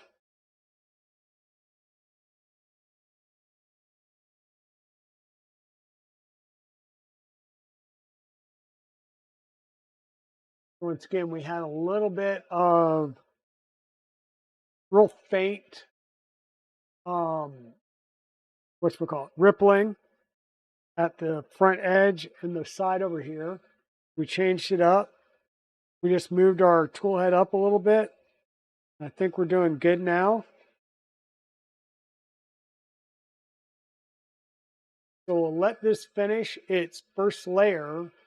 Then we'll pull it up and we'll shut it down. We'll pull it up and we'll do a pull test to see if we've got any issues. Now you can see a little bit of a difference in the coloring there. That's where I moved it up the last time. So we should be good. We'll let this finish out this layer. Sorry about that. We'll let this finish out the layer and then we'll make sure and get our lights going.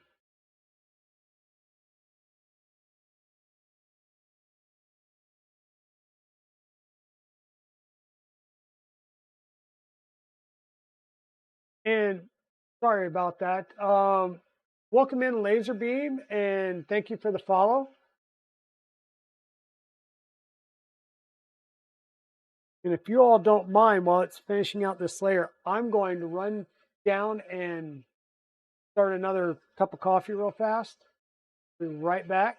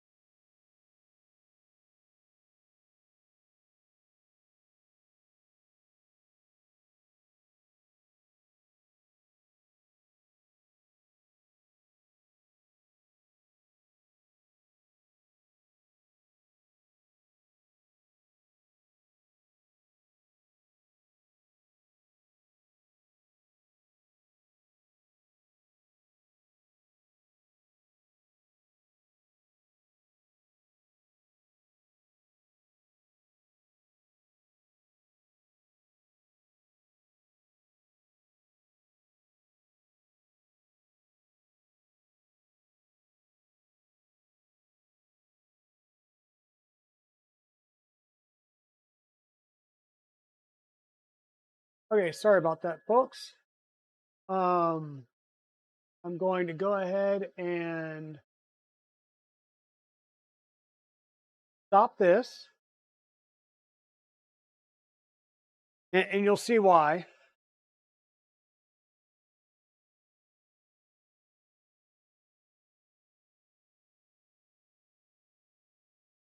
So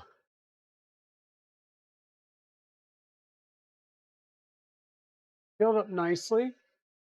Once again, we had a little bit of waving in here at the beginning. Out here in the back, we raised it up and we're good to go. Now, what I'm going to do,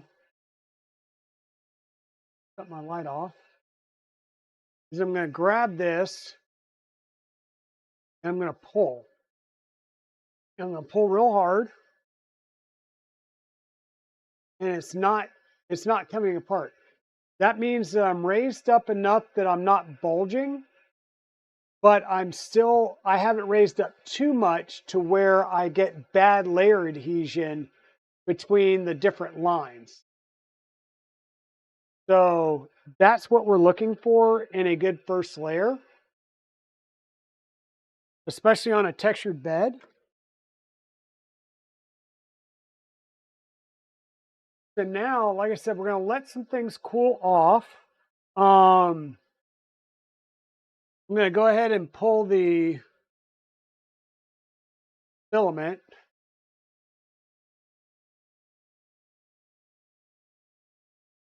Simply because we validated it prints. I need to get the back panel going on it so I can try and get the umbilical somewhat squared away. Yeah, that's another handy tip there, Mr. Wiz, is just how to validate that your first layer is really nice and good, because sometimes you can err on the side of caution, I'll say, and you'll actually be able to see lines, or the first layer will peel apart. So structurally, your print won't be as good as it could be, which could wind up being an issue. I'm gonna raise this up a little bit, and as soon as I get up to temperature, I will do an unload.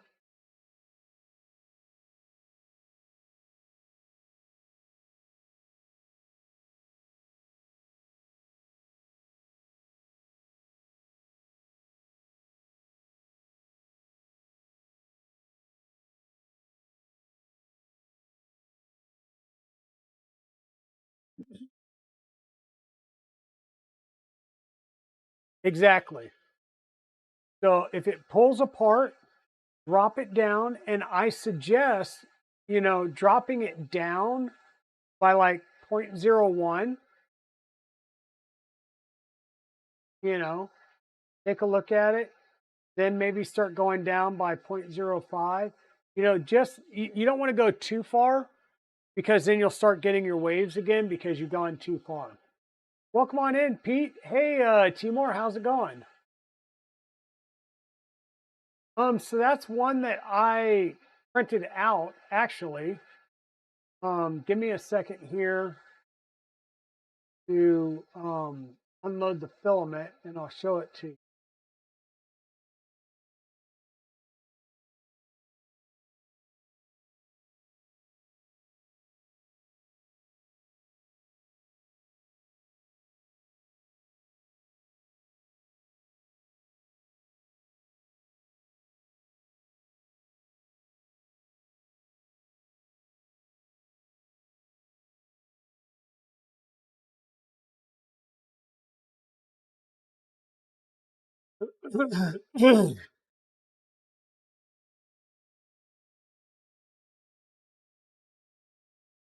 Okay, so we've got that done. Let me cool that back off. So it's just a 3D printed part with rollers, and you can tell that this one cracked when I did it, but you'll put 608 bearings in on each side. The printed uprights print flat on the bed, and they have little nubs that'll sit on the centerpiece of the bearings, and then you just sit them on your bottom part, and you do 2 little M3 screws. They go right into the plastic, and you can get them flat, so it sits flat, or in this case, it's got the little spikes on it, and that sits it up, and it's designed to go inside of the Ziploc, or not Ziploc, but like Rubbermaid cereal containers, so that you can put desiccant underneath it.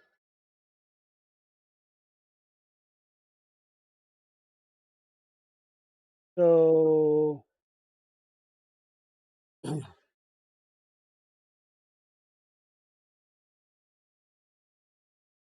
So it raises it up just enough that you can put some desiccant, which this desiccant's dead. I need to recharge it, dry it out and recharge it. But yeah.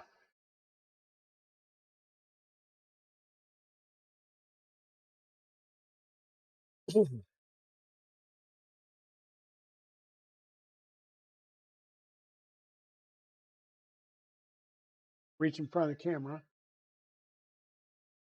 This is Dragon just finished my coffee for me.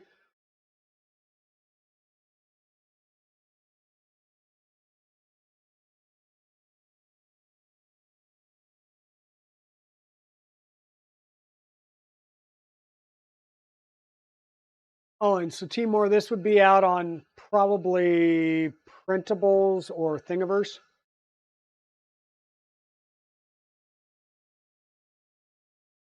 So we'll scoot this out of the way. We're going to take this back down, our little support panel, which will be the top panel.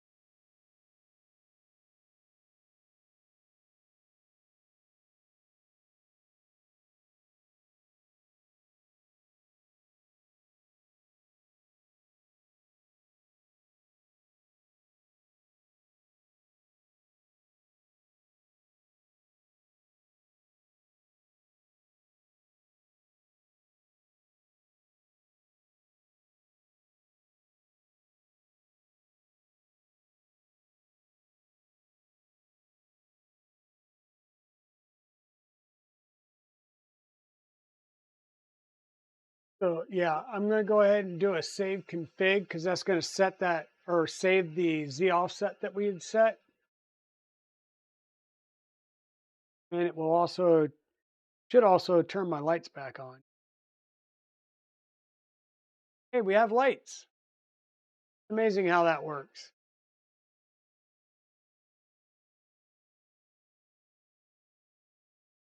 So the lights do change when you do certain moves. So like if I home it,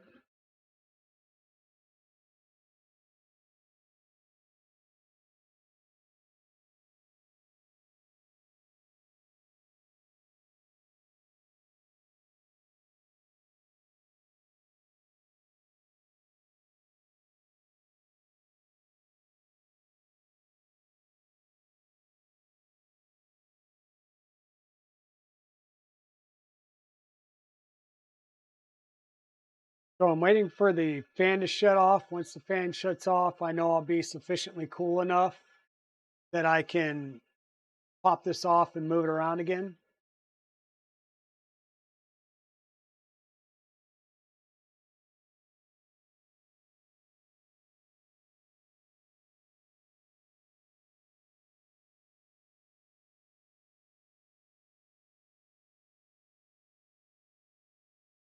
I'm going to shut this down now.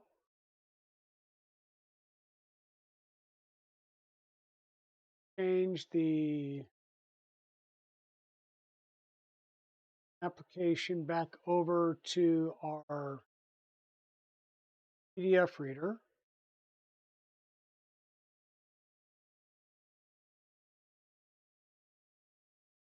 And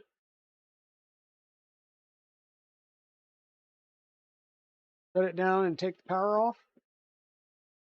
That way we can put that down on the table.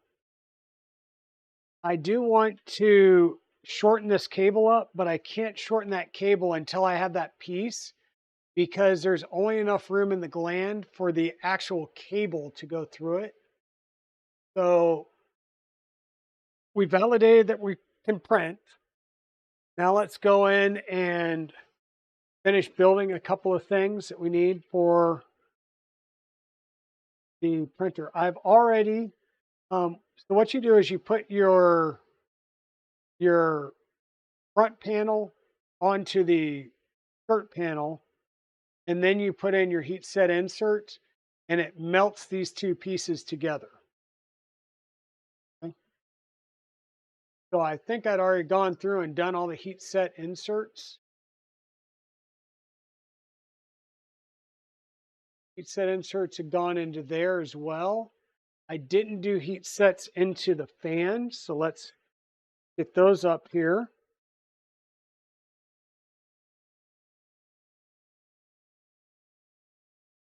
These aside.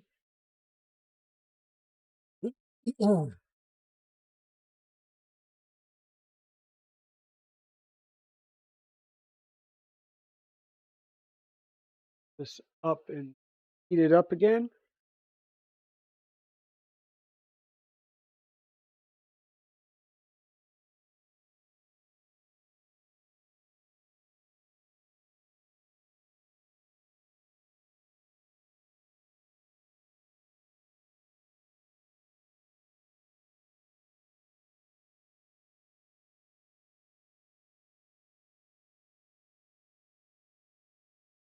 We've got 3 fans.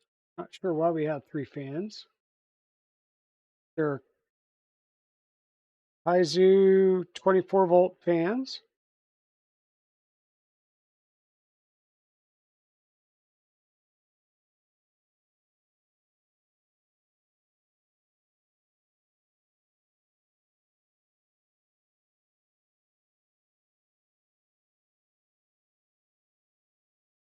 I think we're only going to need 2. Maybe Chewy gave me 3 in case one was DOA. I believe these were AliExpress, so anything is possible. This is warmed up. We'll need our heat set inserts. And we're going to put heat sets into our fans.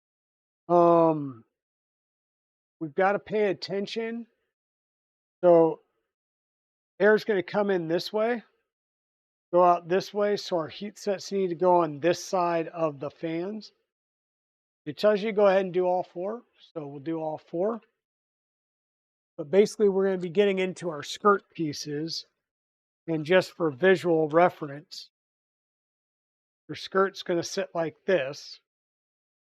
So there's the heat set that we put at the bottom. Isn't fully put in yet, so we'll push that down in there a little bit more.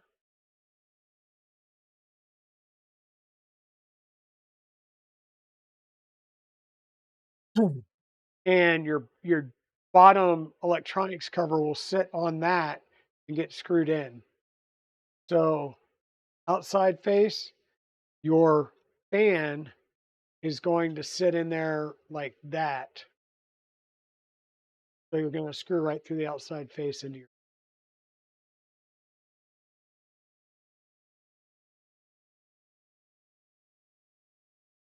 Pretty sure. Let me double, triple, quadruple check that. Yes. So the outside face, the outside face. So fan's going to sit in here. You'll have a cover bracket that'll go over it, and you'll screw through the cover bracket through these 3 pieces and into the fan. So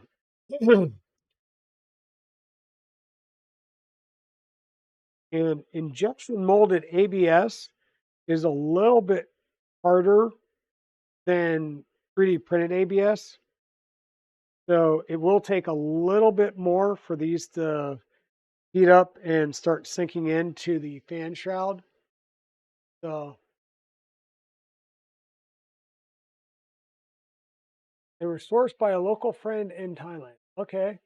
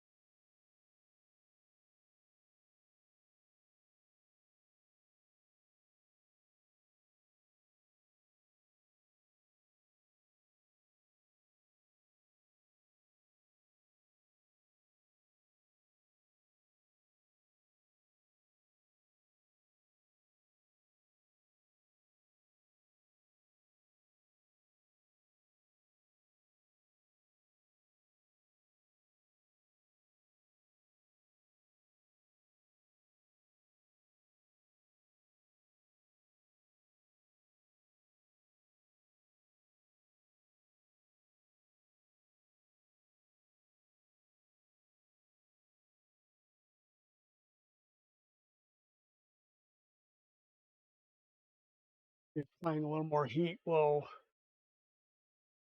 help us get these set a little bit easier.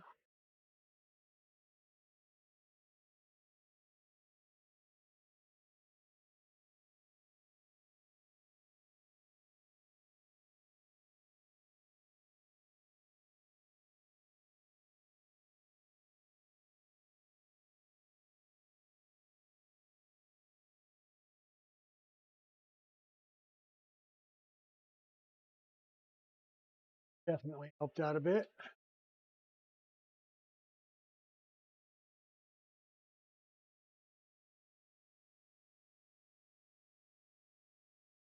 Set up in the right way. And I'm just trying to get down a little bit closer to eye level with it, so I make sure that getting it pushed in flush with the housing.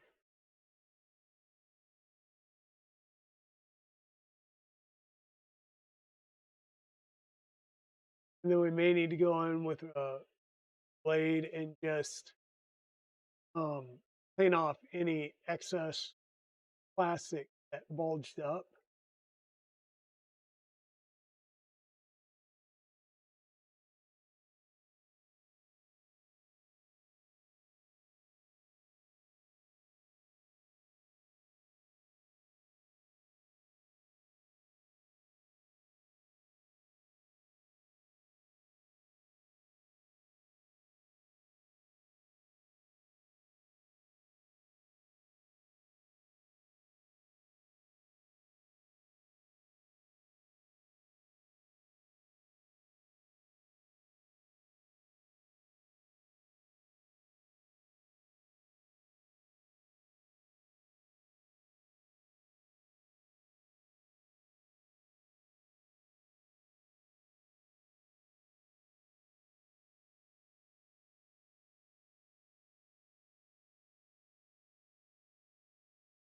Those cool off some.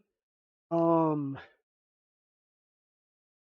and front covers.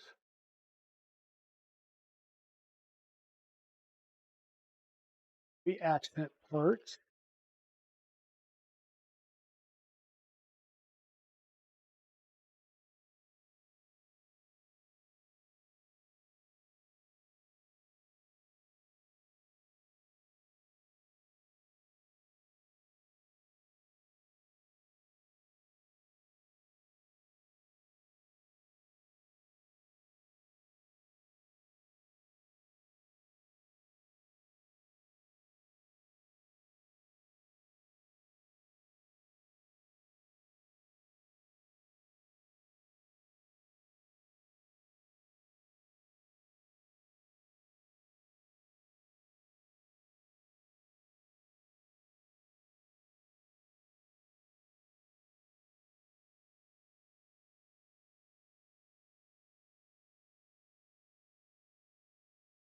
None of these are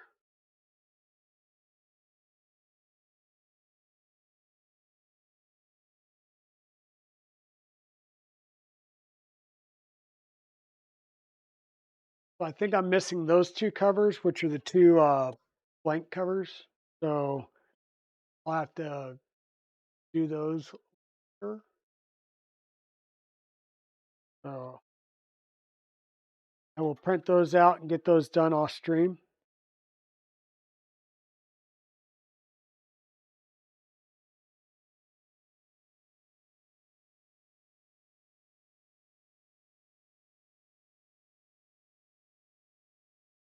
Oh yeah, we'll start with our display. So what we're going to do first is take apart one and put together the other one.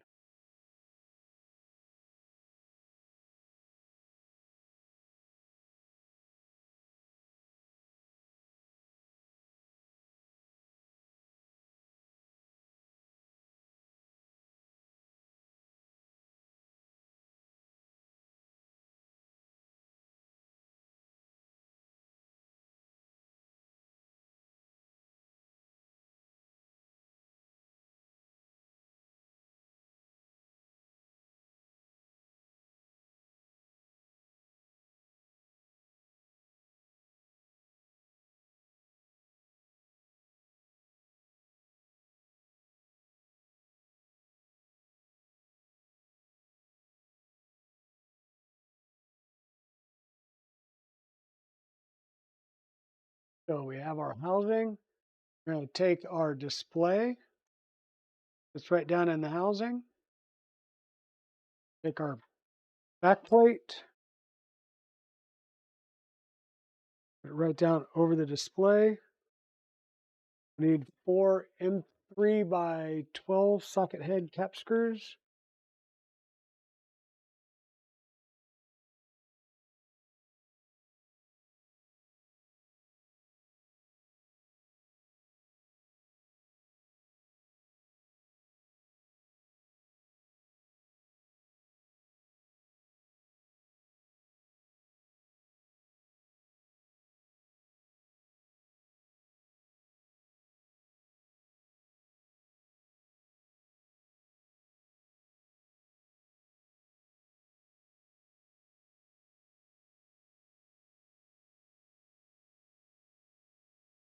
Well, awesome, Timor, for pulling that up.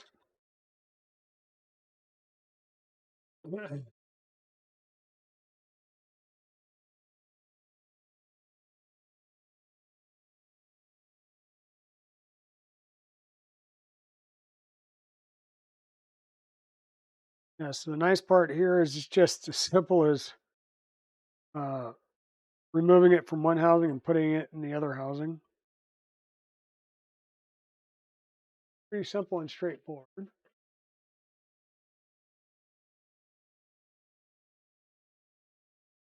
Being simple and straightforward if you line up holes.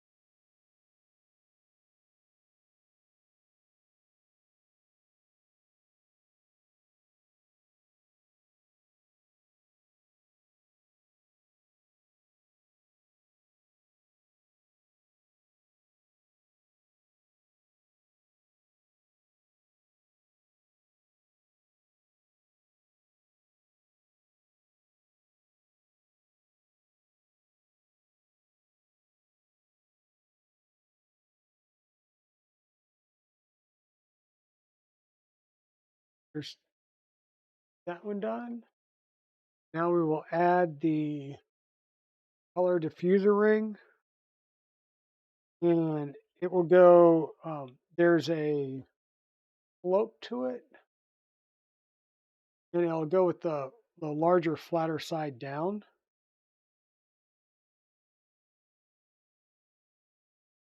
And then your knob will go right on top of it.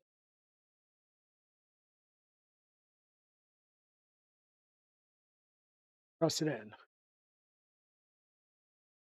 No?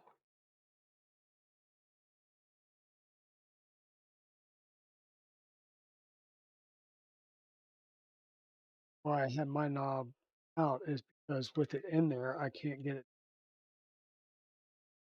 Oh no, there it is.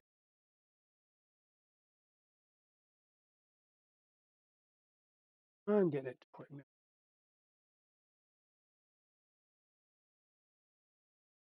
That just needed to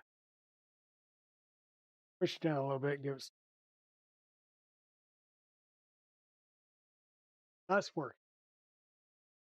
The light blocker is optional. Now this piece just has a screw through it. It has an M3 by 40 button head screw, so we'll pop that out.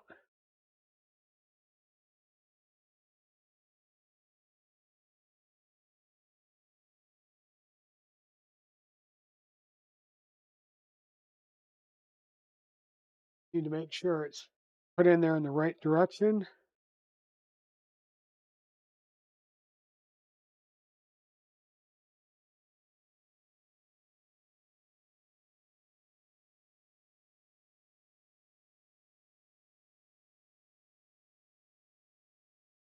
Everything lines up, and you're screwing into plastic, so just screw it enough until you feel it basically hit bottom, and then you'll be good.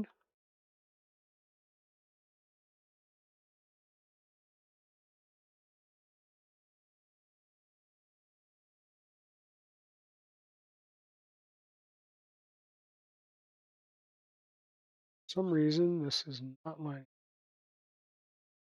up.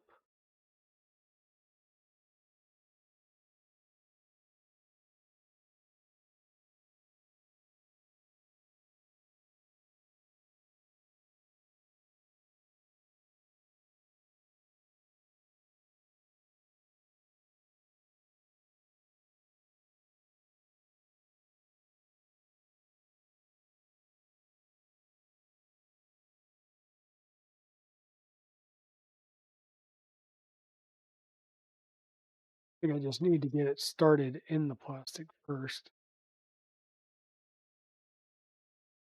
There we go. Sometimes when you're threading into plastic, it helps to have the um, it helps to run it through the plastic once or twice beforehand. Okay, so there, and then you'll want to run filament through this hole right here in the front, and that's what will basically become your hinge. Now, we'll see. I tend to have a lot of issues with getting filament to run through there. We'll try and run some filament through there in a little bit.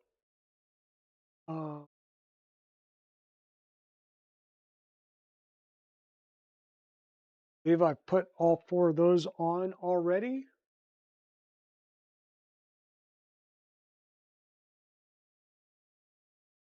Ready to mount our display and the rest of our printed parts. So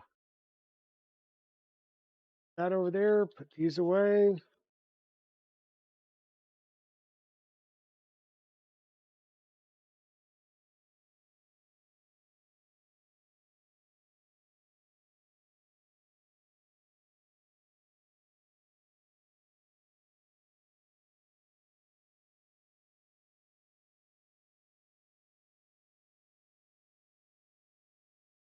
Um, Galaxy.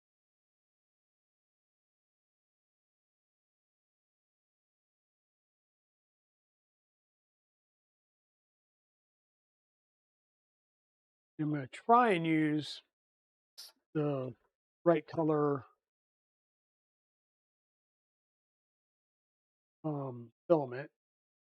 Stick with the color scheme.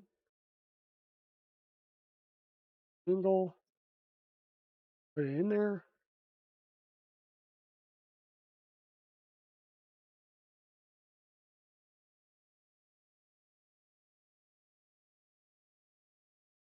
Probably make it easier. Not going. So I'm going to need to drill that to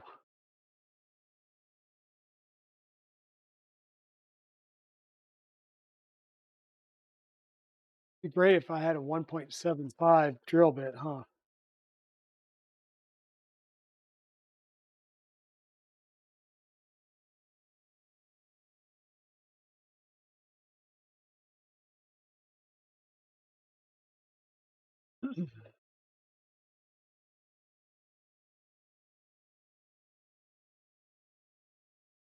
Everyone got pretty quiet. Did I lose everybody or did we just get quiet all of a sudden?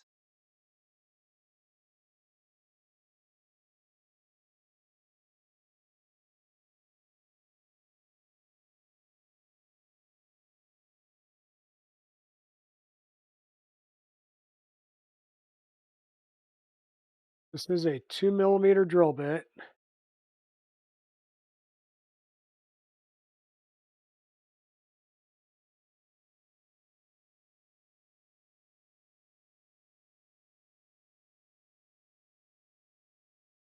Means my 1.75 will be a little loose. Nope, sorry, CANBUS config. Okay.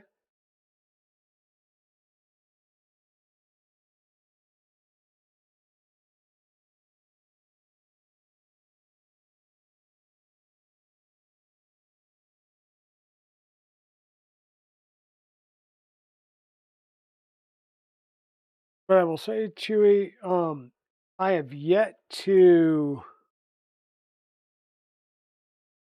um, do one of these uh,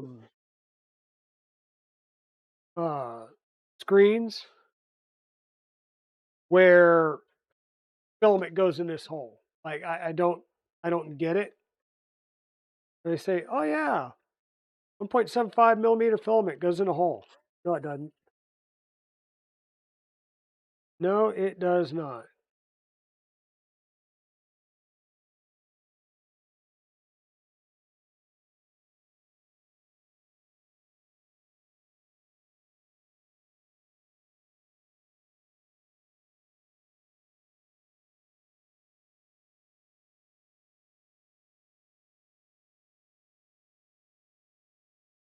Let's see if we can get through there or if we're going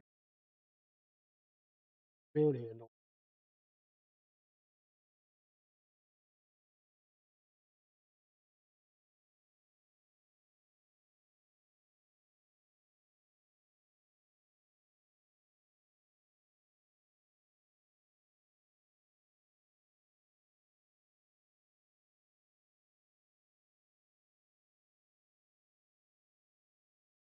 I think it might actually be easier to use just use a paper clip on it. At least that way you could get it in there. If it starts giving you problems, you can just heat it up.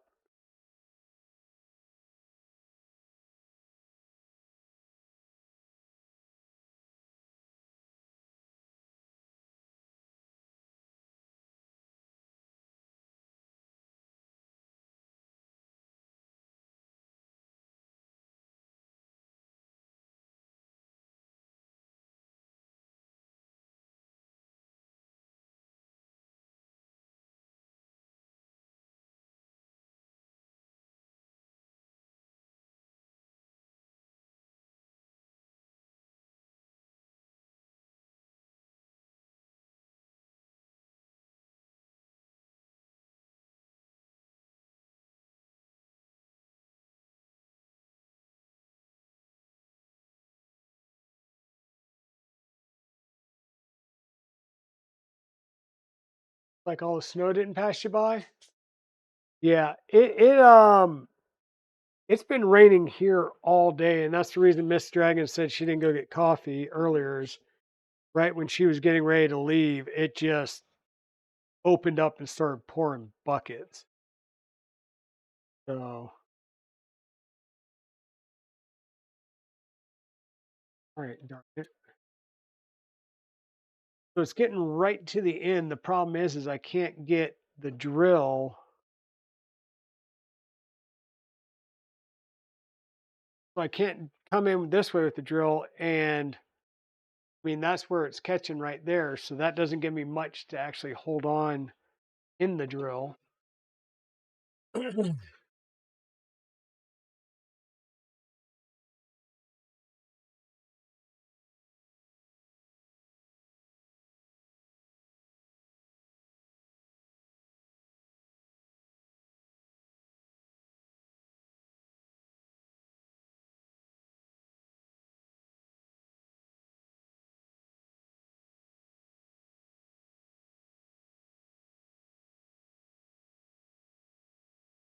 Got through the last tiny little bit.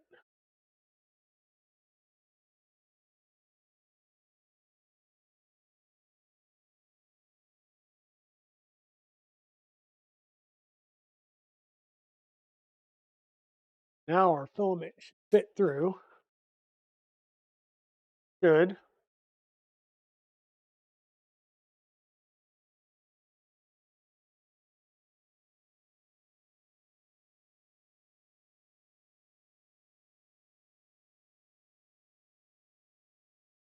And filament comes all the way out. So all I'm going to do is clip it flush with one end.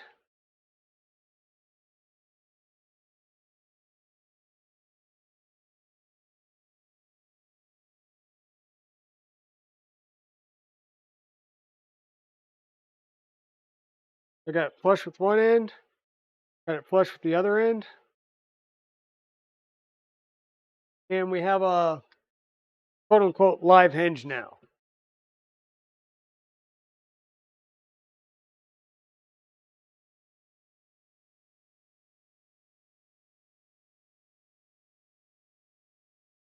That part's good. Now we want to bring it up and we're going to install it in the printer. We're going to need two M3x12 socket head screws. Means we're also going to need a couple of M3 T-nuts. And this, of course, is going to be at the front of the printer. We're going to get it up here. And I'm going to set it down with the front lip hanging off the off my bench, because it's going to sit on there like that, and it comes out with the knob more than the printer. So now we just need to put a couple of M3 nuts here.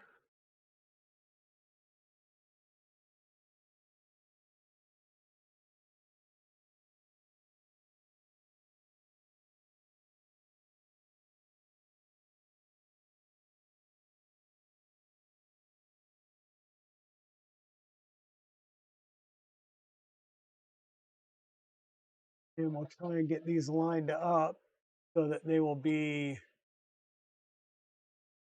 mostly in the right place.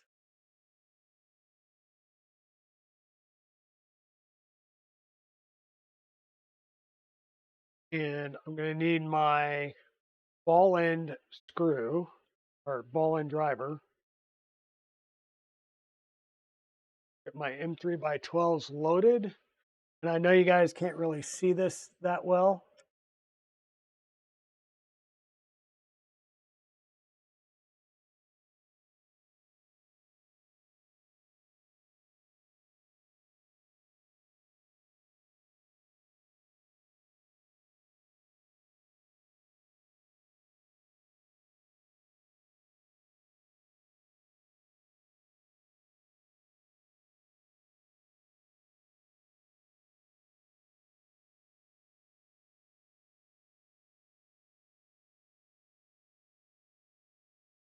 one of those times when it would probably be easier if we put this on before we had all the wiring in, but chances are you would snap this display off because I've done it before,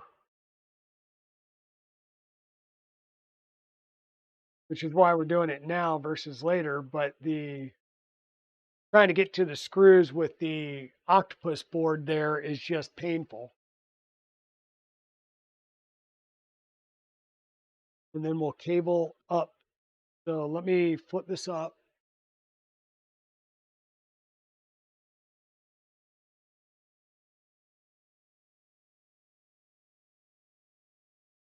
So our display is now on there. And once again, you're connecting it from the back side versus the top side like you would here. So there's your rotation of your display. Now what we need to do is get our two standard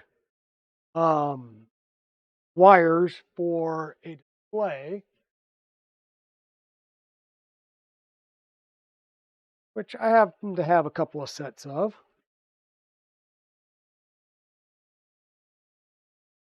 And the nice thing is the back of your display actually has dots for 1 and 2. So you just plug these in on your display for 1 and 2.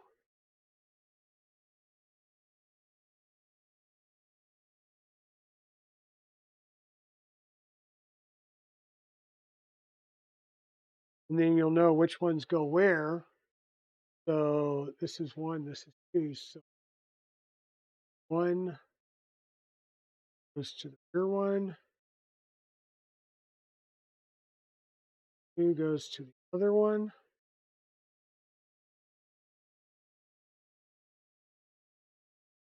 And figure out how to lay these down here out of the way.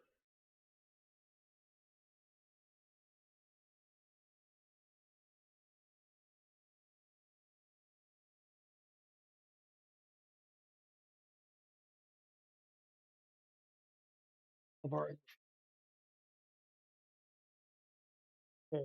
Next up, now we have a screen installed. Yep, don't need to do this accent piece because we've already done it. Do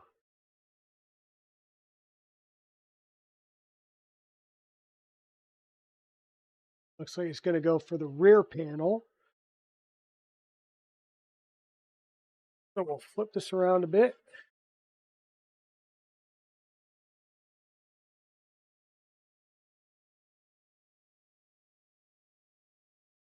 So we're going to do this rear panel here. And we're going to need like 4 M3 T-nut.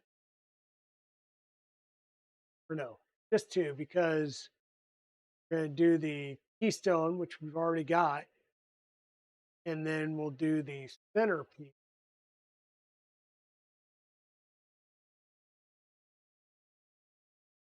So our centerpiece looks a lot bigger, but that's because the manual is based on a 250 and this is a 300 build.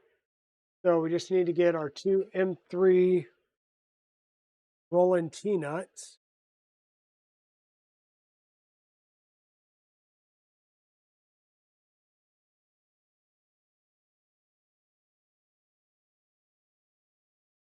And M3 by 8 pocket head cap screws.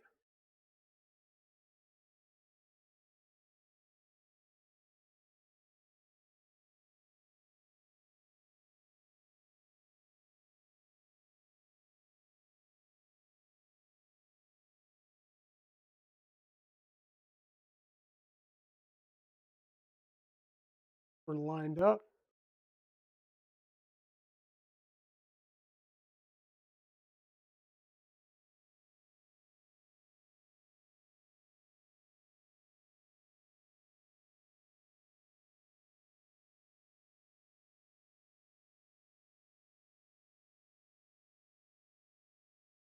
One in, other one in.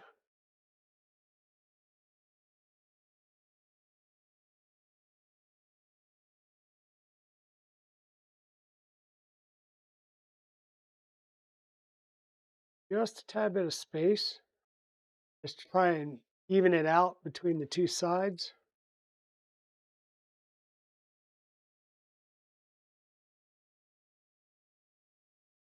That.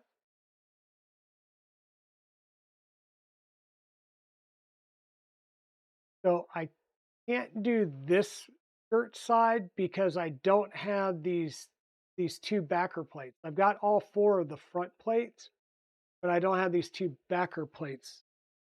Don't don't think they would be in here if they're going to be in here. But, yep. So I'm going to have to print those because I am not seeing them. I mean, I can mount the skirt piece. I just can't do the fan piece. And which side? That would be this side facing me. That is the non-fan side. So I've got 58 degrees here. Like I said, it's been raining most of the day.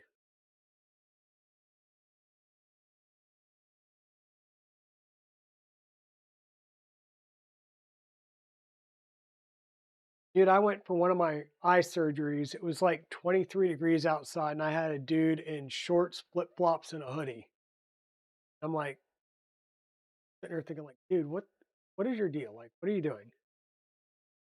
So I need two M3 T nuts, one on each end, and then a M5 T nut in the middle. And so what we're going to have are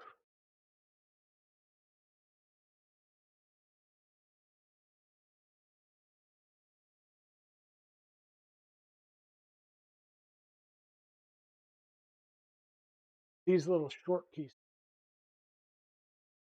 So they're just one screw on the side, and then um your M5 will be for your fan pieces,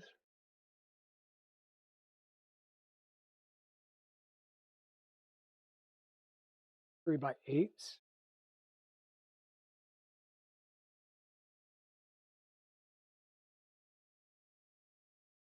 Hey,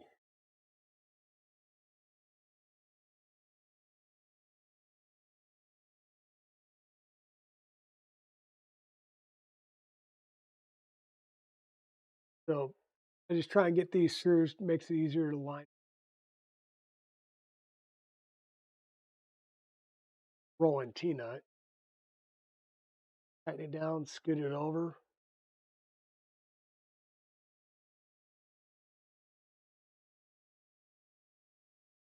lock it in place. Other side, same thing, different day. Just make sure you get the right skirt panel.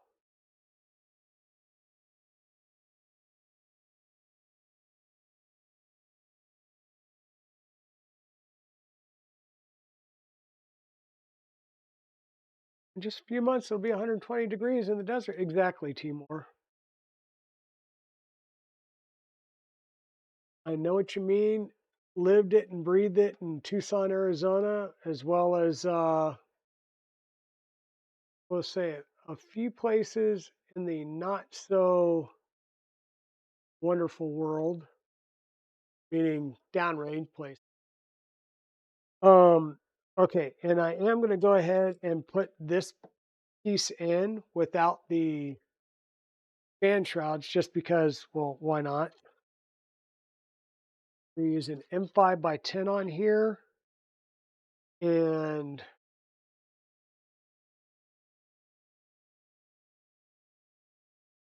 matter of getting it lined up, we'll need a 3mm driver.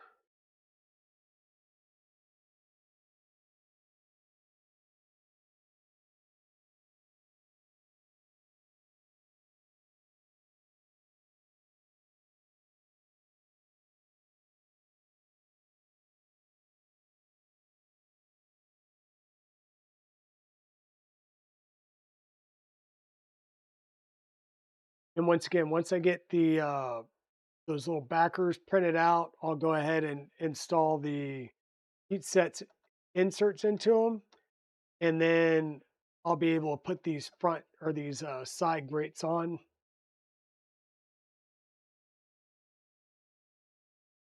We're going to turn around this way, and we'll do the same thing over here. So a couple of M3 roll-in T-nuts.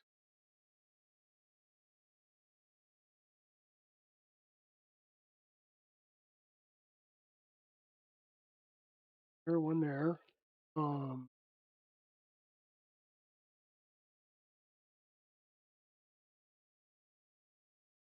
3x8 socket head cap screw.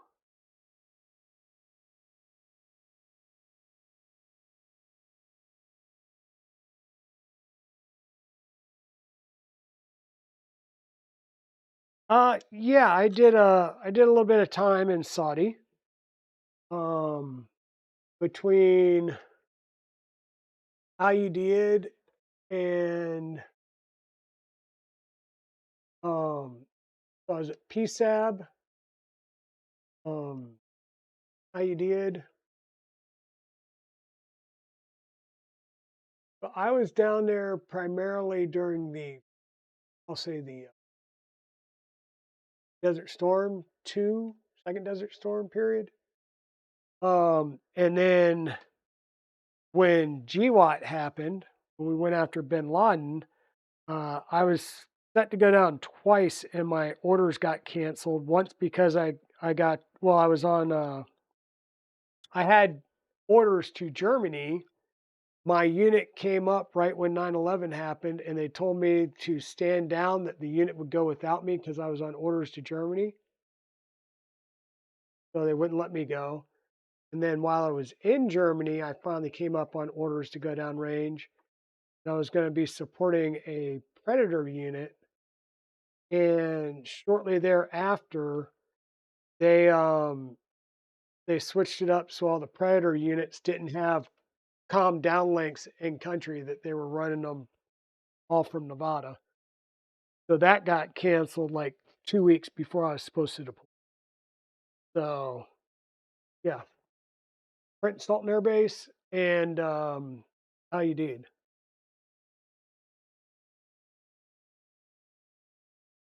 I'm sorry, not LIUD, Escon Village. We're going to need our M5 here in the middle, and we're going to need to build that fan.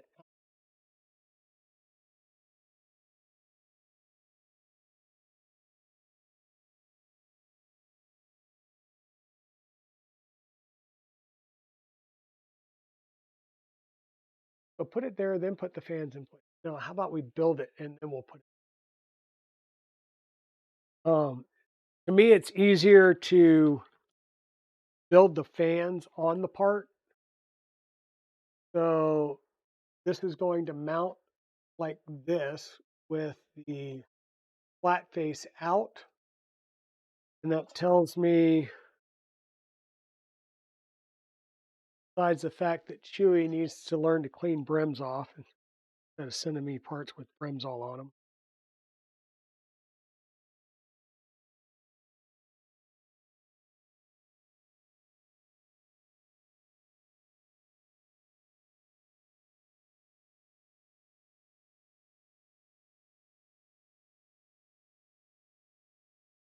Telling you, Chewy, I'm going to charge you extra for brim removal.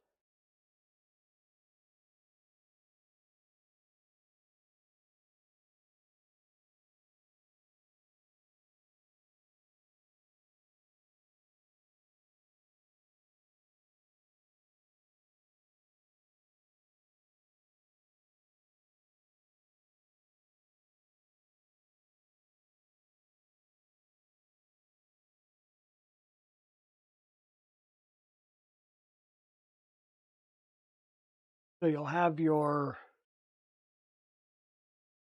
this piece will be here with the flat side facing out. Your fan comes in, and then you'll put your accent grate color.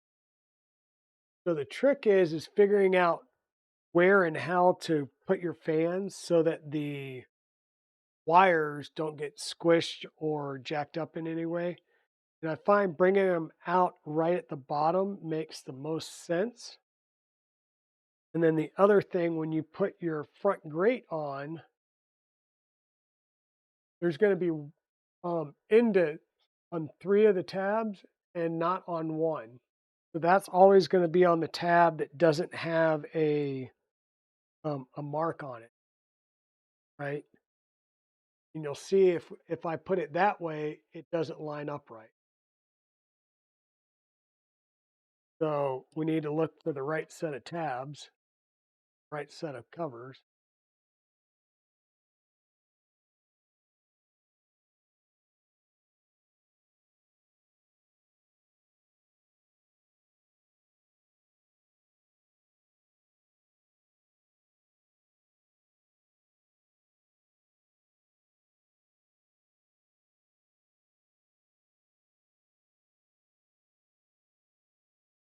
Yeah, I'm kind of mystified. I'm going to go with these, but yeah, that's the way they go on there, which means they should be in like that orientation, but they're not. So I don't know what you did with your Voron pieces when you out, but saying and go on with 3x8s through the front.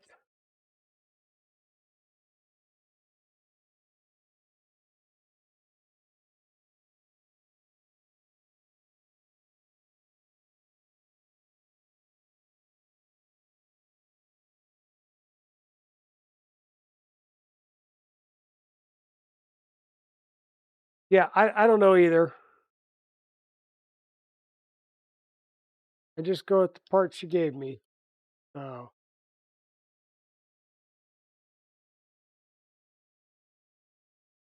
so be it. Who's really going to be looking at the side anyhow? Because you're probably not going to have it sitting out where somebody's looking at all 4 sides of it anyway. If you're anything like me, nobody's looking at the fans on my setup because it's it's facing other fans.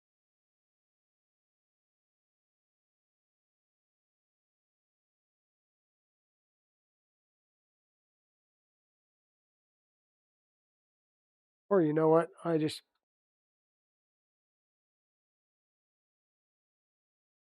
know it.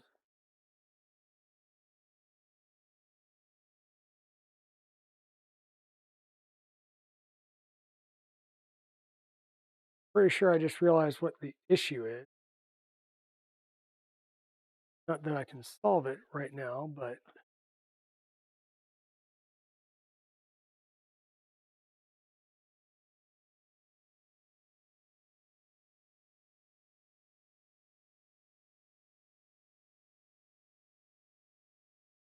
I'll say there's A and B parts, right? There's like a left side and a right side. You printed 2 of one and not any of the other. That makes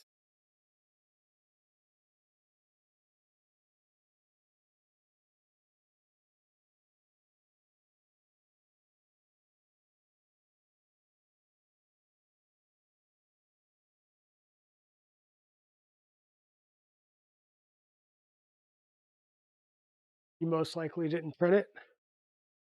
Did you have somebody else print your parts, or are you just saying you probably didn't print it? So the issue that I'm seeing here,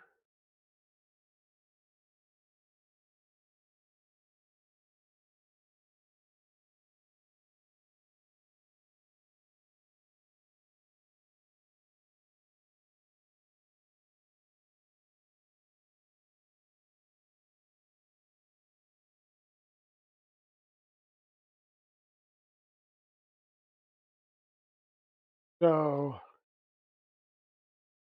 this one, we've got the flat edge, then we've got the cutout, right?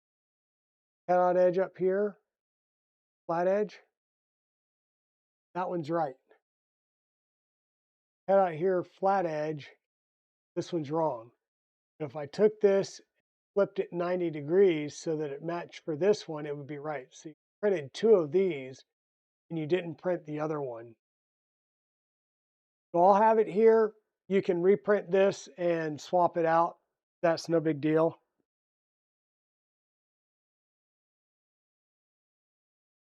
Yeah, I get it. I've caught myself doing that too, doing these builds.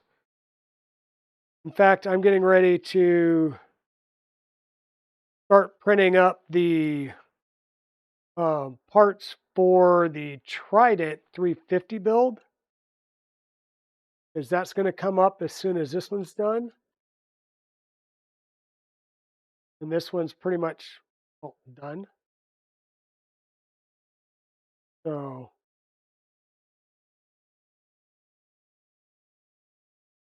we're doing paneling and stuff like that. So we may have one more of these to go.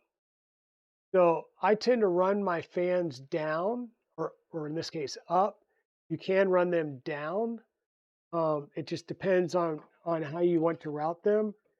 Doing it this way, you might run into issues with the railing unless you pop them out from the housing. And I'm going to have to scoot these over a bit. Put them all the way over.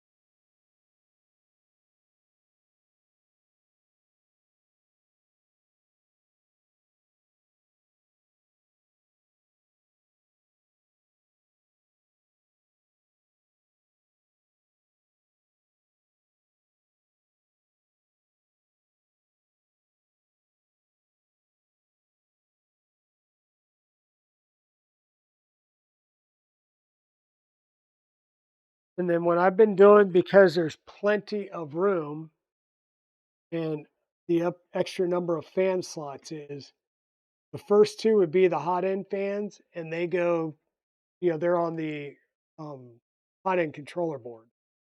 Then I take the next 2 fans and plug in both of these. So normally you would like put these into a JST like 3-way, or you would splice them together and bring them into a single fan housing. But since our newer boards have a ton of fans, we don't really need to do that. Just need to bring both of these fans in and account for them in the fan section. So we've got those done. The next thing that we're going to need to do is still need to work on our umbilical.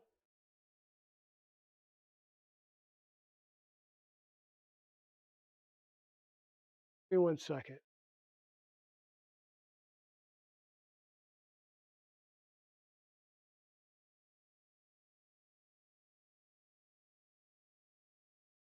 Okay. So, Chewy, you had a USB-C plug in here. You plan on using that? Because you have an onboard CAN, so it's not like you're going to be, or an onboard ADXL, so it's not like you're going to need it for the ADXL. And the reason I'm asking is the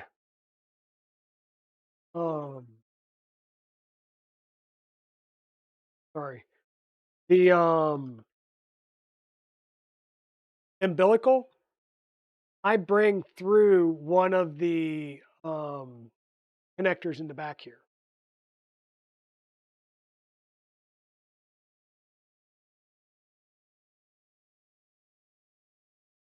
So I'll bring the umbilical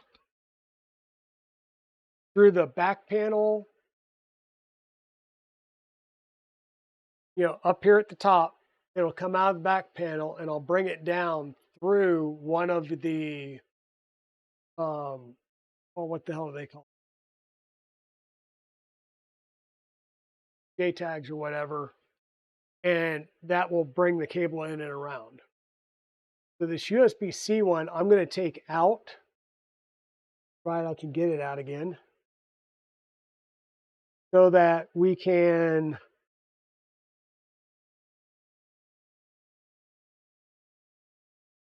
run the umbilical down and through there.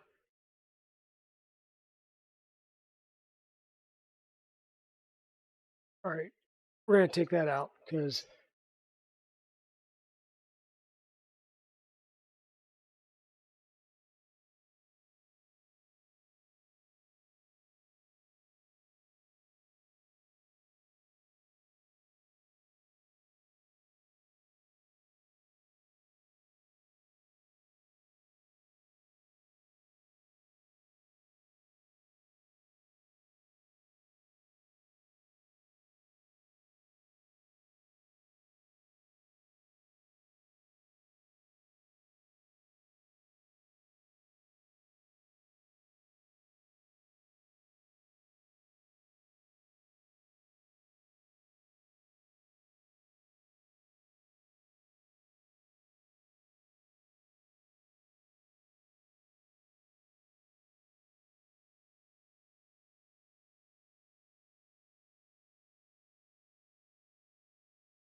it's going to annoy me.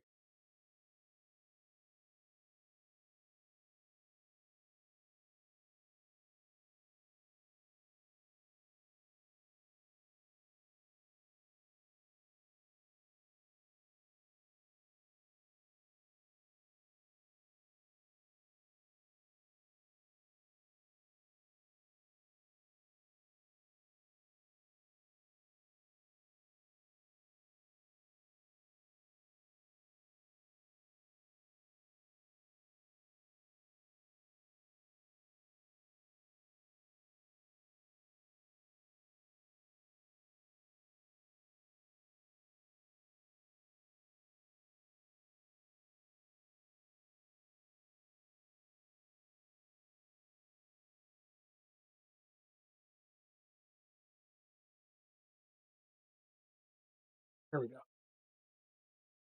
I'll go back in the box for you.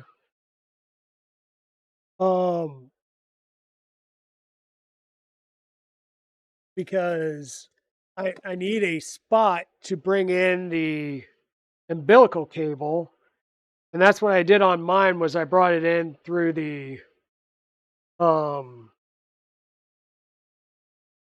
whatever these connector ports are.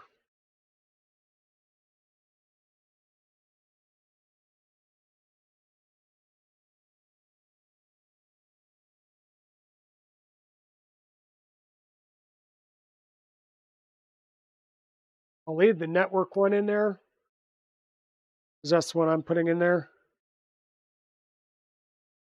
But I'll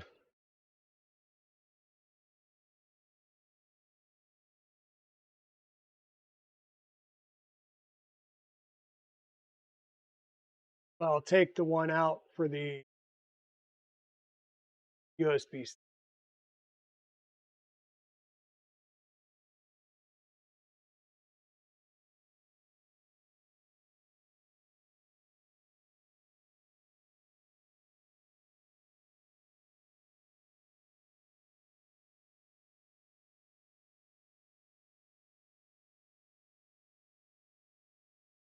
Like I said, that way the umbilical will come down, go right through here. We'll loop it around, plug it in, and that gives us our full length, so we know how far to make that cable. Like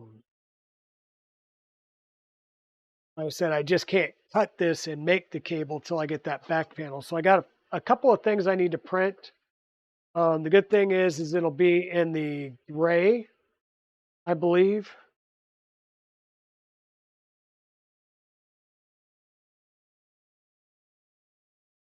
It might be in both, but yeah, I'll get those pieces printed out here. I know I have them sliced up. So I'll get those pieces printed out, and we'll be able to get that going. I can't put the back panel on now while I wait to do those prints.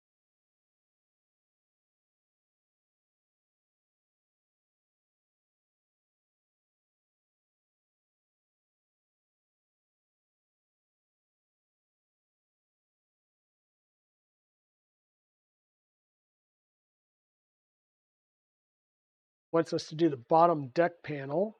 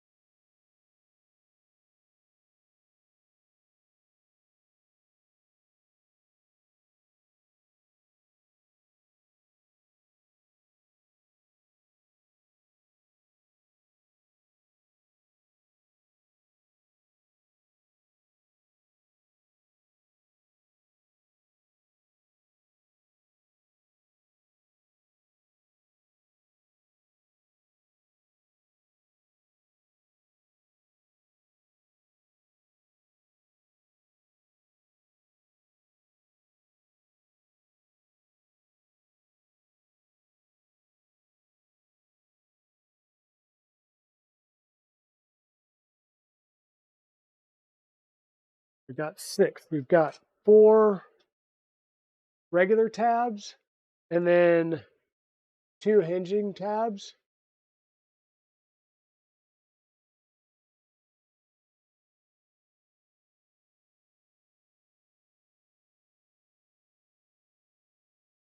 We're going to go ahead and add this on. We'll close it up. No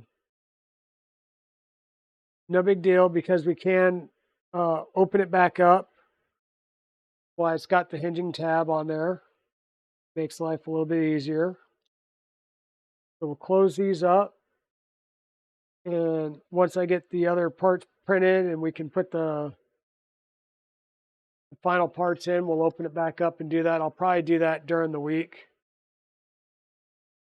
so that this next Saturday we can probably be on a full print stream for the printer.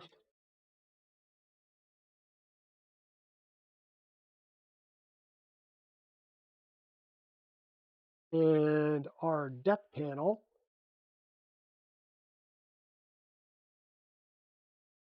And it's a nice polycarbonate deck panel.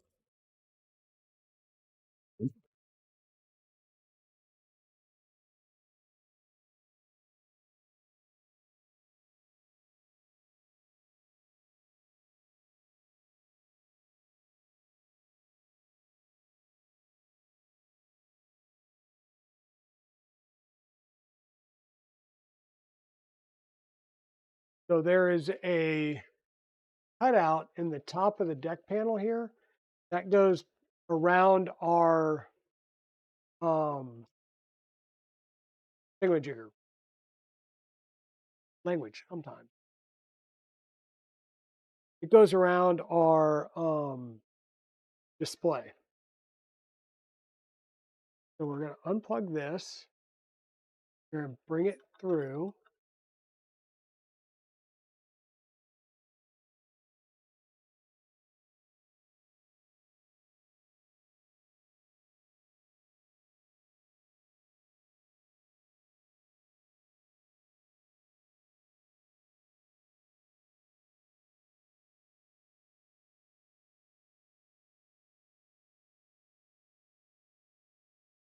Coil out at this end. I'm going to coil back in at that end. Bring it through the path pin.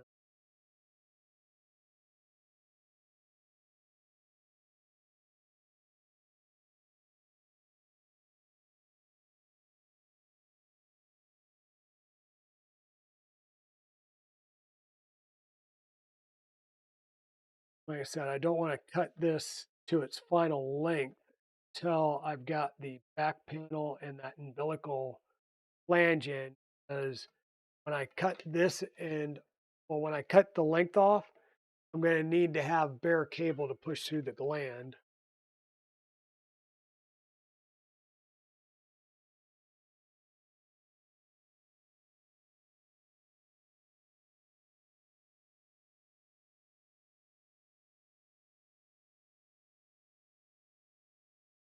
Get that out of the way so that we lay this.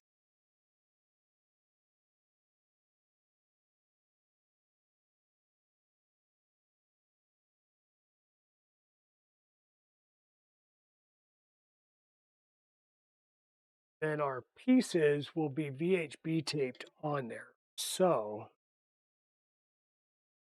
scoot that over. We'll need some VHB tape.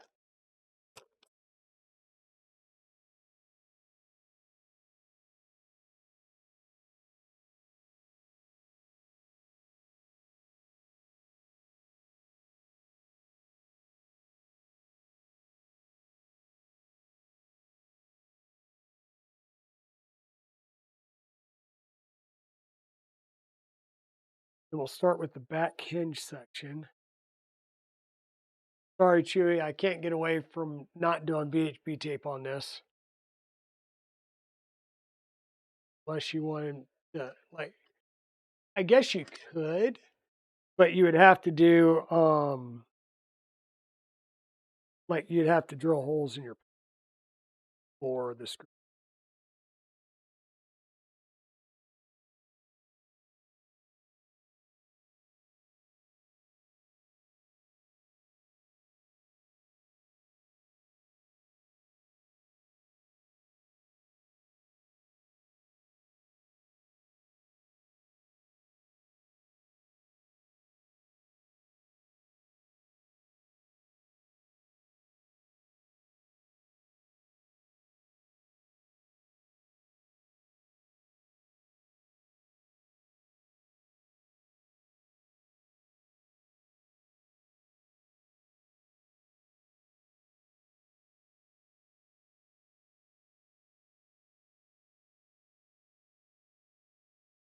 True. Does make it less.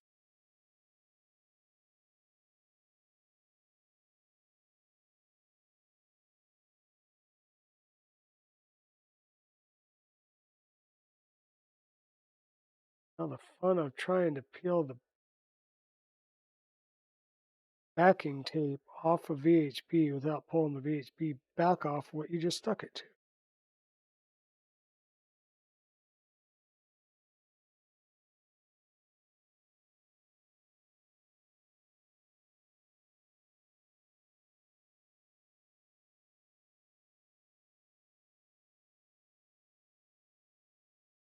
Trick here,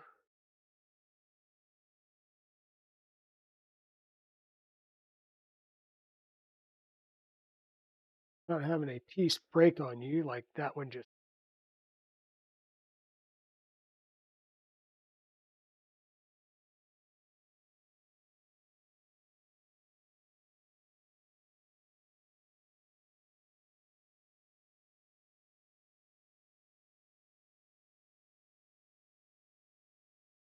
Try and line the hinge up with the hole. In fact, I will actually put it in the hole, 3x8 socket edge, just like everything else.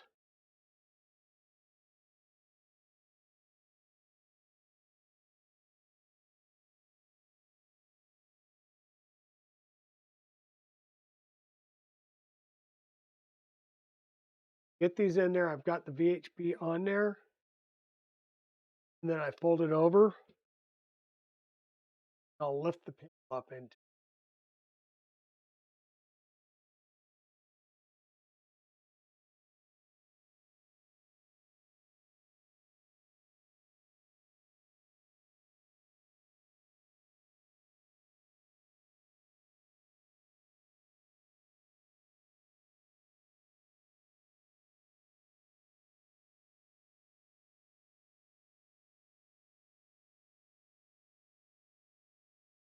pretty much going to do that all the way around now. Except on the sides is pretty easy because you'll put it in and then you can lift it up from underneath because there's holes um in your skirts.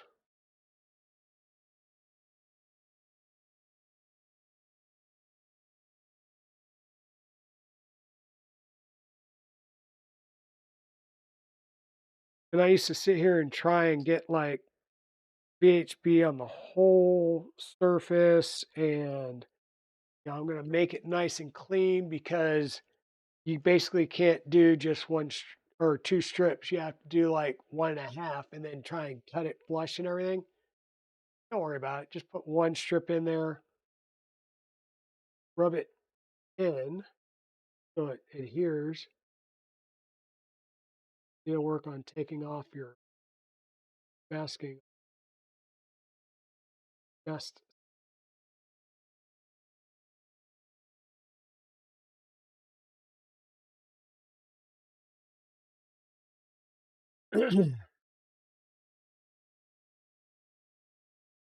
Spot.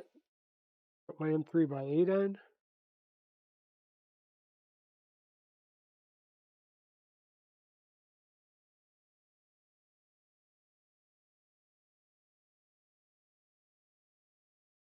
And then once again, take my fingers from underneath, press it and hold it up.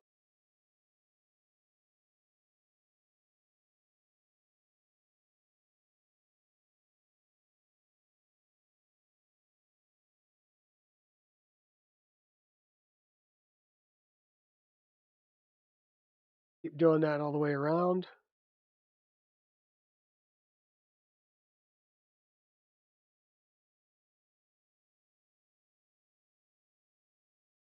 And of course, the other side of that is it normally doesn't matter because you've got an opaque deck panel and an opaque bottom panel. So it's not like anybody's able to look at it to see how much VHB tape you used. Here, so Poondog, this is the Voron 2.4 build that I agreed to do for Chewy. So he had sourced all the parts, well, most of the parts. I had to grab a few to finish it out, and had printed most of the parts. So I printed a few things like the stealth burner tool head. I had to print that. But right now we're just we've had it printing. We pushed plastic through it. We got our first layer at a PLA temp going nice and good. Now what we're starting to do is work on the deck panels or the bottom electric panel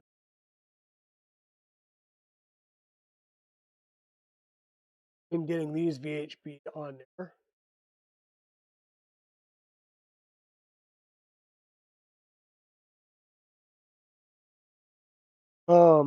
And then we'll put the back panel on, and at that point is where I'm going to call it for now because I'm going to have to print off a few new pieces. I had one of the panel hinges down here break, so I will print out a new one of those. And then I've got a couple of blank panels I need to print for the fans and a couple of back pieces for the back panel because we're not doing a standard exhaust panel. We're going to do a panel that allows your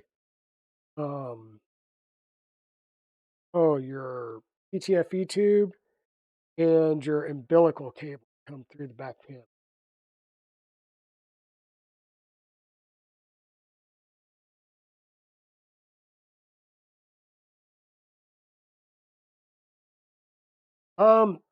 I've got a lot, Boondog. So I recently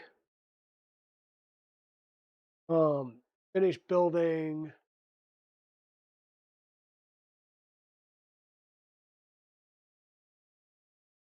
so Thursday we did the first PLA print on our Annex Engineering K3, which is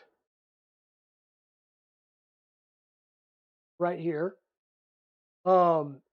This printer is the latest build that we finished off during the week. On Friday's stream, I streamed Friday to test out my internet connection because right now I'm running like a 100-foot long cable from my streaming room directly down to the router. And I realize that's what I'm going to have to do because I haven't had a single packet drop in 9 hours worth of streaming now. So that's what I'm going to have to do. And just means I have to get up in the attic and run a real wire. But for that stream, I also went ahead and put all the side panels and fully enclosed the Annex Engineering. So it is fully done and it is printing. Now I am experiencing some communication timeout issues with one of its controllers, but I'm going to track that down through the Discord channel, and we'll work that offline. On this coming Tuesday, we'll talk about the Annex Engineering a little bit again, but we're going to start working on the Micron build. Micron Plus, it's a 180 by 180. And so once again, this Annex Engineering is 180 cubed. Salad Fork's 180 cubed. The Micron's going to be one. What you may notice is there was something here before. That's a Flying Bear Reborn 2 sitting over here underneath my desk.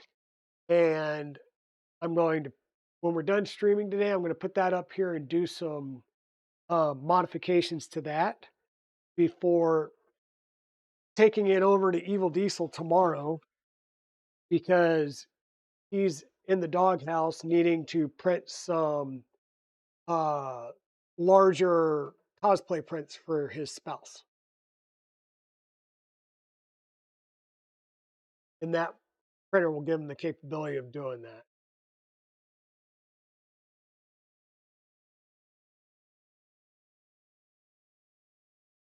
Okay, and then this is the hinge part that broke. Broke right here. May hold in place. I'll go ahead and put it in place for now, regardless. And then I'll forget about it until Chewy has to mess with it.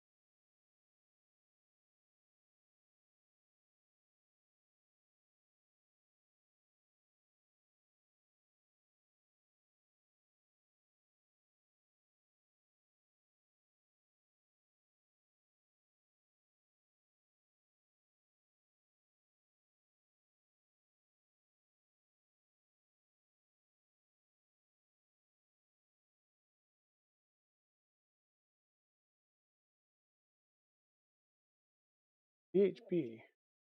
In the butt.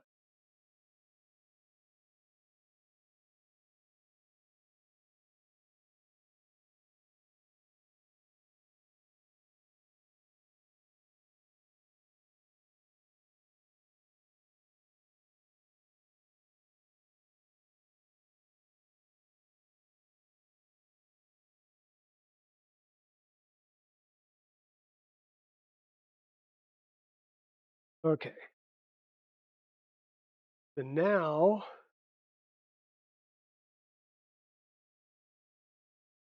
got that on. Next up should be doing the belt covers. Flip her over. Oh.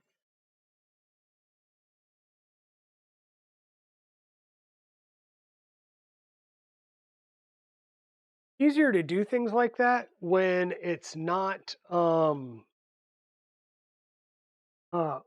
enclosed. You can't flip it like that when it's. And for now, I'm going to try and get this in.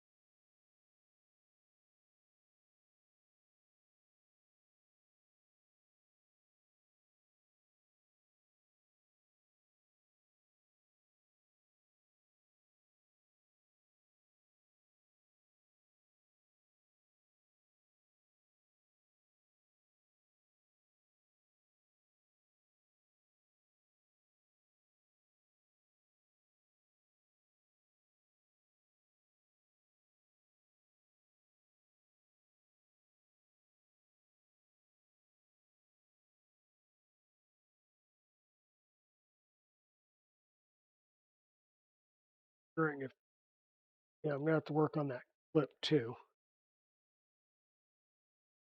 Might be an issue with the clip. Okay. So there's our whatchamacallit cable. Want us to work on our Z drive for our Z belt covers.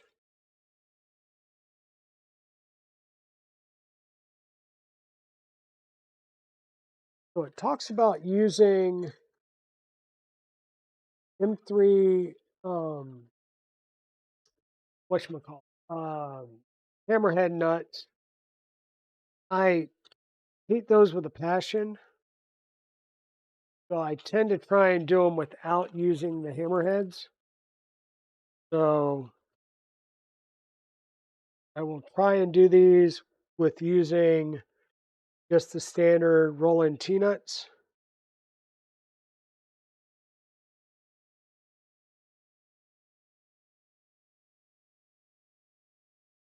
Matter of getting them lined up right.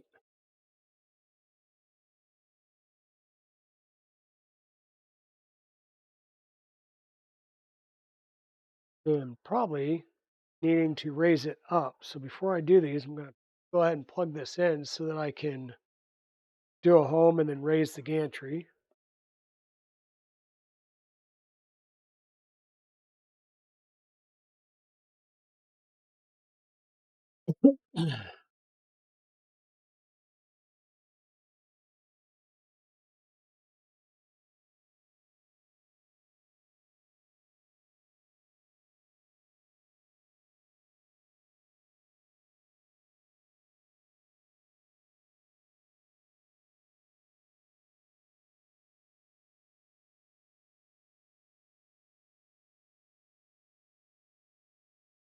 Come on, wakey wakey.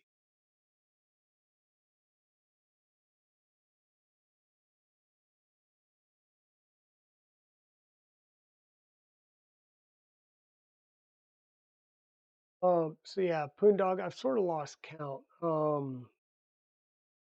1, 2, 3, 4, 5, 6, 7, 8, 9, 10, 11, 12, 13, 14, 15, 16, 17, 18. I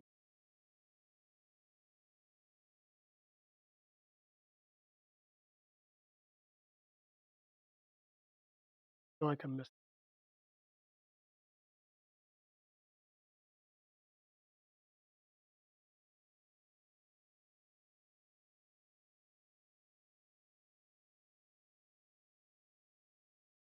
Yeah, 20.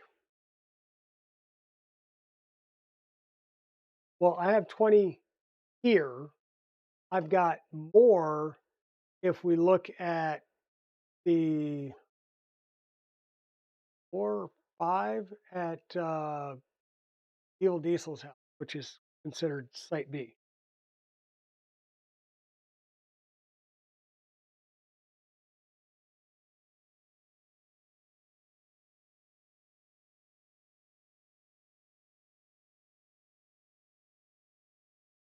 You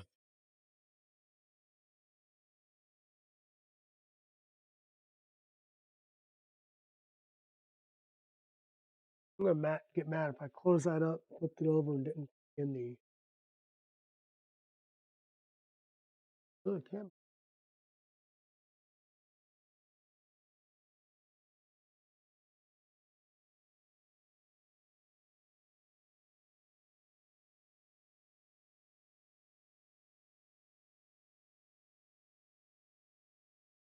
I'm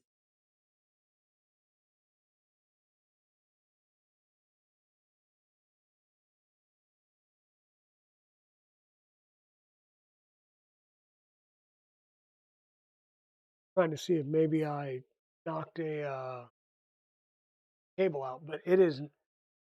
It's sitting here unable to connect to the MCU. Whoops.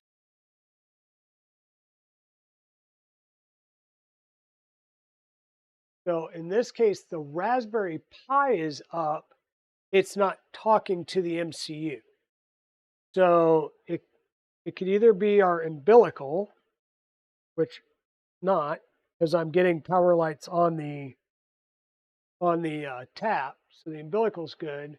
There we go. MCU unable to connect.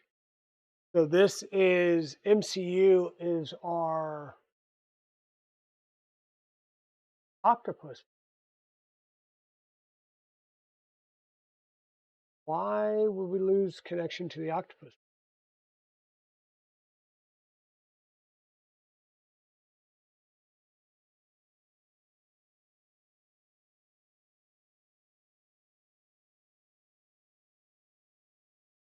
Oh, that was nice.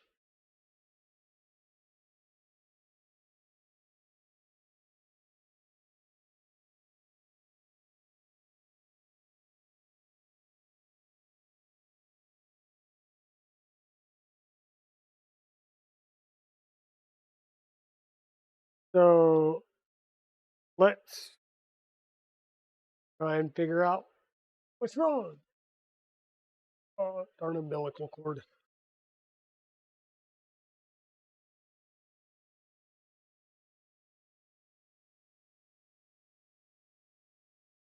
Couple of nuts fall.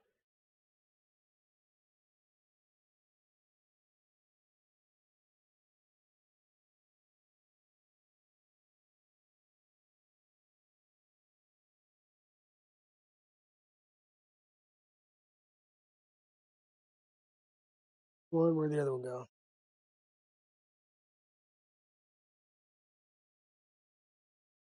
So that's plugged in. A couple of these off.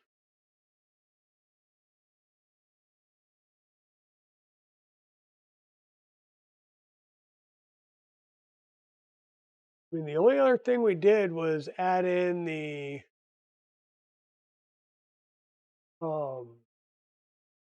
front panel, which shouldn't cause an issue with the MCU not talking.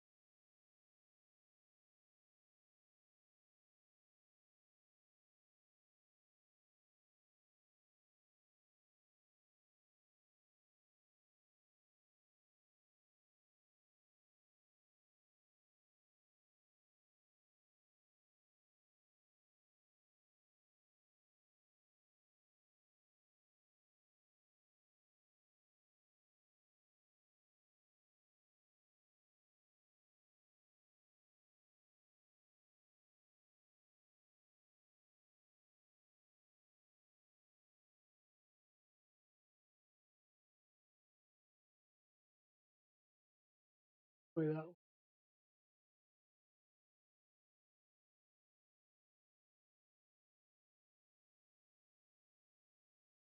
short, two is long.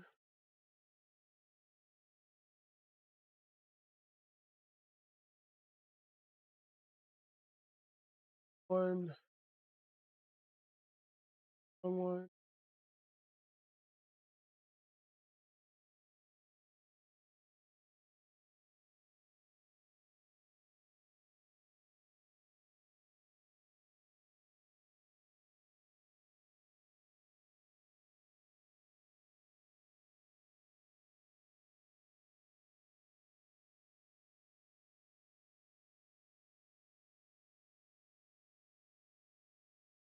So it should not have anything to do with the display as to why the MCU is talking. USB cables plugged in. UTC is plugged in. Issue with power to the Raspberry Pi or power to anything else.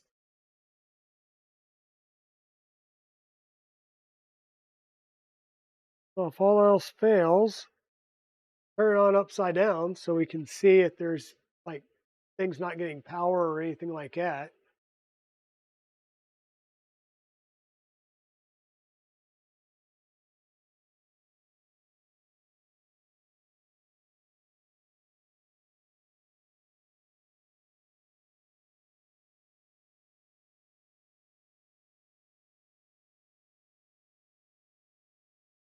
And yeah, you're probably going, well, if you're going to try and figure out why it's not powering up, why are you closing it back up?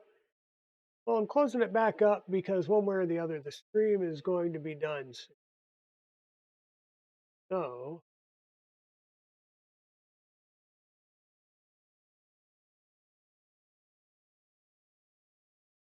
because it's that time, folks, I am getting hungry and I've got some venison chili with my name on it.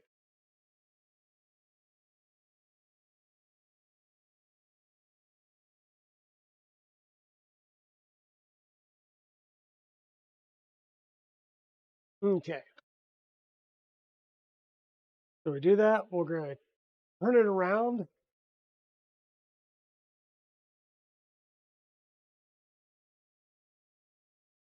Get our power cord plugged in.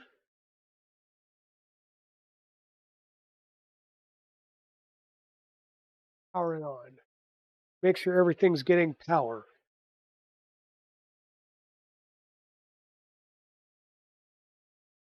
Hey, did I lose everybody? We are about to. Talking about power.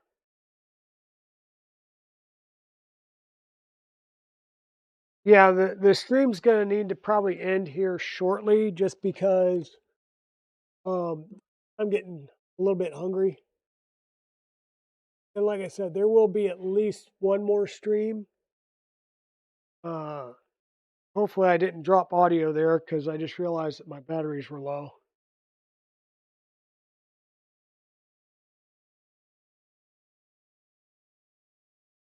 Everybody's here? Okay.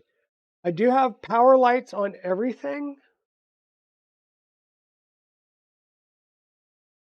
I don't know why Clippy would not be able to connect. Makes no sense. We were just connected. The only thing we've done is add the screen.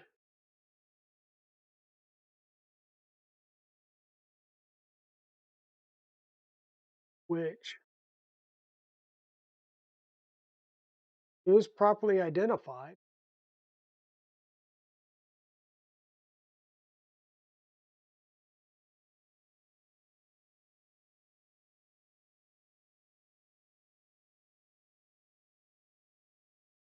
So for some reason, we've lost communication to our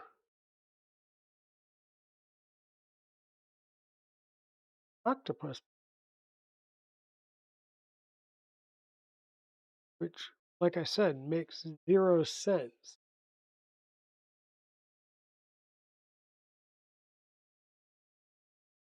because we've got power.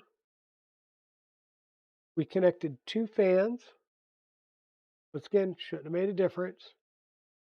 And connected that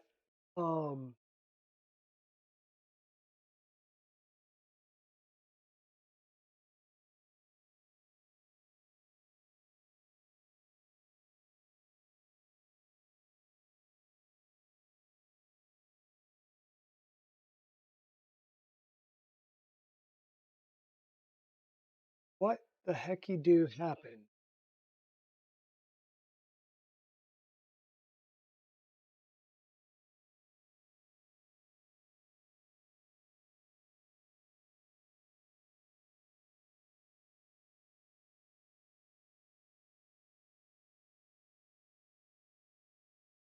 Logged in here.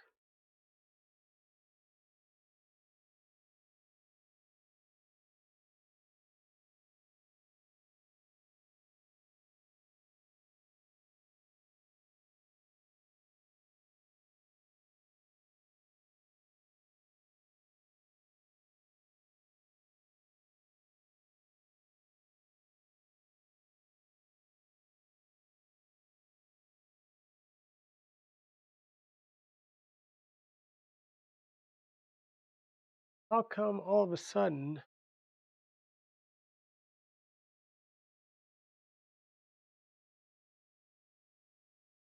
yeah, I've lost complete communication to, so I'm seeing doing an ls dev serial by ID, no bueno, returns nothing, says it's an unknown, no such file or directory. And then if I do an ls USB, I only see the UTC and the built-in hubs of the Raspberry Pi. So I've lost like everything to the Octopus. The Octopus is powered. I wasn't going to open it back up, but here I go.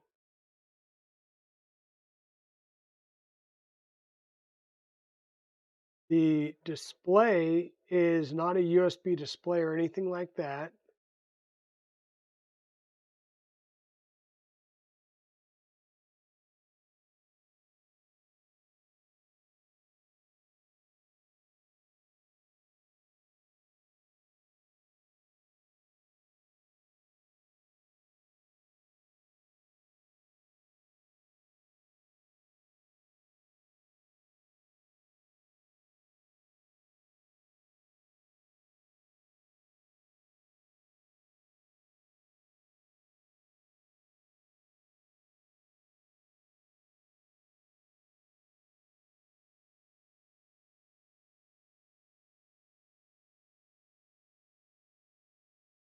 You have a thing there.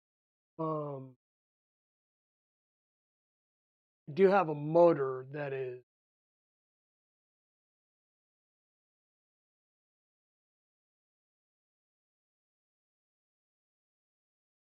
disconnected.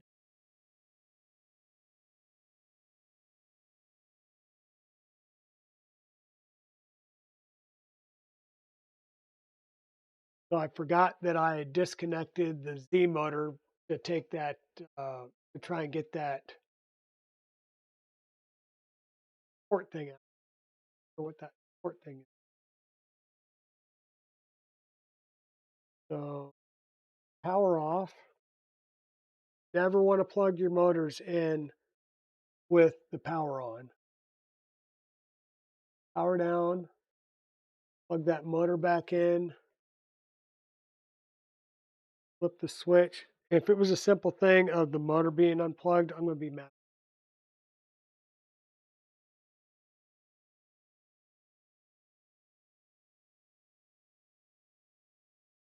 Why it would be an issue, but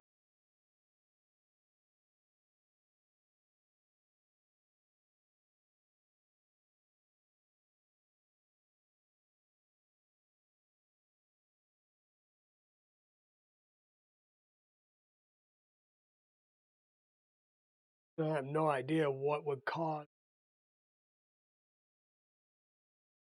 MCU to just stop responding. It's almost like it's lost its firmware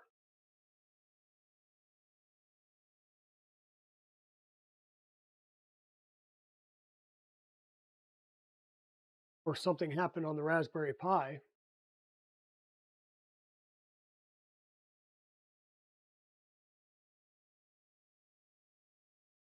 Well, and see, that's the thing that's killing me is, one, it should have been up. It's not up. So let me restart the session, log in,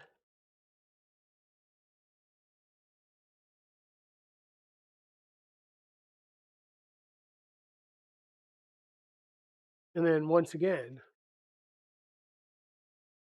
serial dev, no such file or directory, LSUSB doesn't see it, which makes zero sense.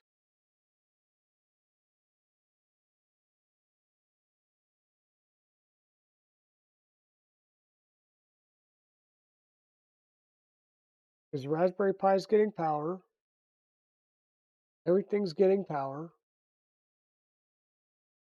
Just seems to be a communications issue.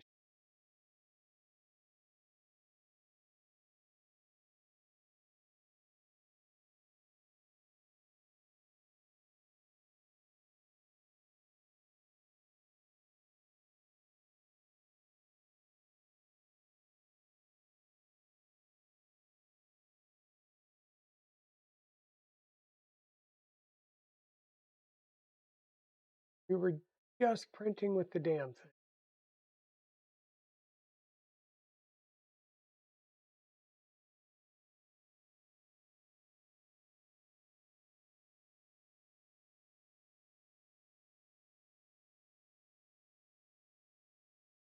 I got another USB A to C cable. I don't know why that cable would just go bad on the blink of an eye, but seen stranger things.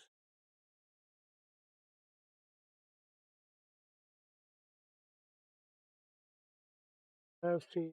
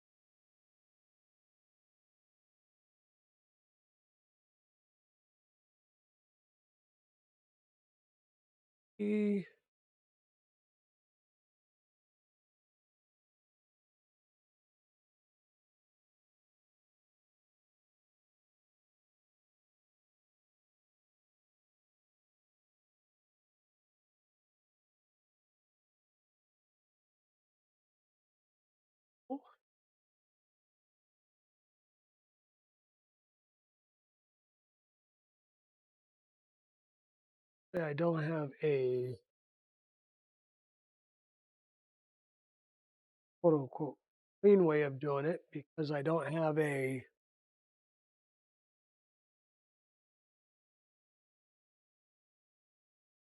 to A to C, but try and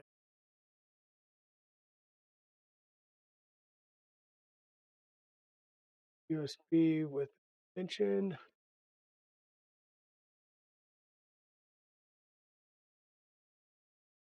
C.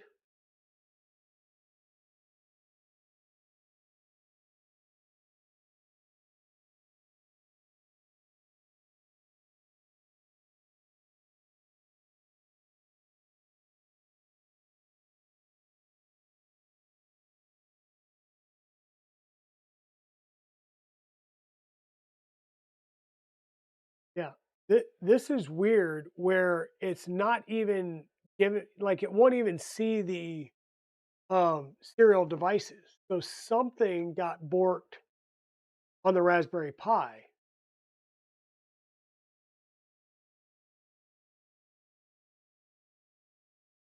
So,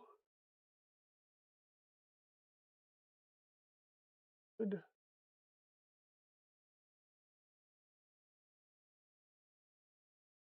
Good.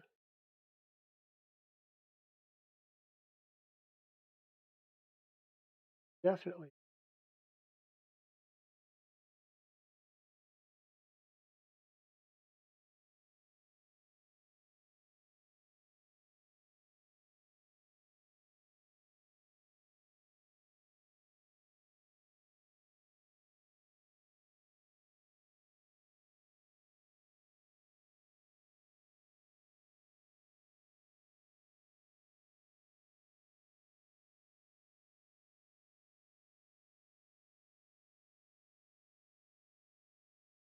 Hey, Major Gamer Geek.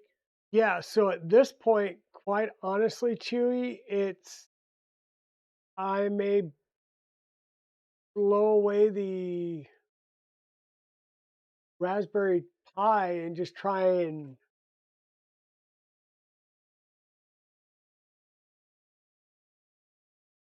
may have to rebuild the Raspberry Pi because I don't know why all of a sudden it stops reading or seeing, because it sees the CANBUS, but it's not seeing the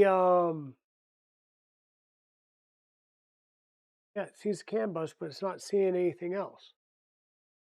Not seeing the octopus. Doesn't make any sense.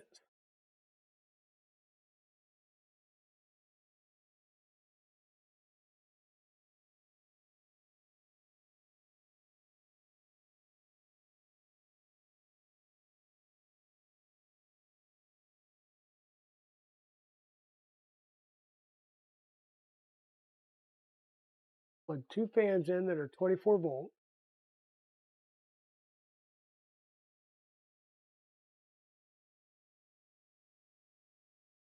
Well, I mean, it shouldn't be the Pi. The Pi itself shouldn't have forked. It may be the actual software. Um, okay, I'm going to move this.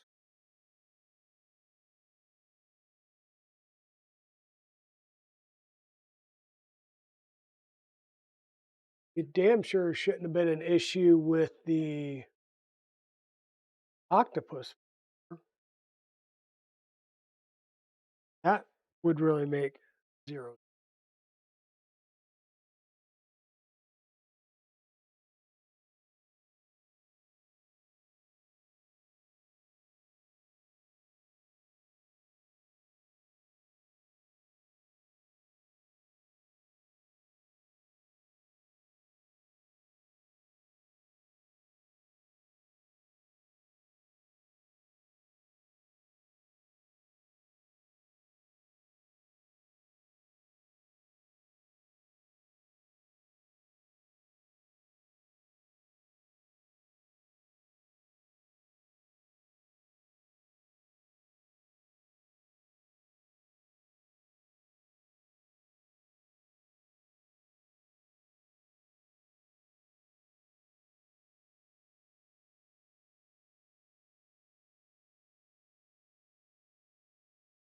Yeah, I mean, it is an octopus, like a standard octopus. Um, maybe I'll try and reflash the firmware on the octopus. Who knows?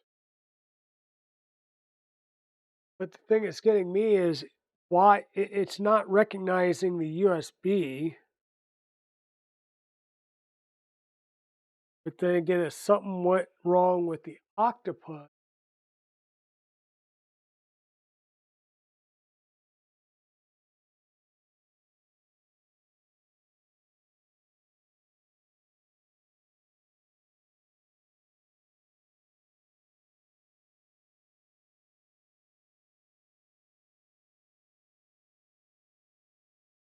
yeah, okay. It's almost 4 o'clock. I've been going for 6 hours. So I'm going to go ahead and We're going to go ahead and end the stream here. I will troubleshoot this and try to figure out why the Raspberry Pi no longer wants to talk to the Octopus. I'll try reflashing the firmware on the Octopus, see if that wakes things up. If that doesn't, then I'll try and redo the Pi. I don't know why it would be an issue either way. But yeah, I need to get something to eat. I need to relax a little bit, spend some time with the missus, and yeah, just figure some things out here. Let me see what we got as far as a grade possibility.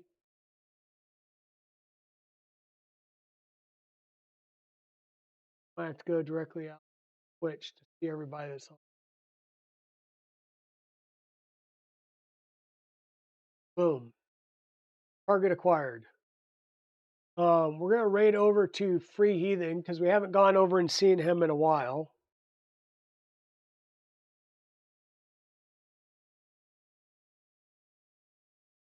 So we just pop in there real fast and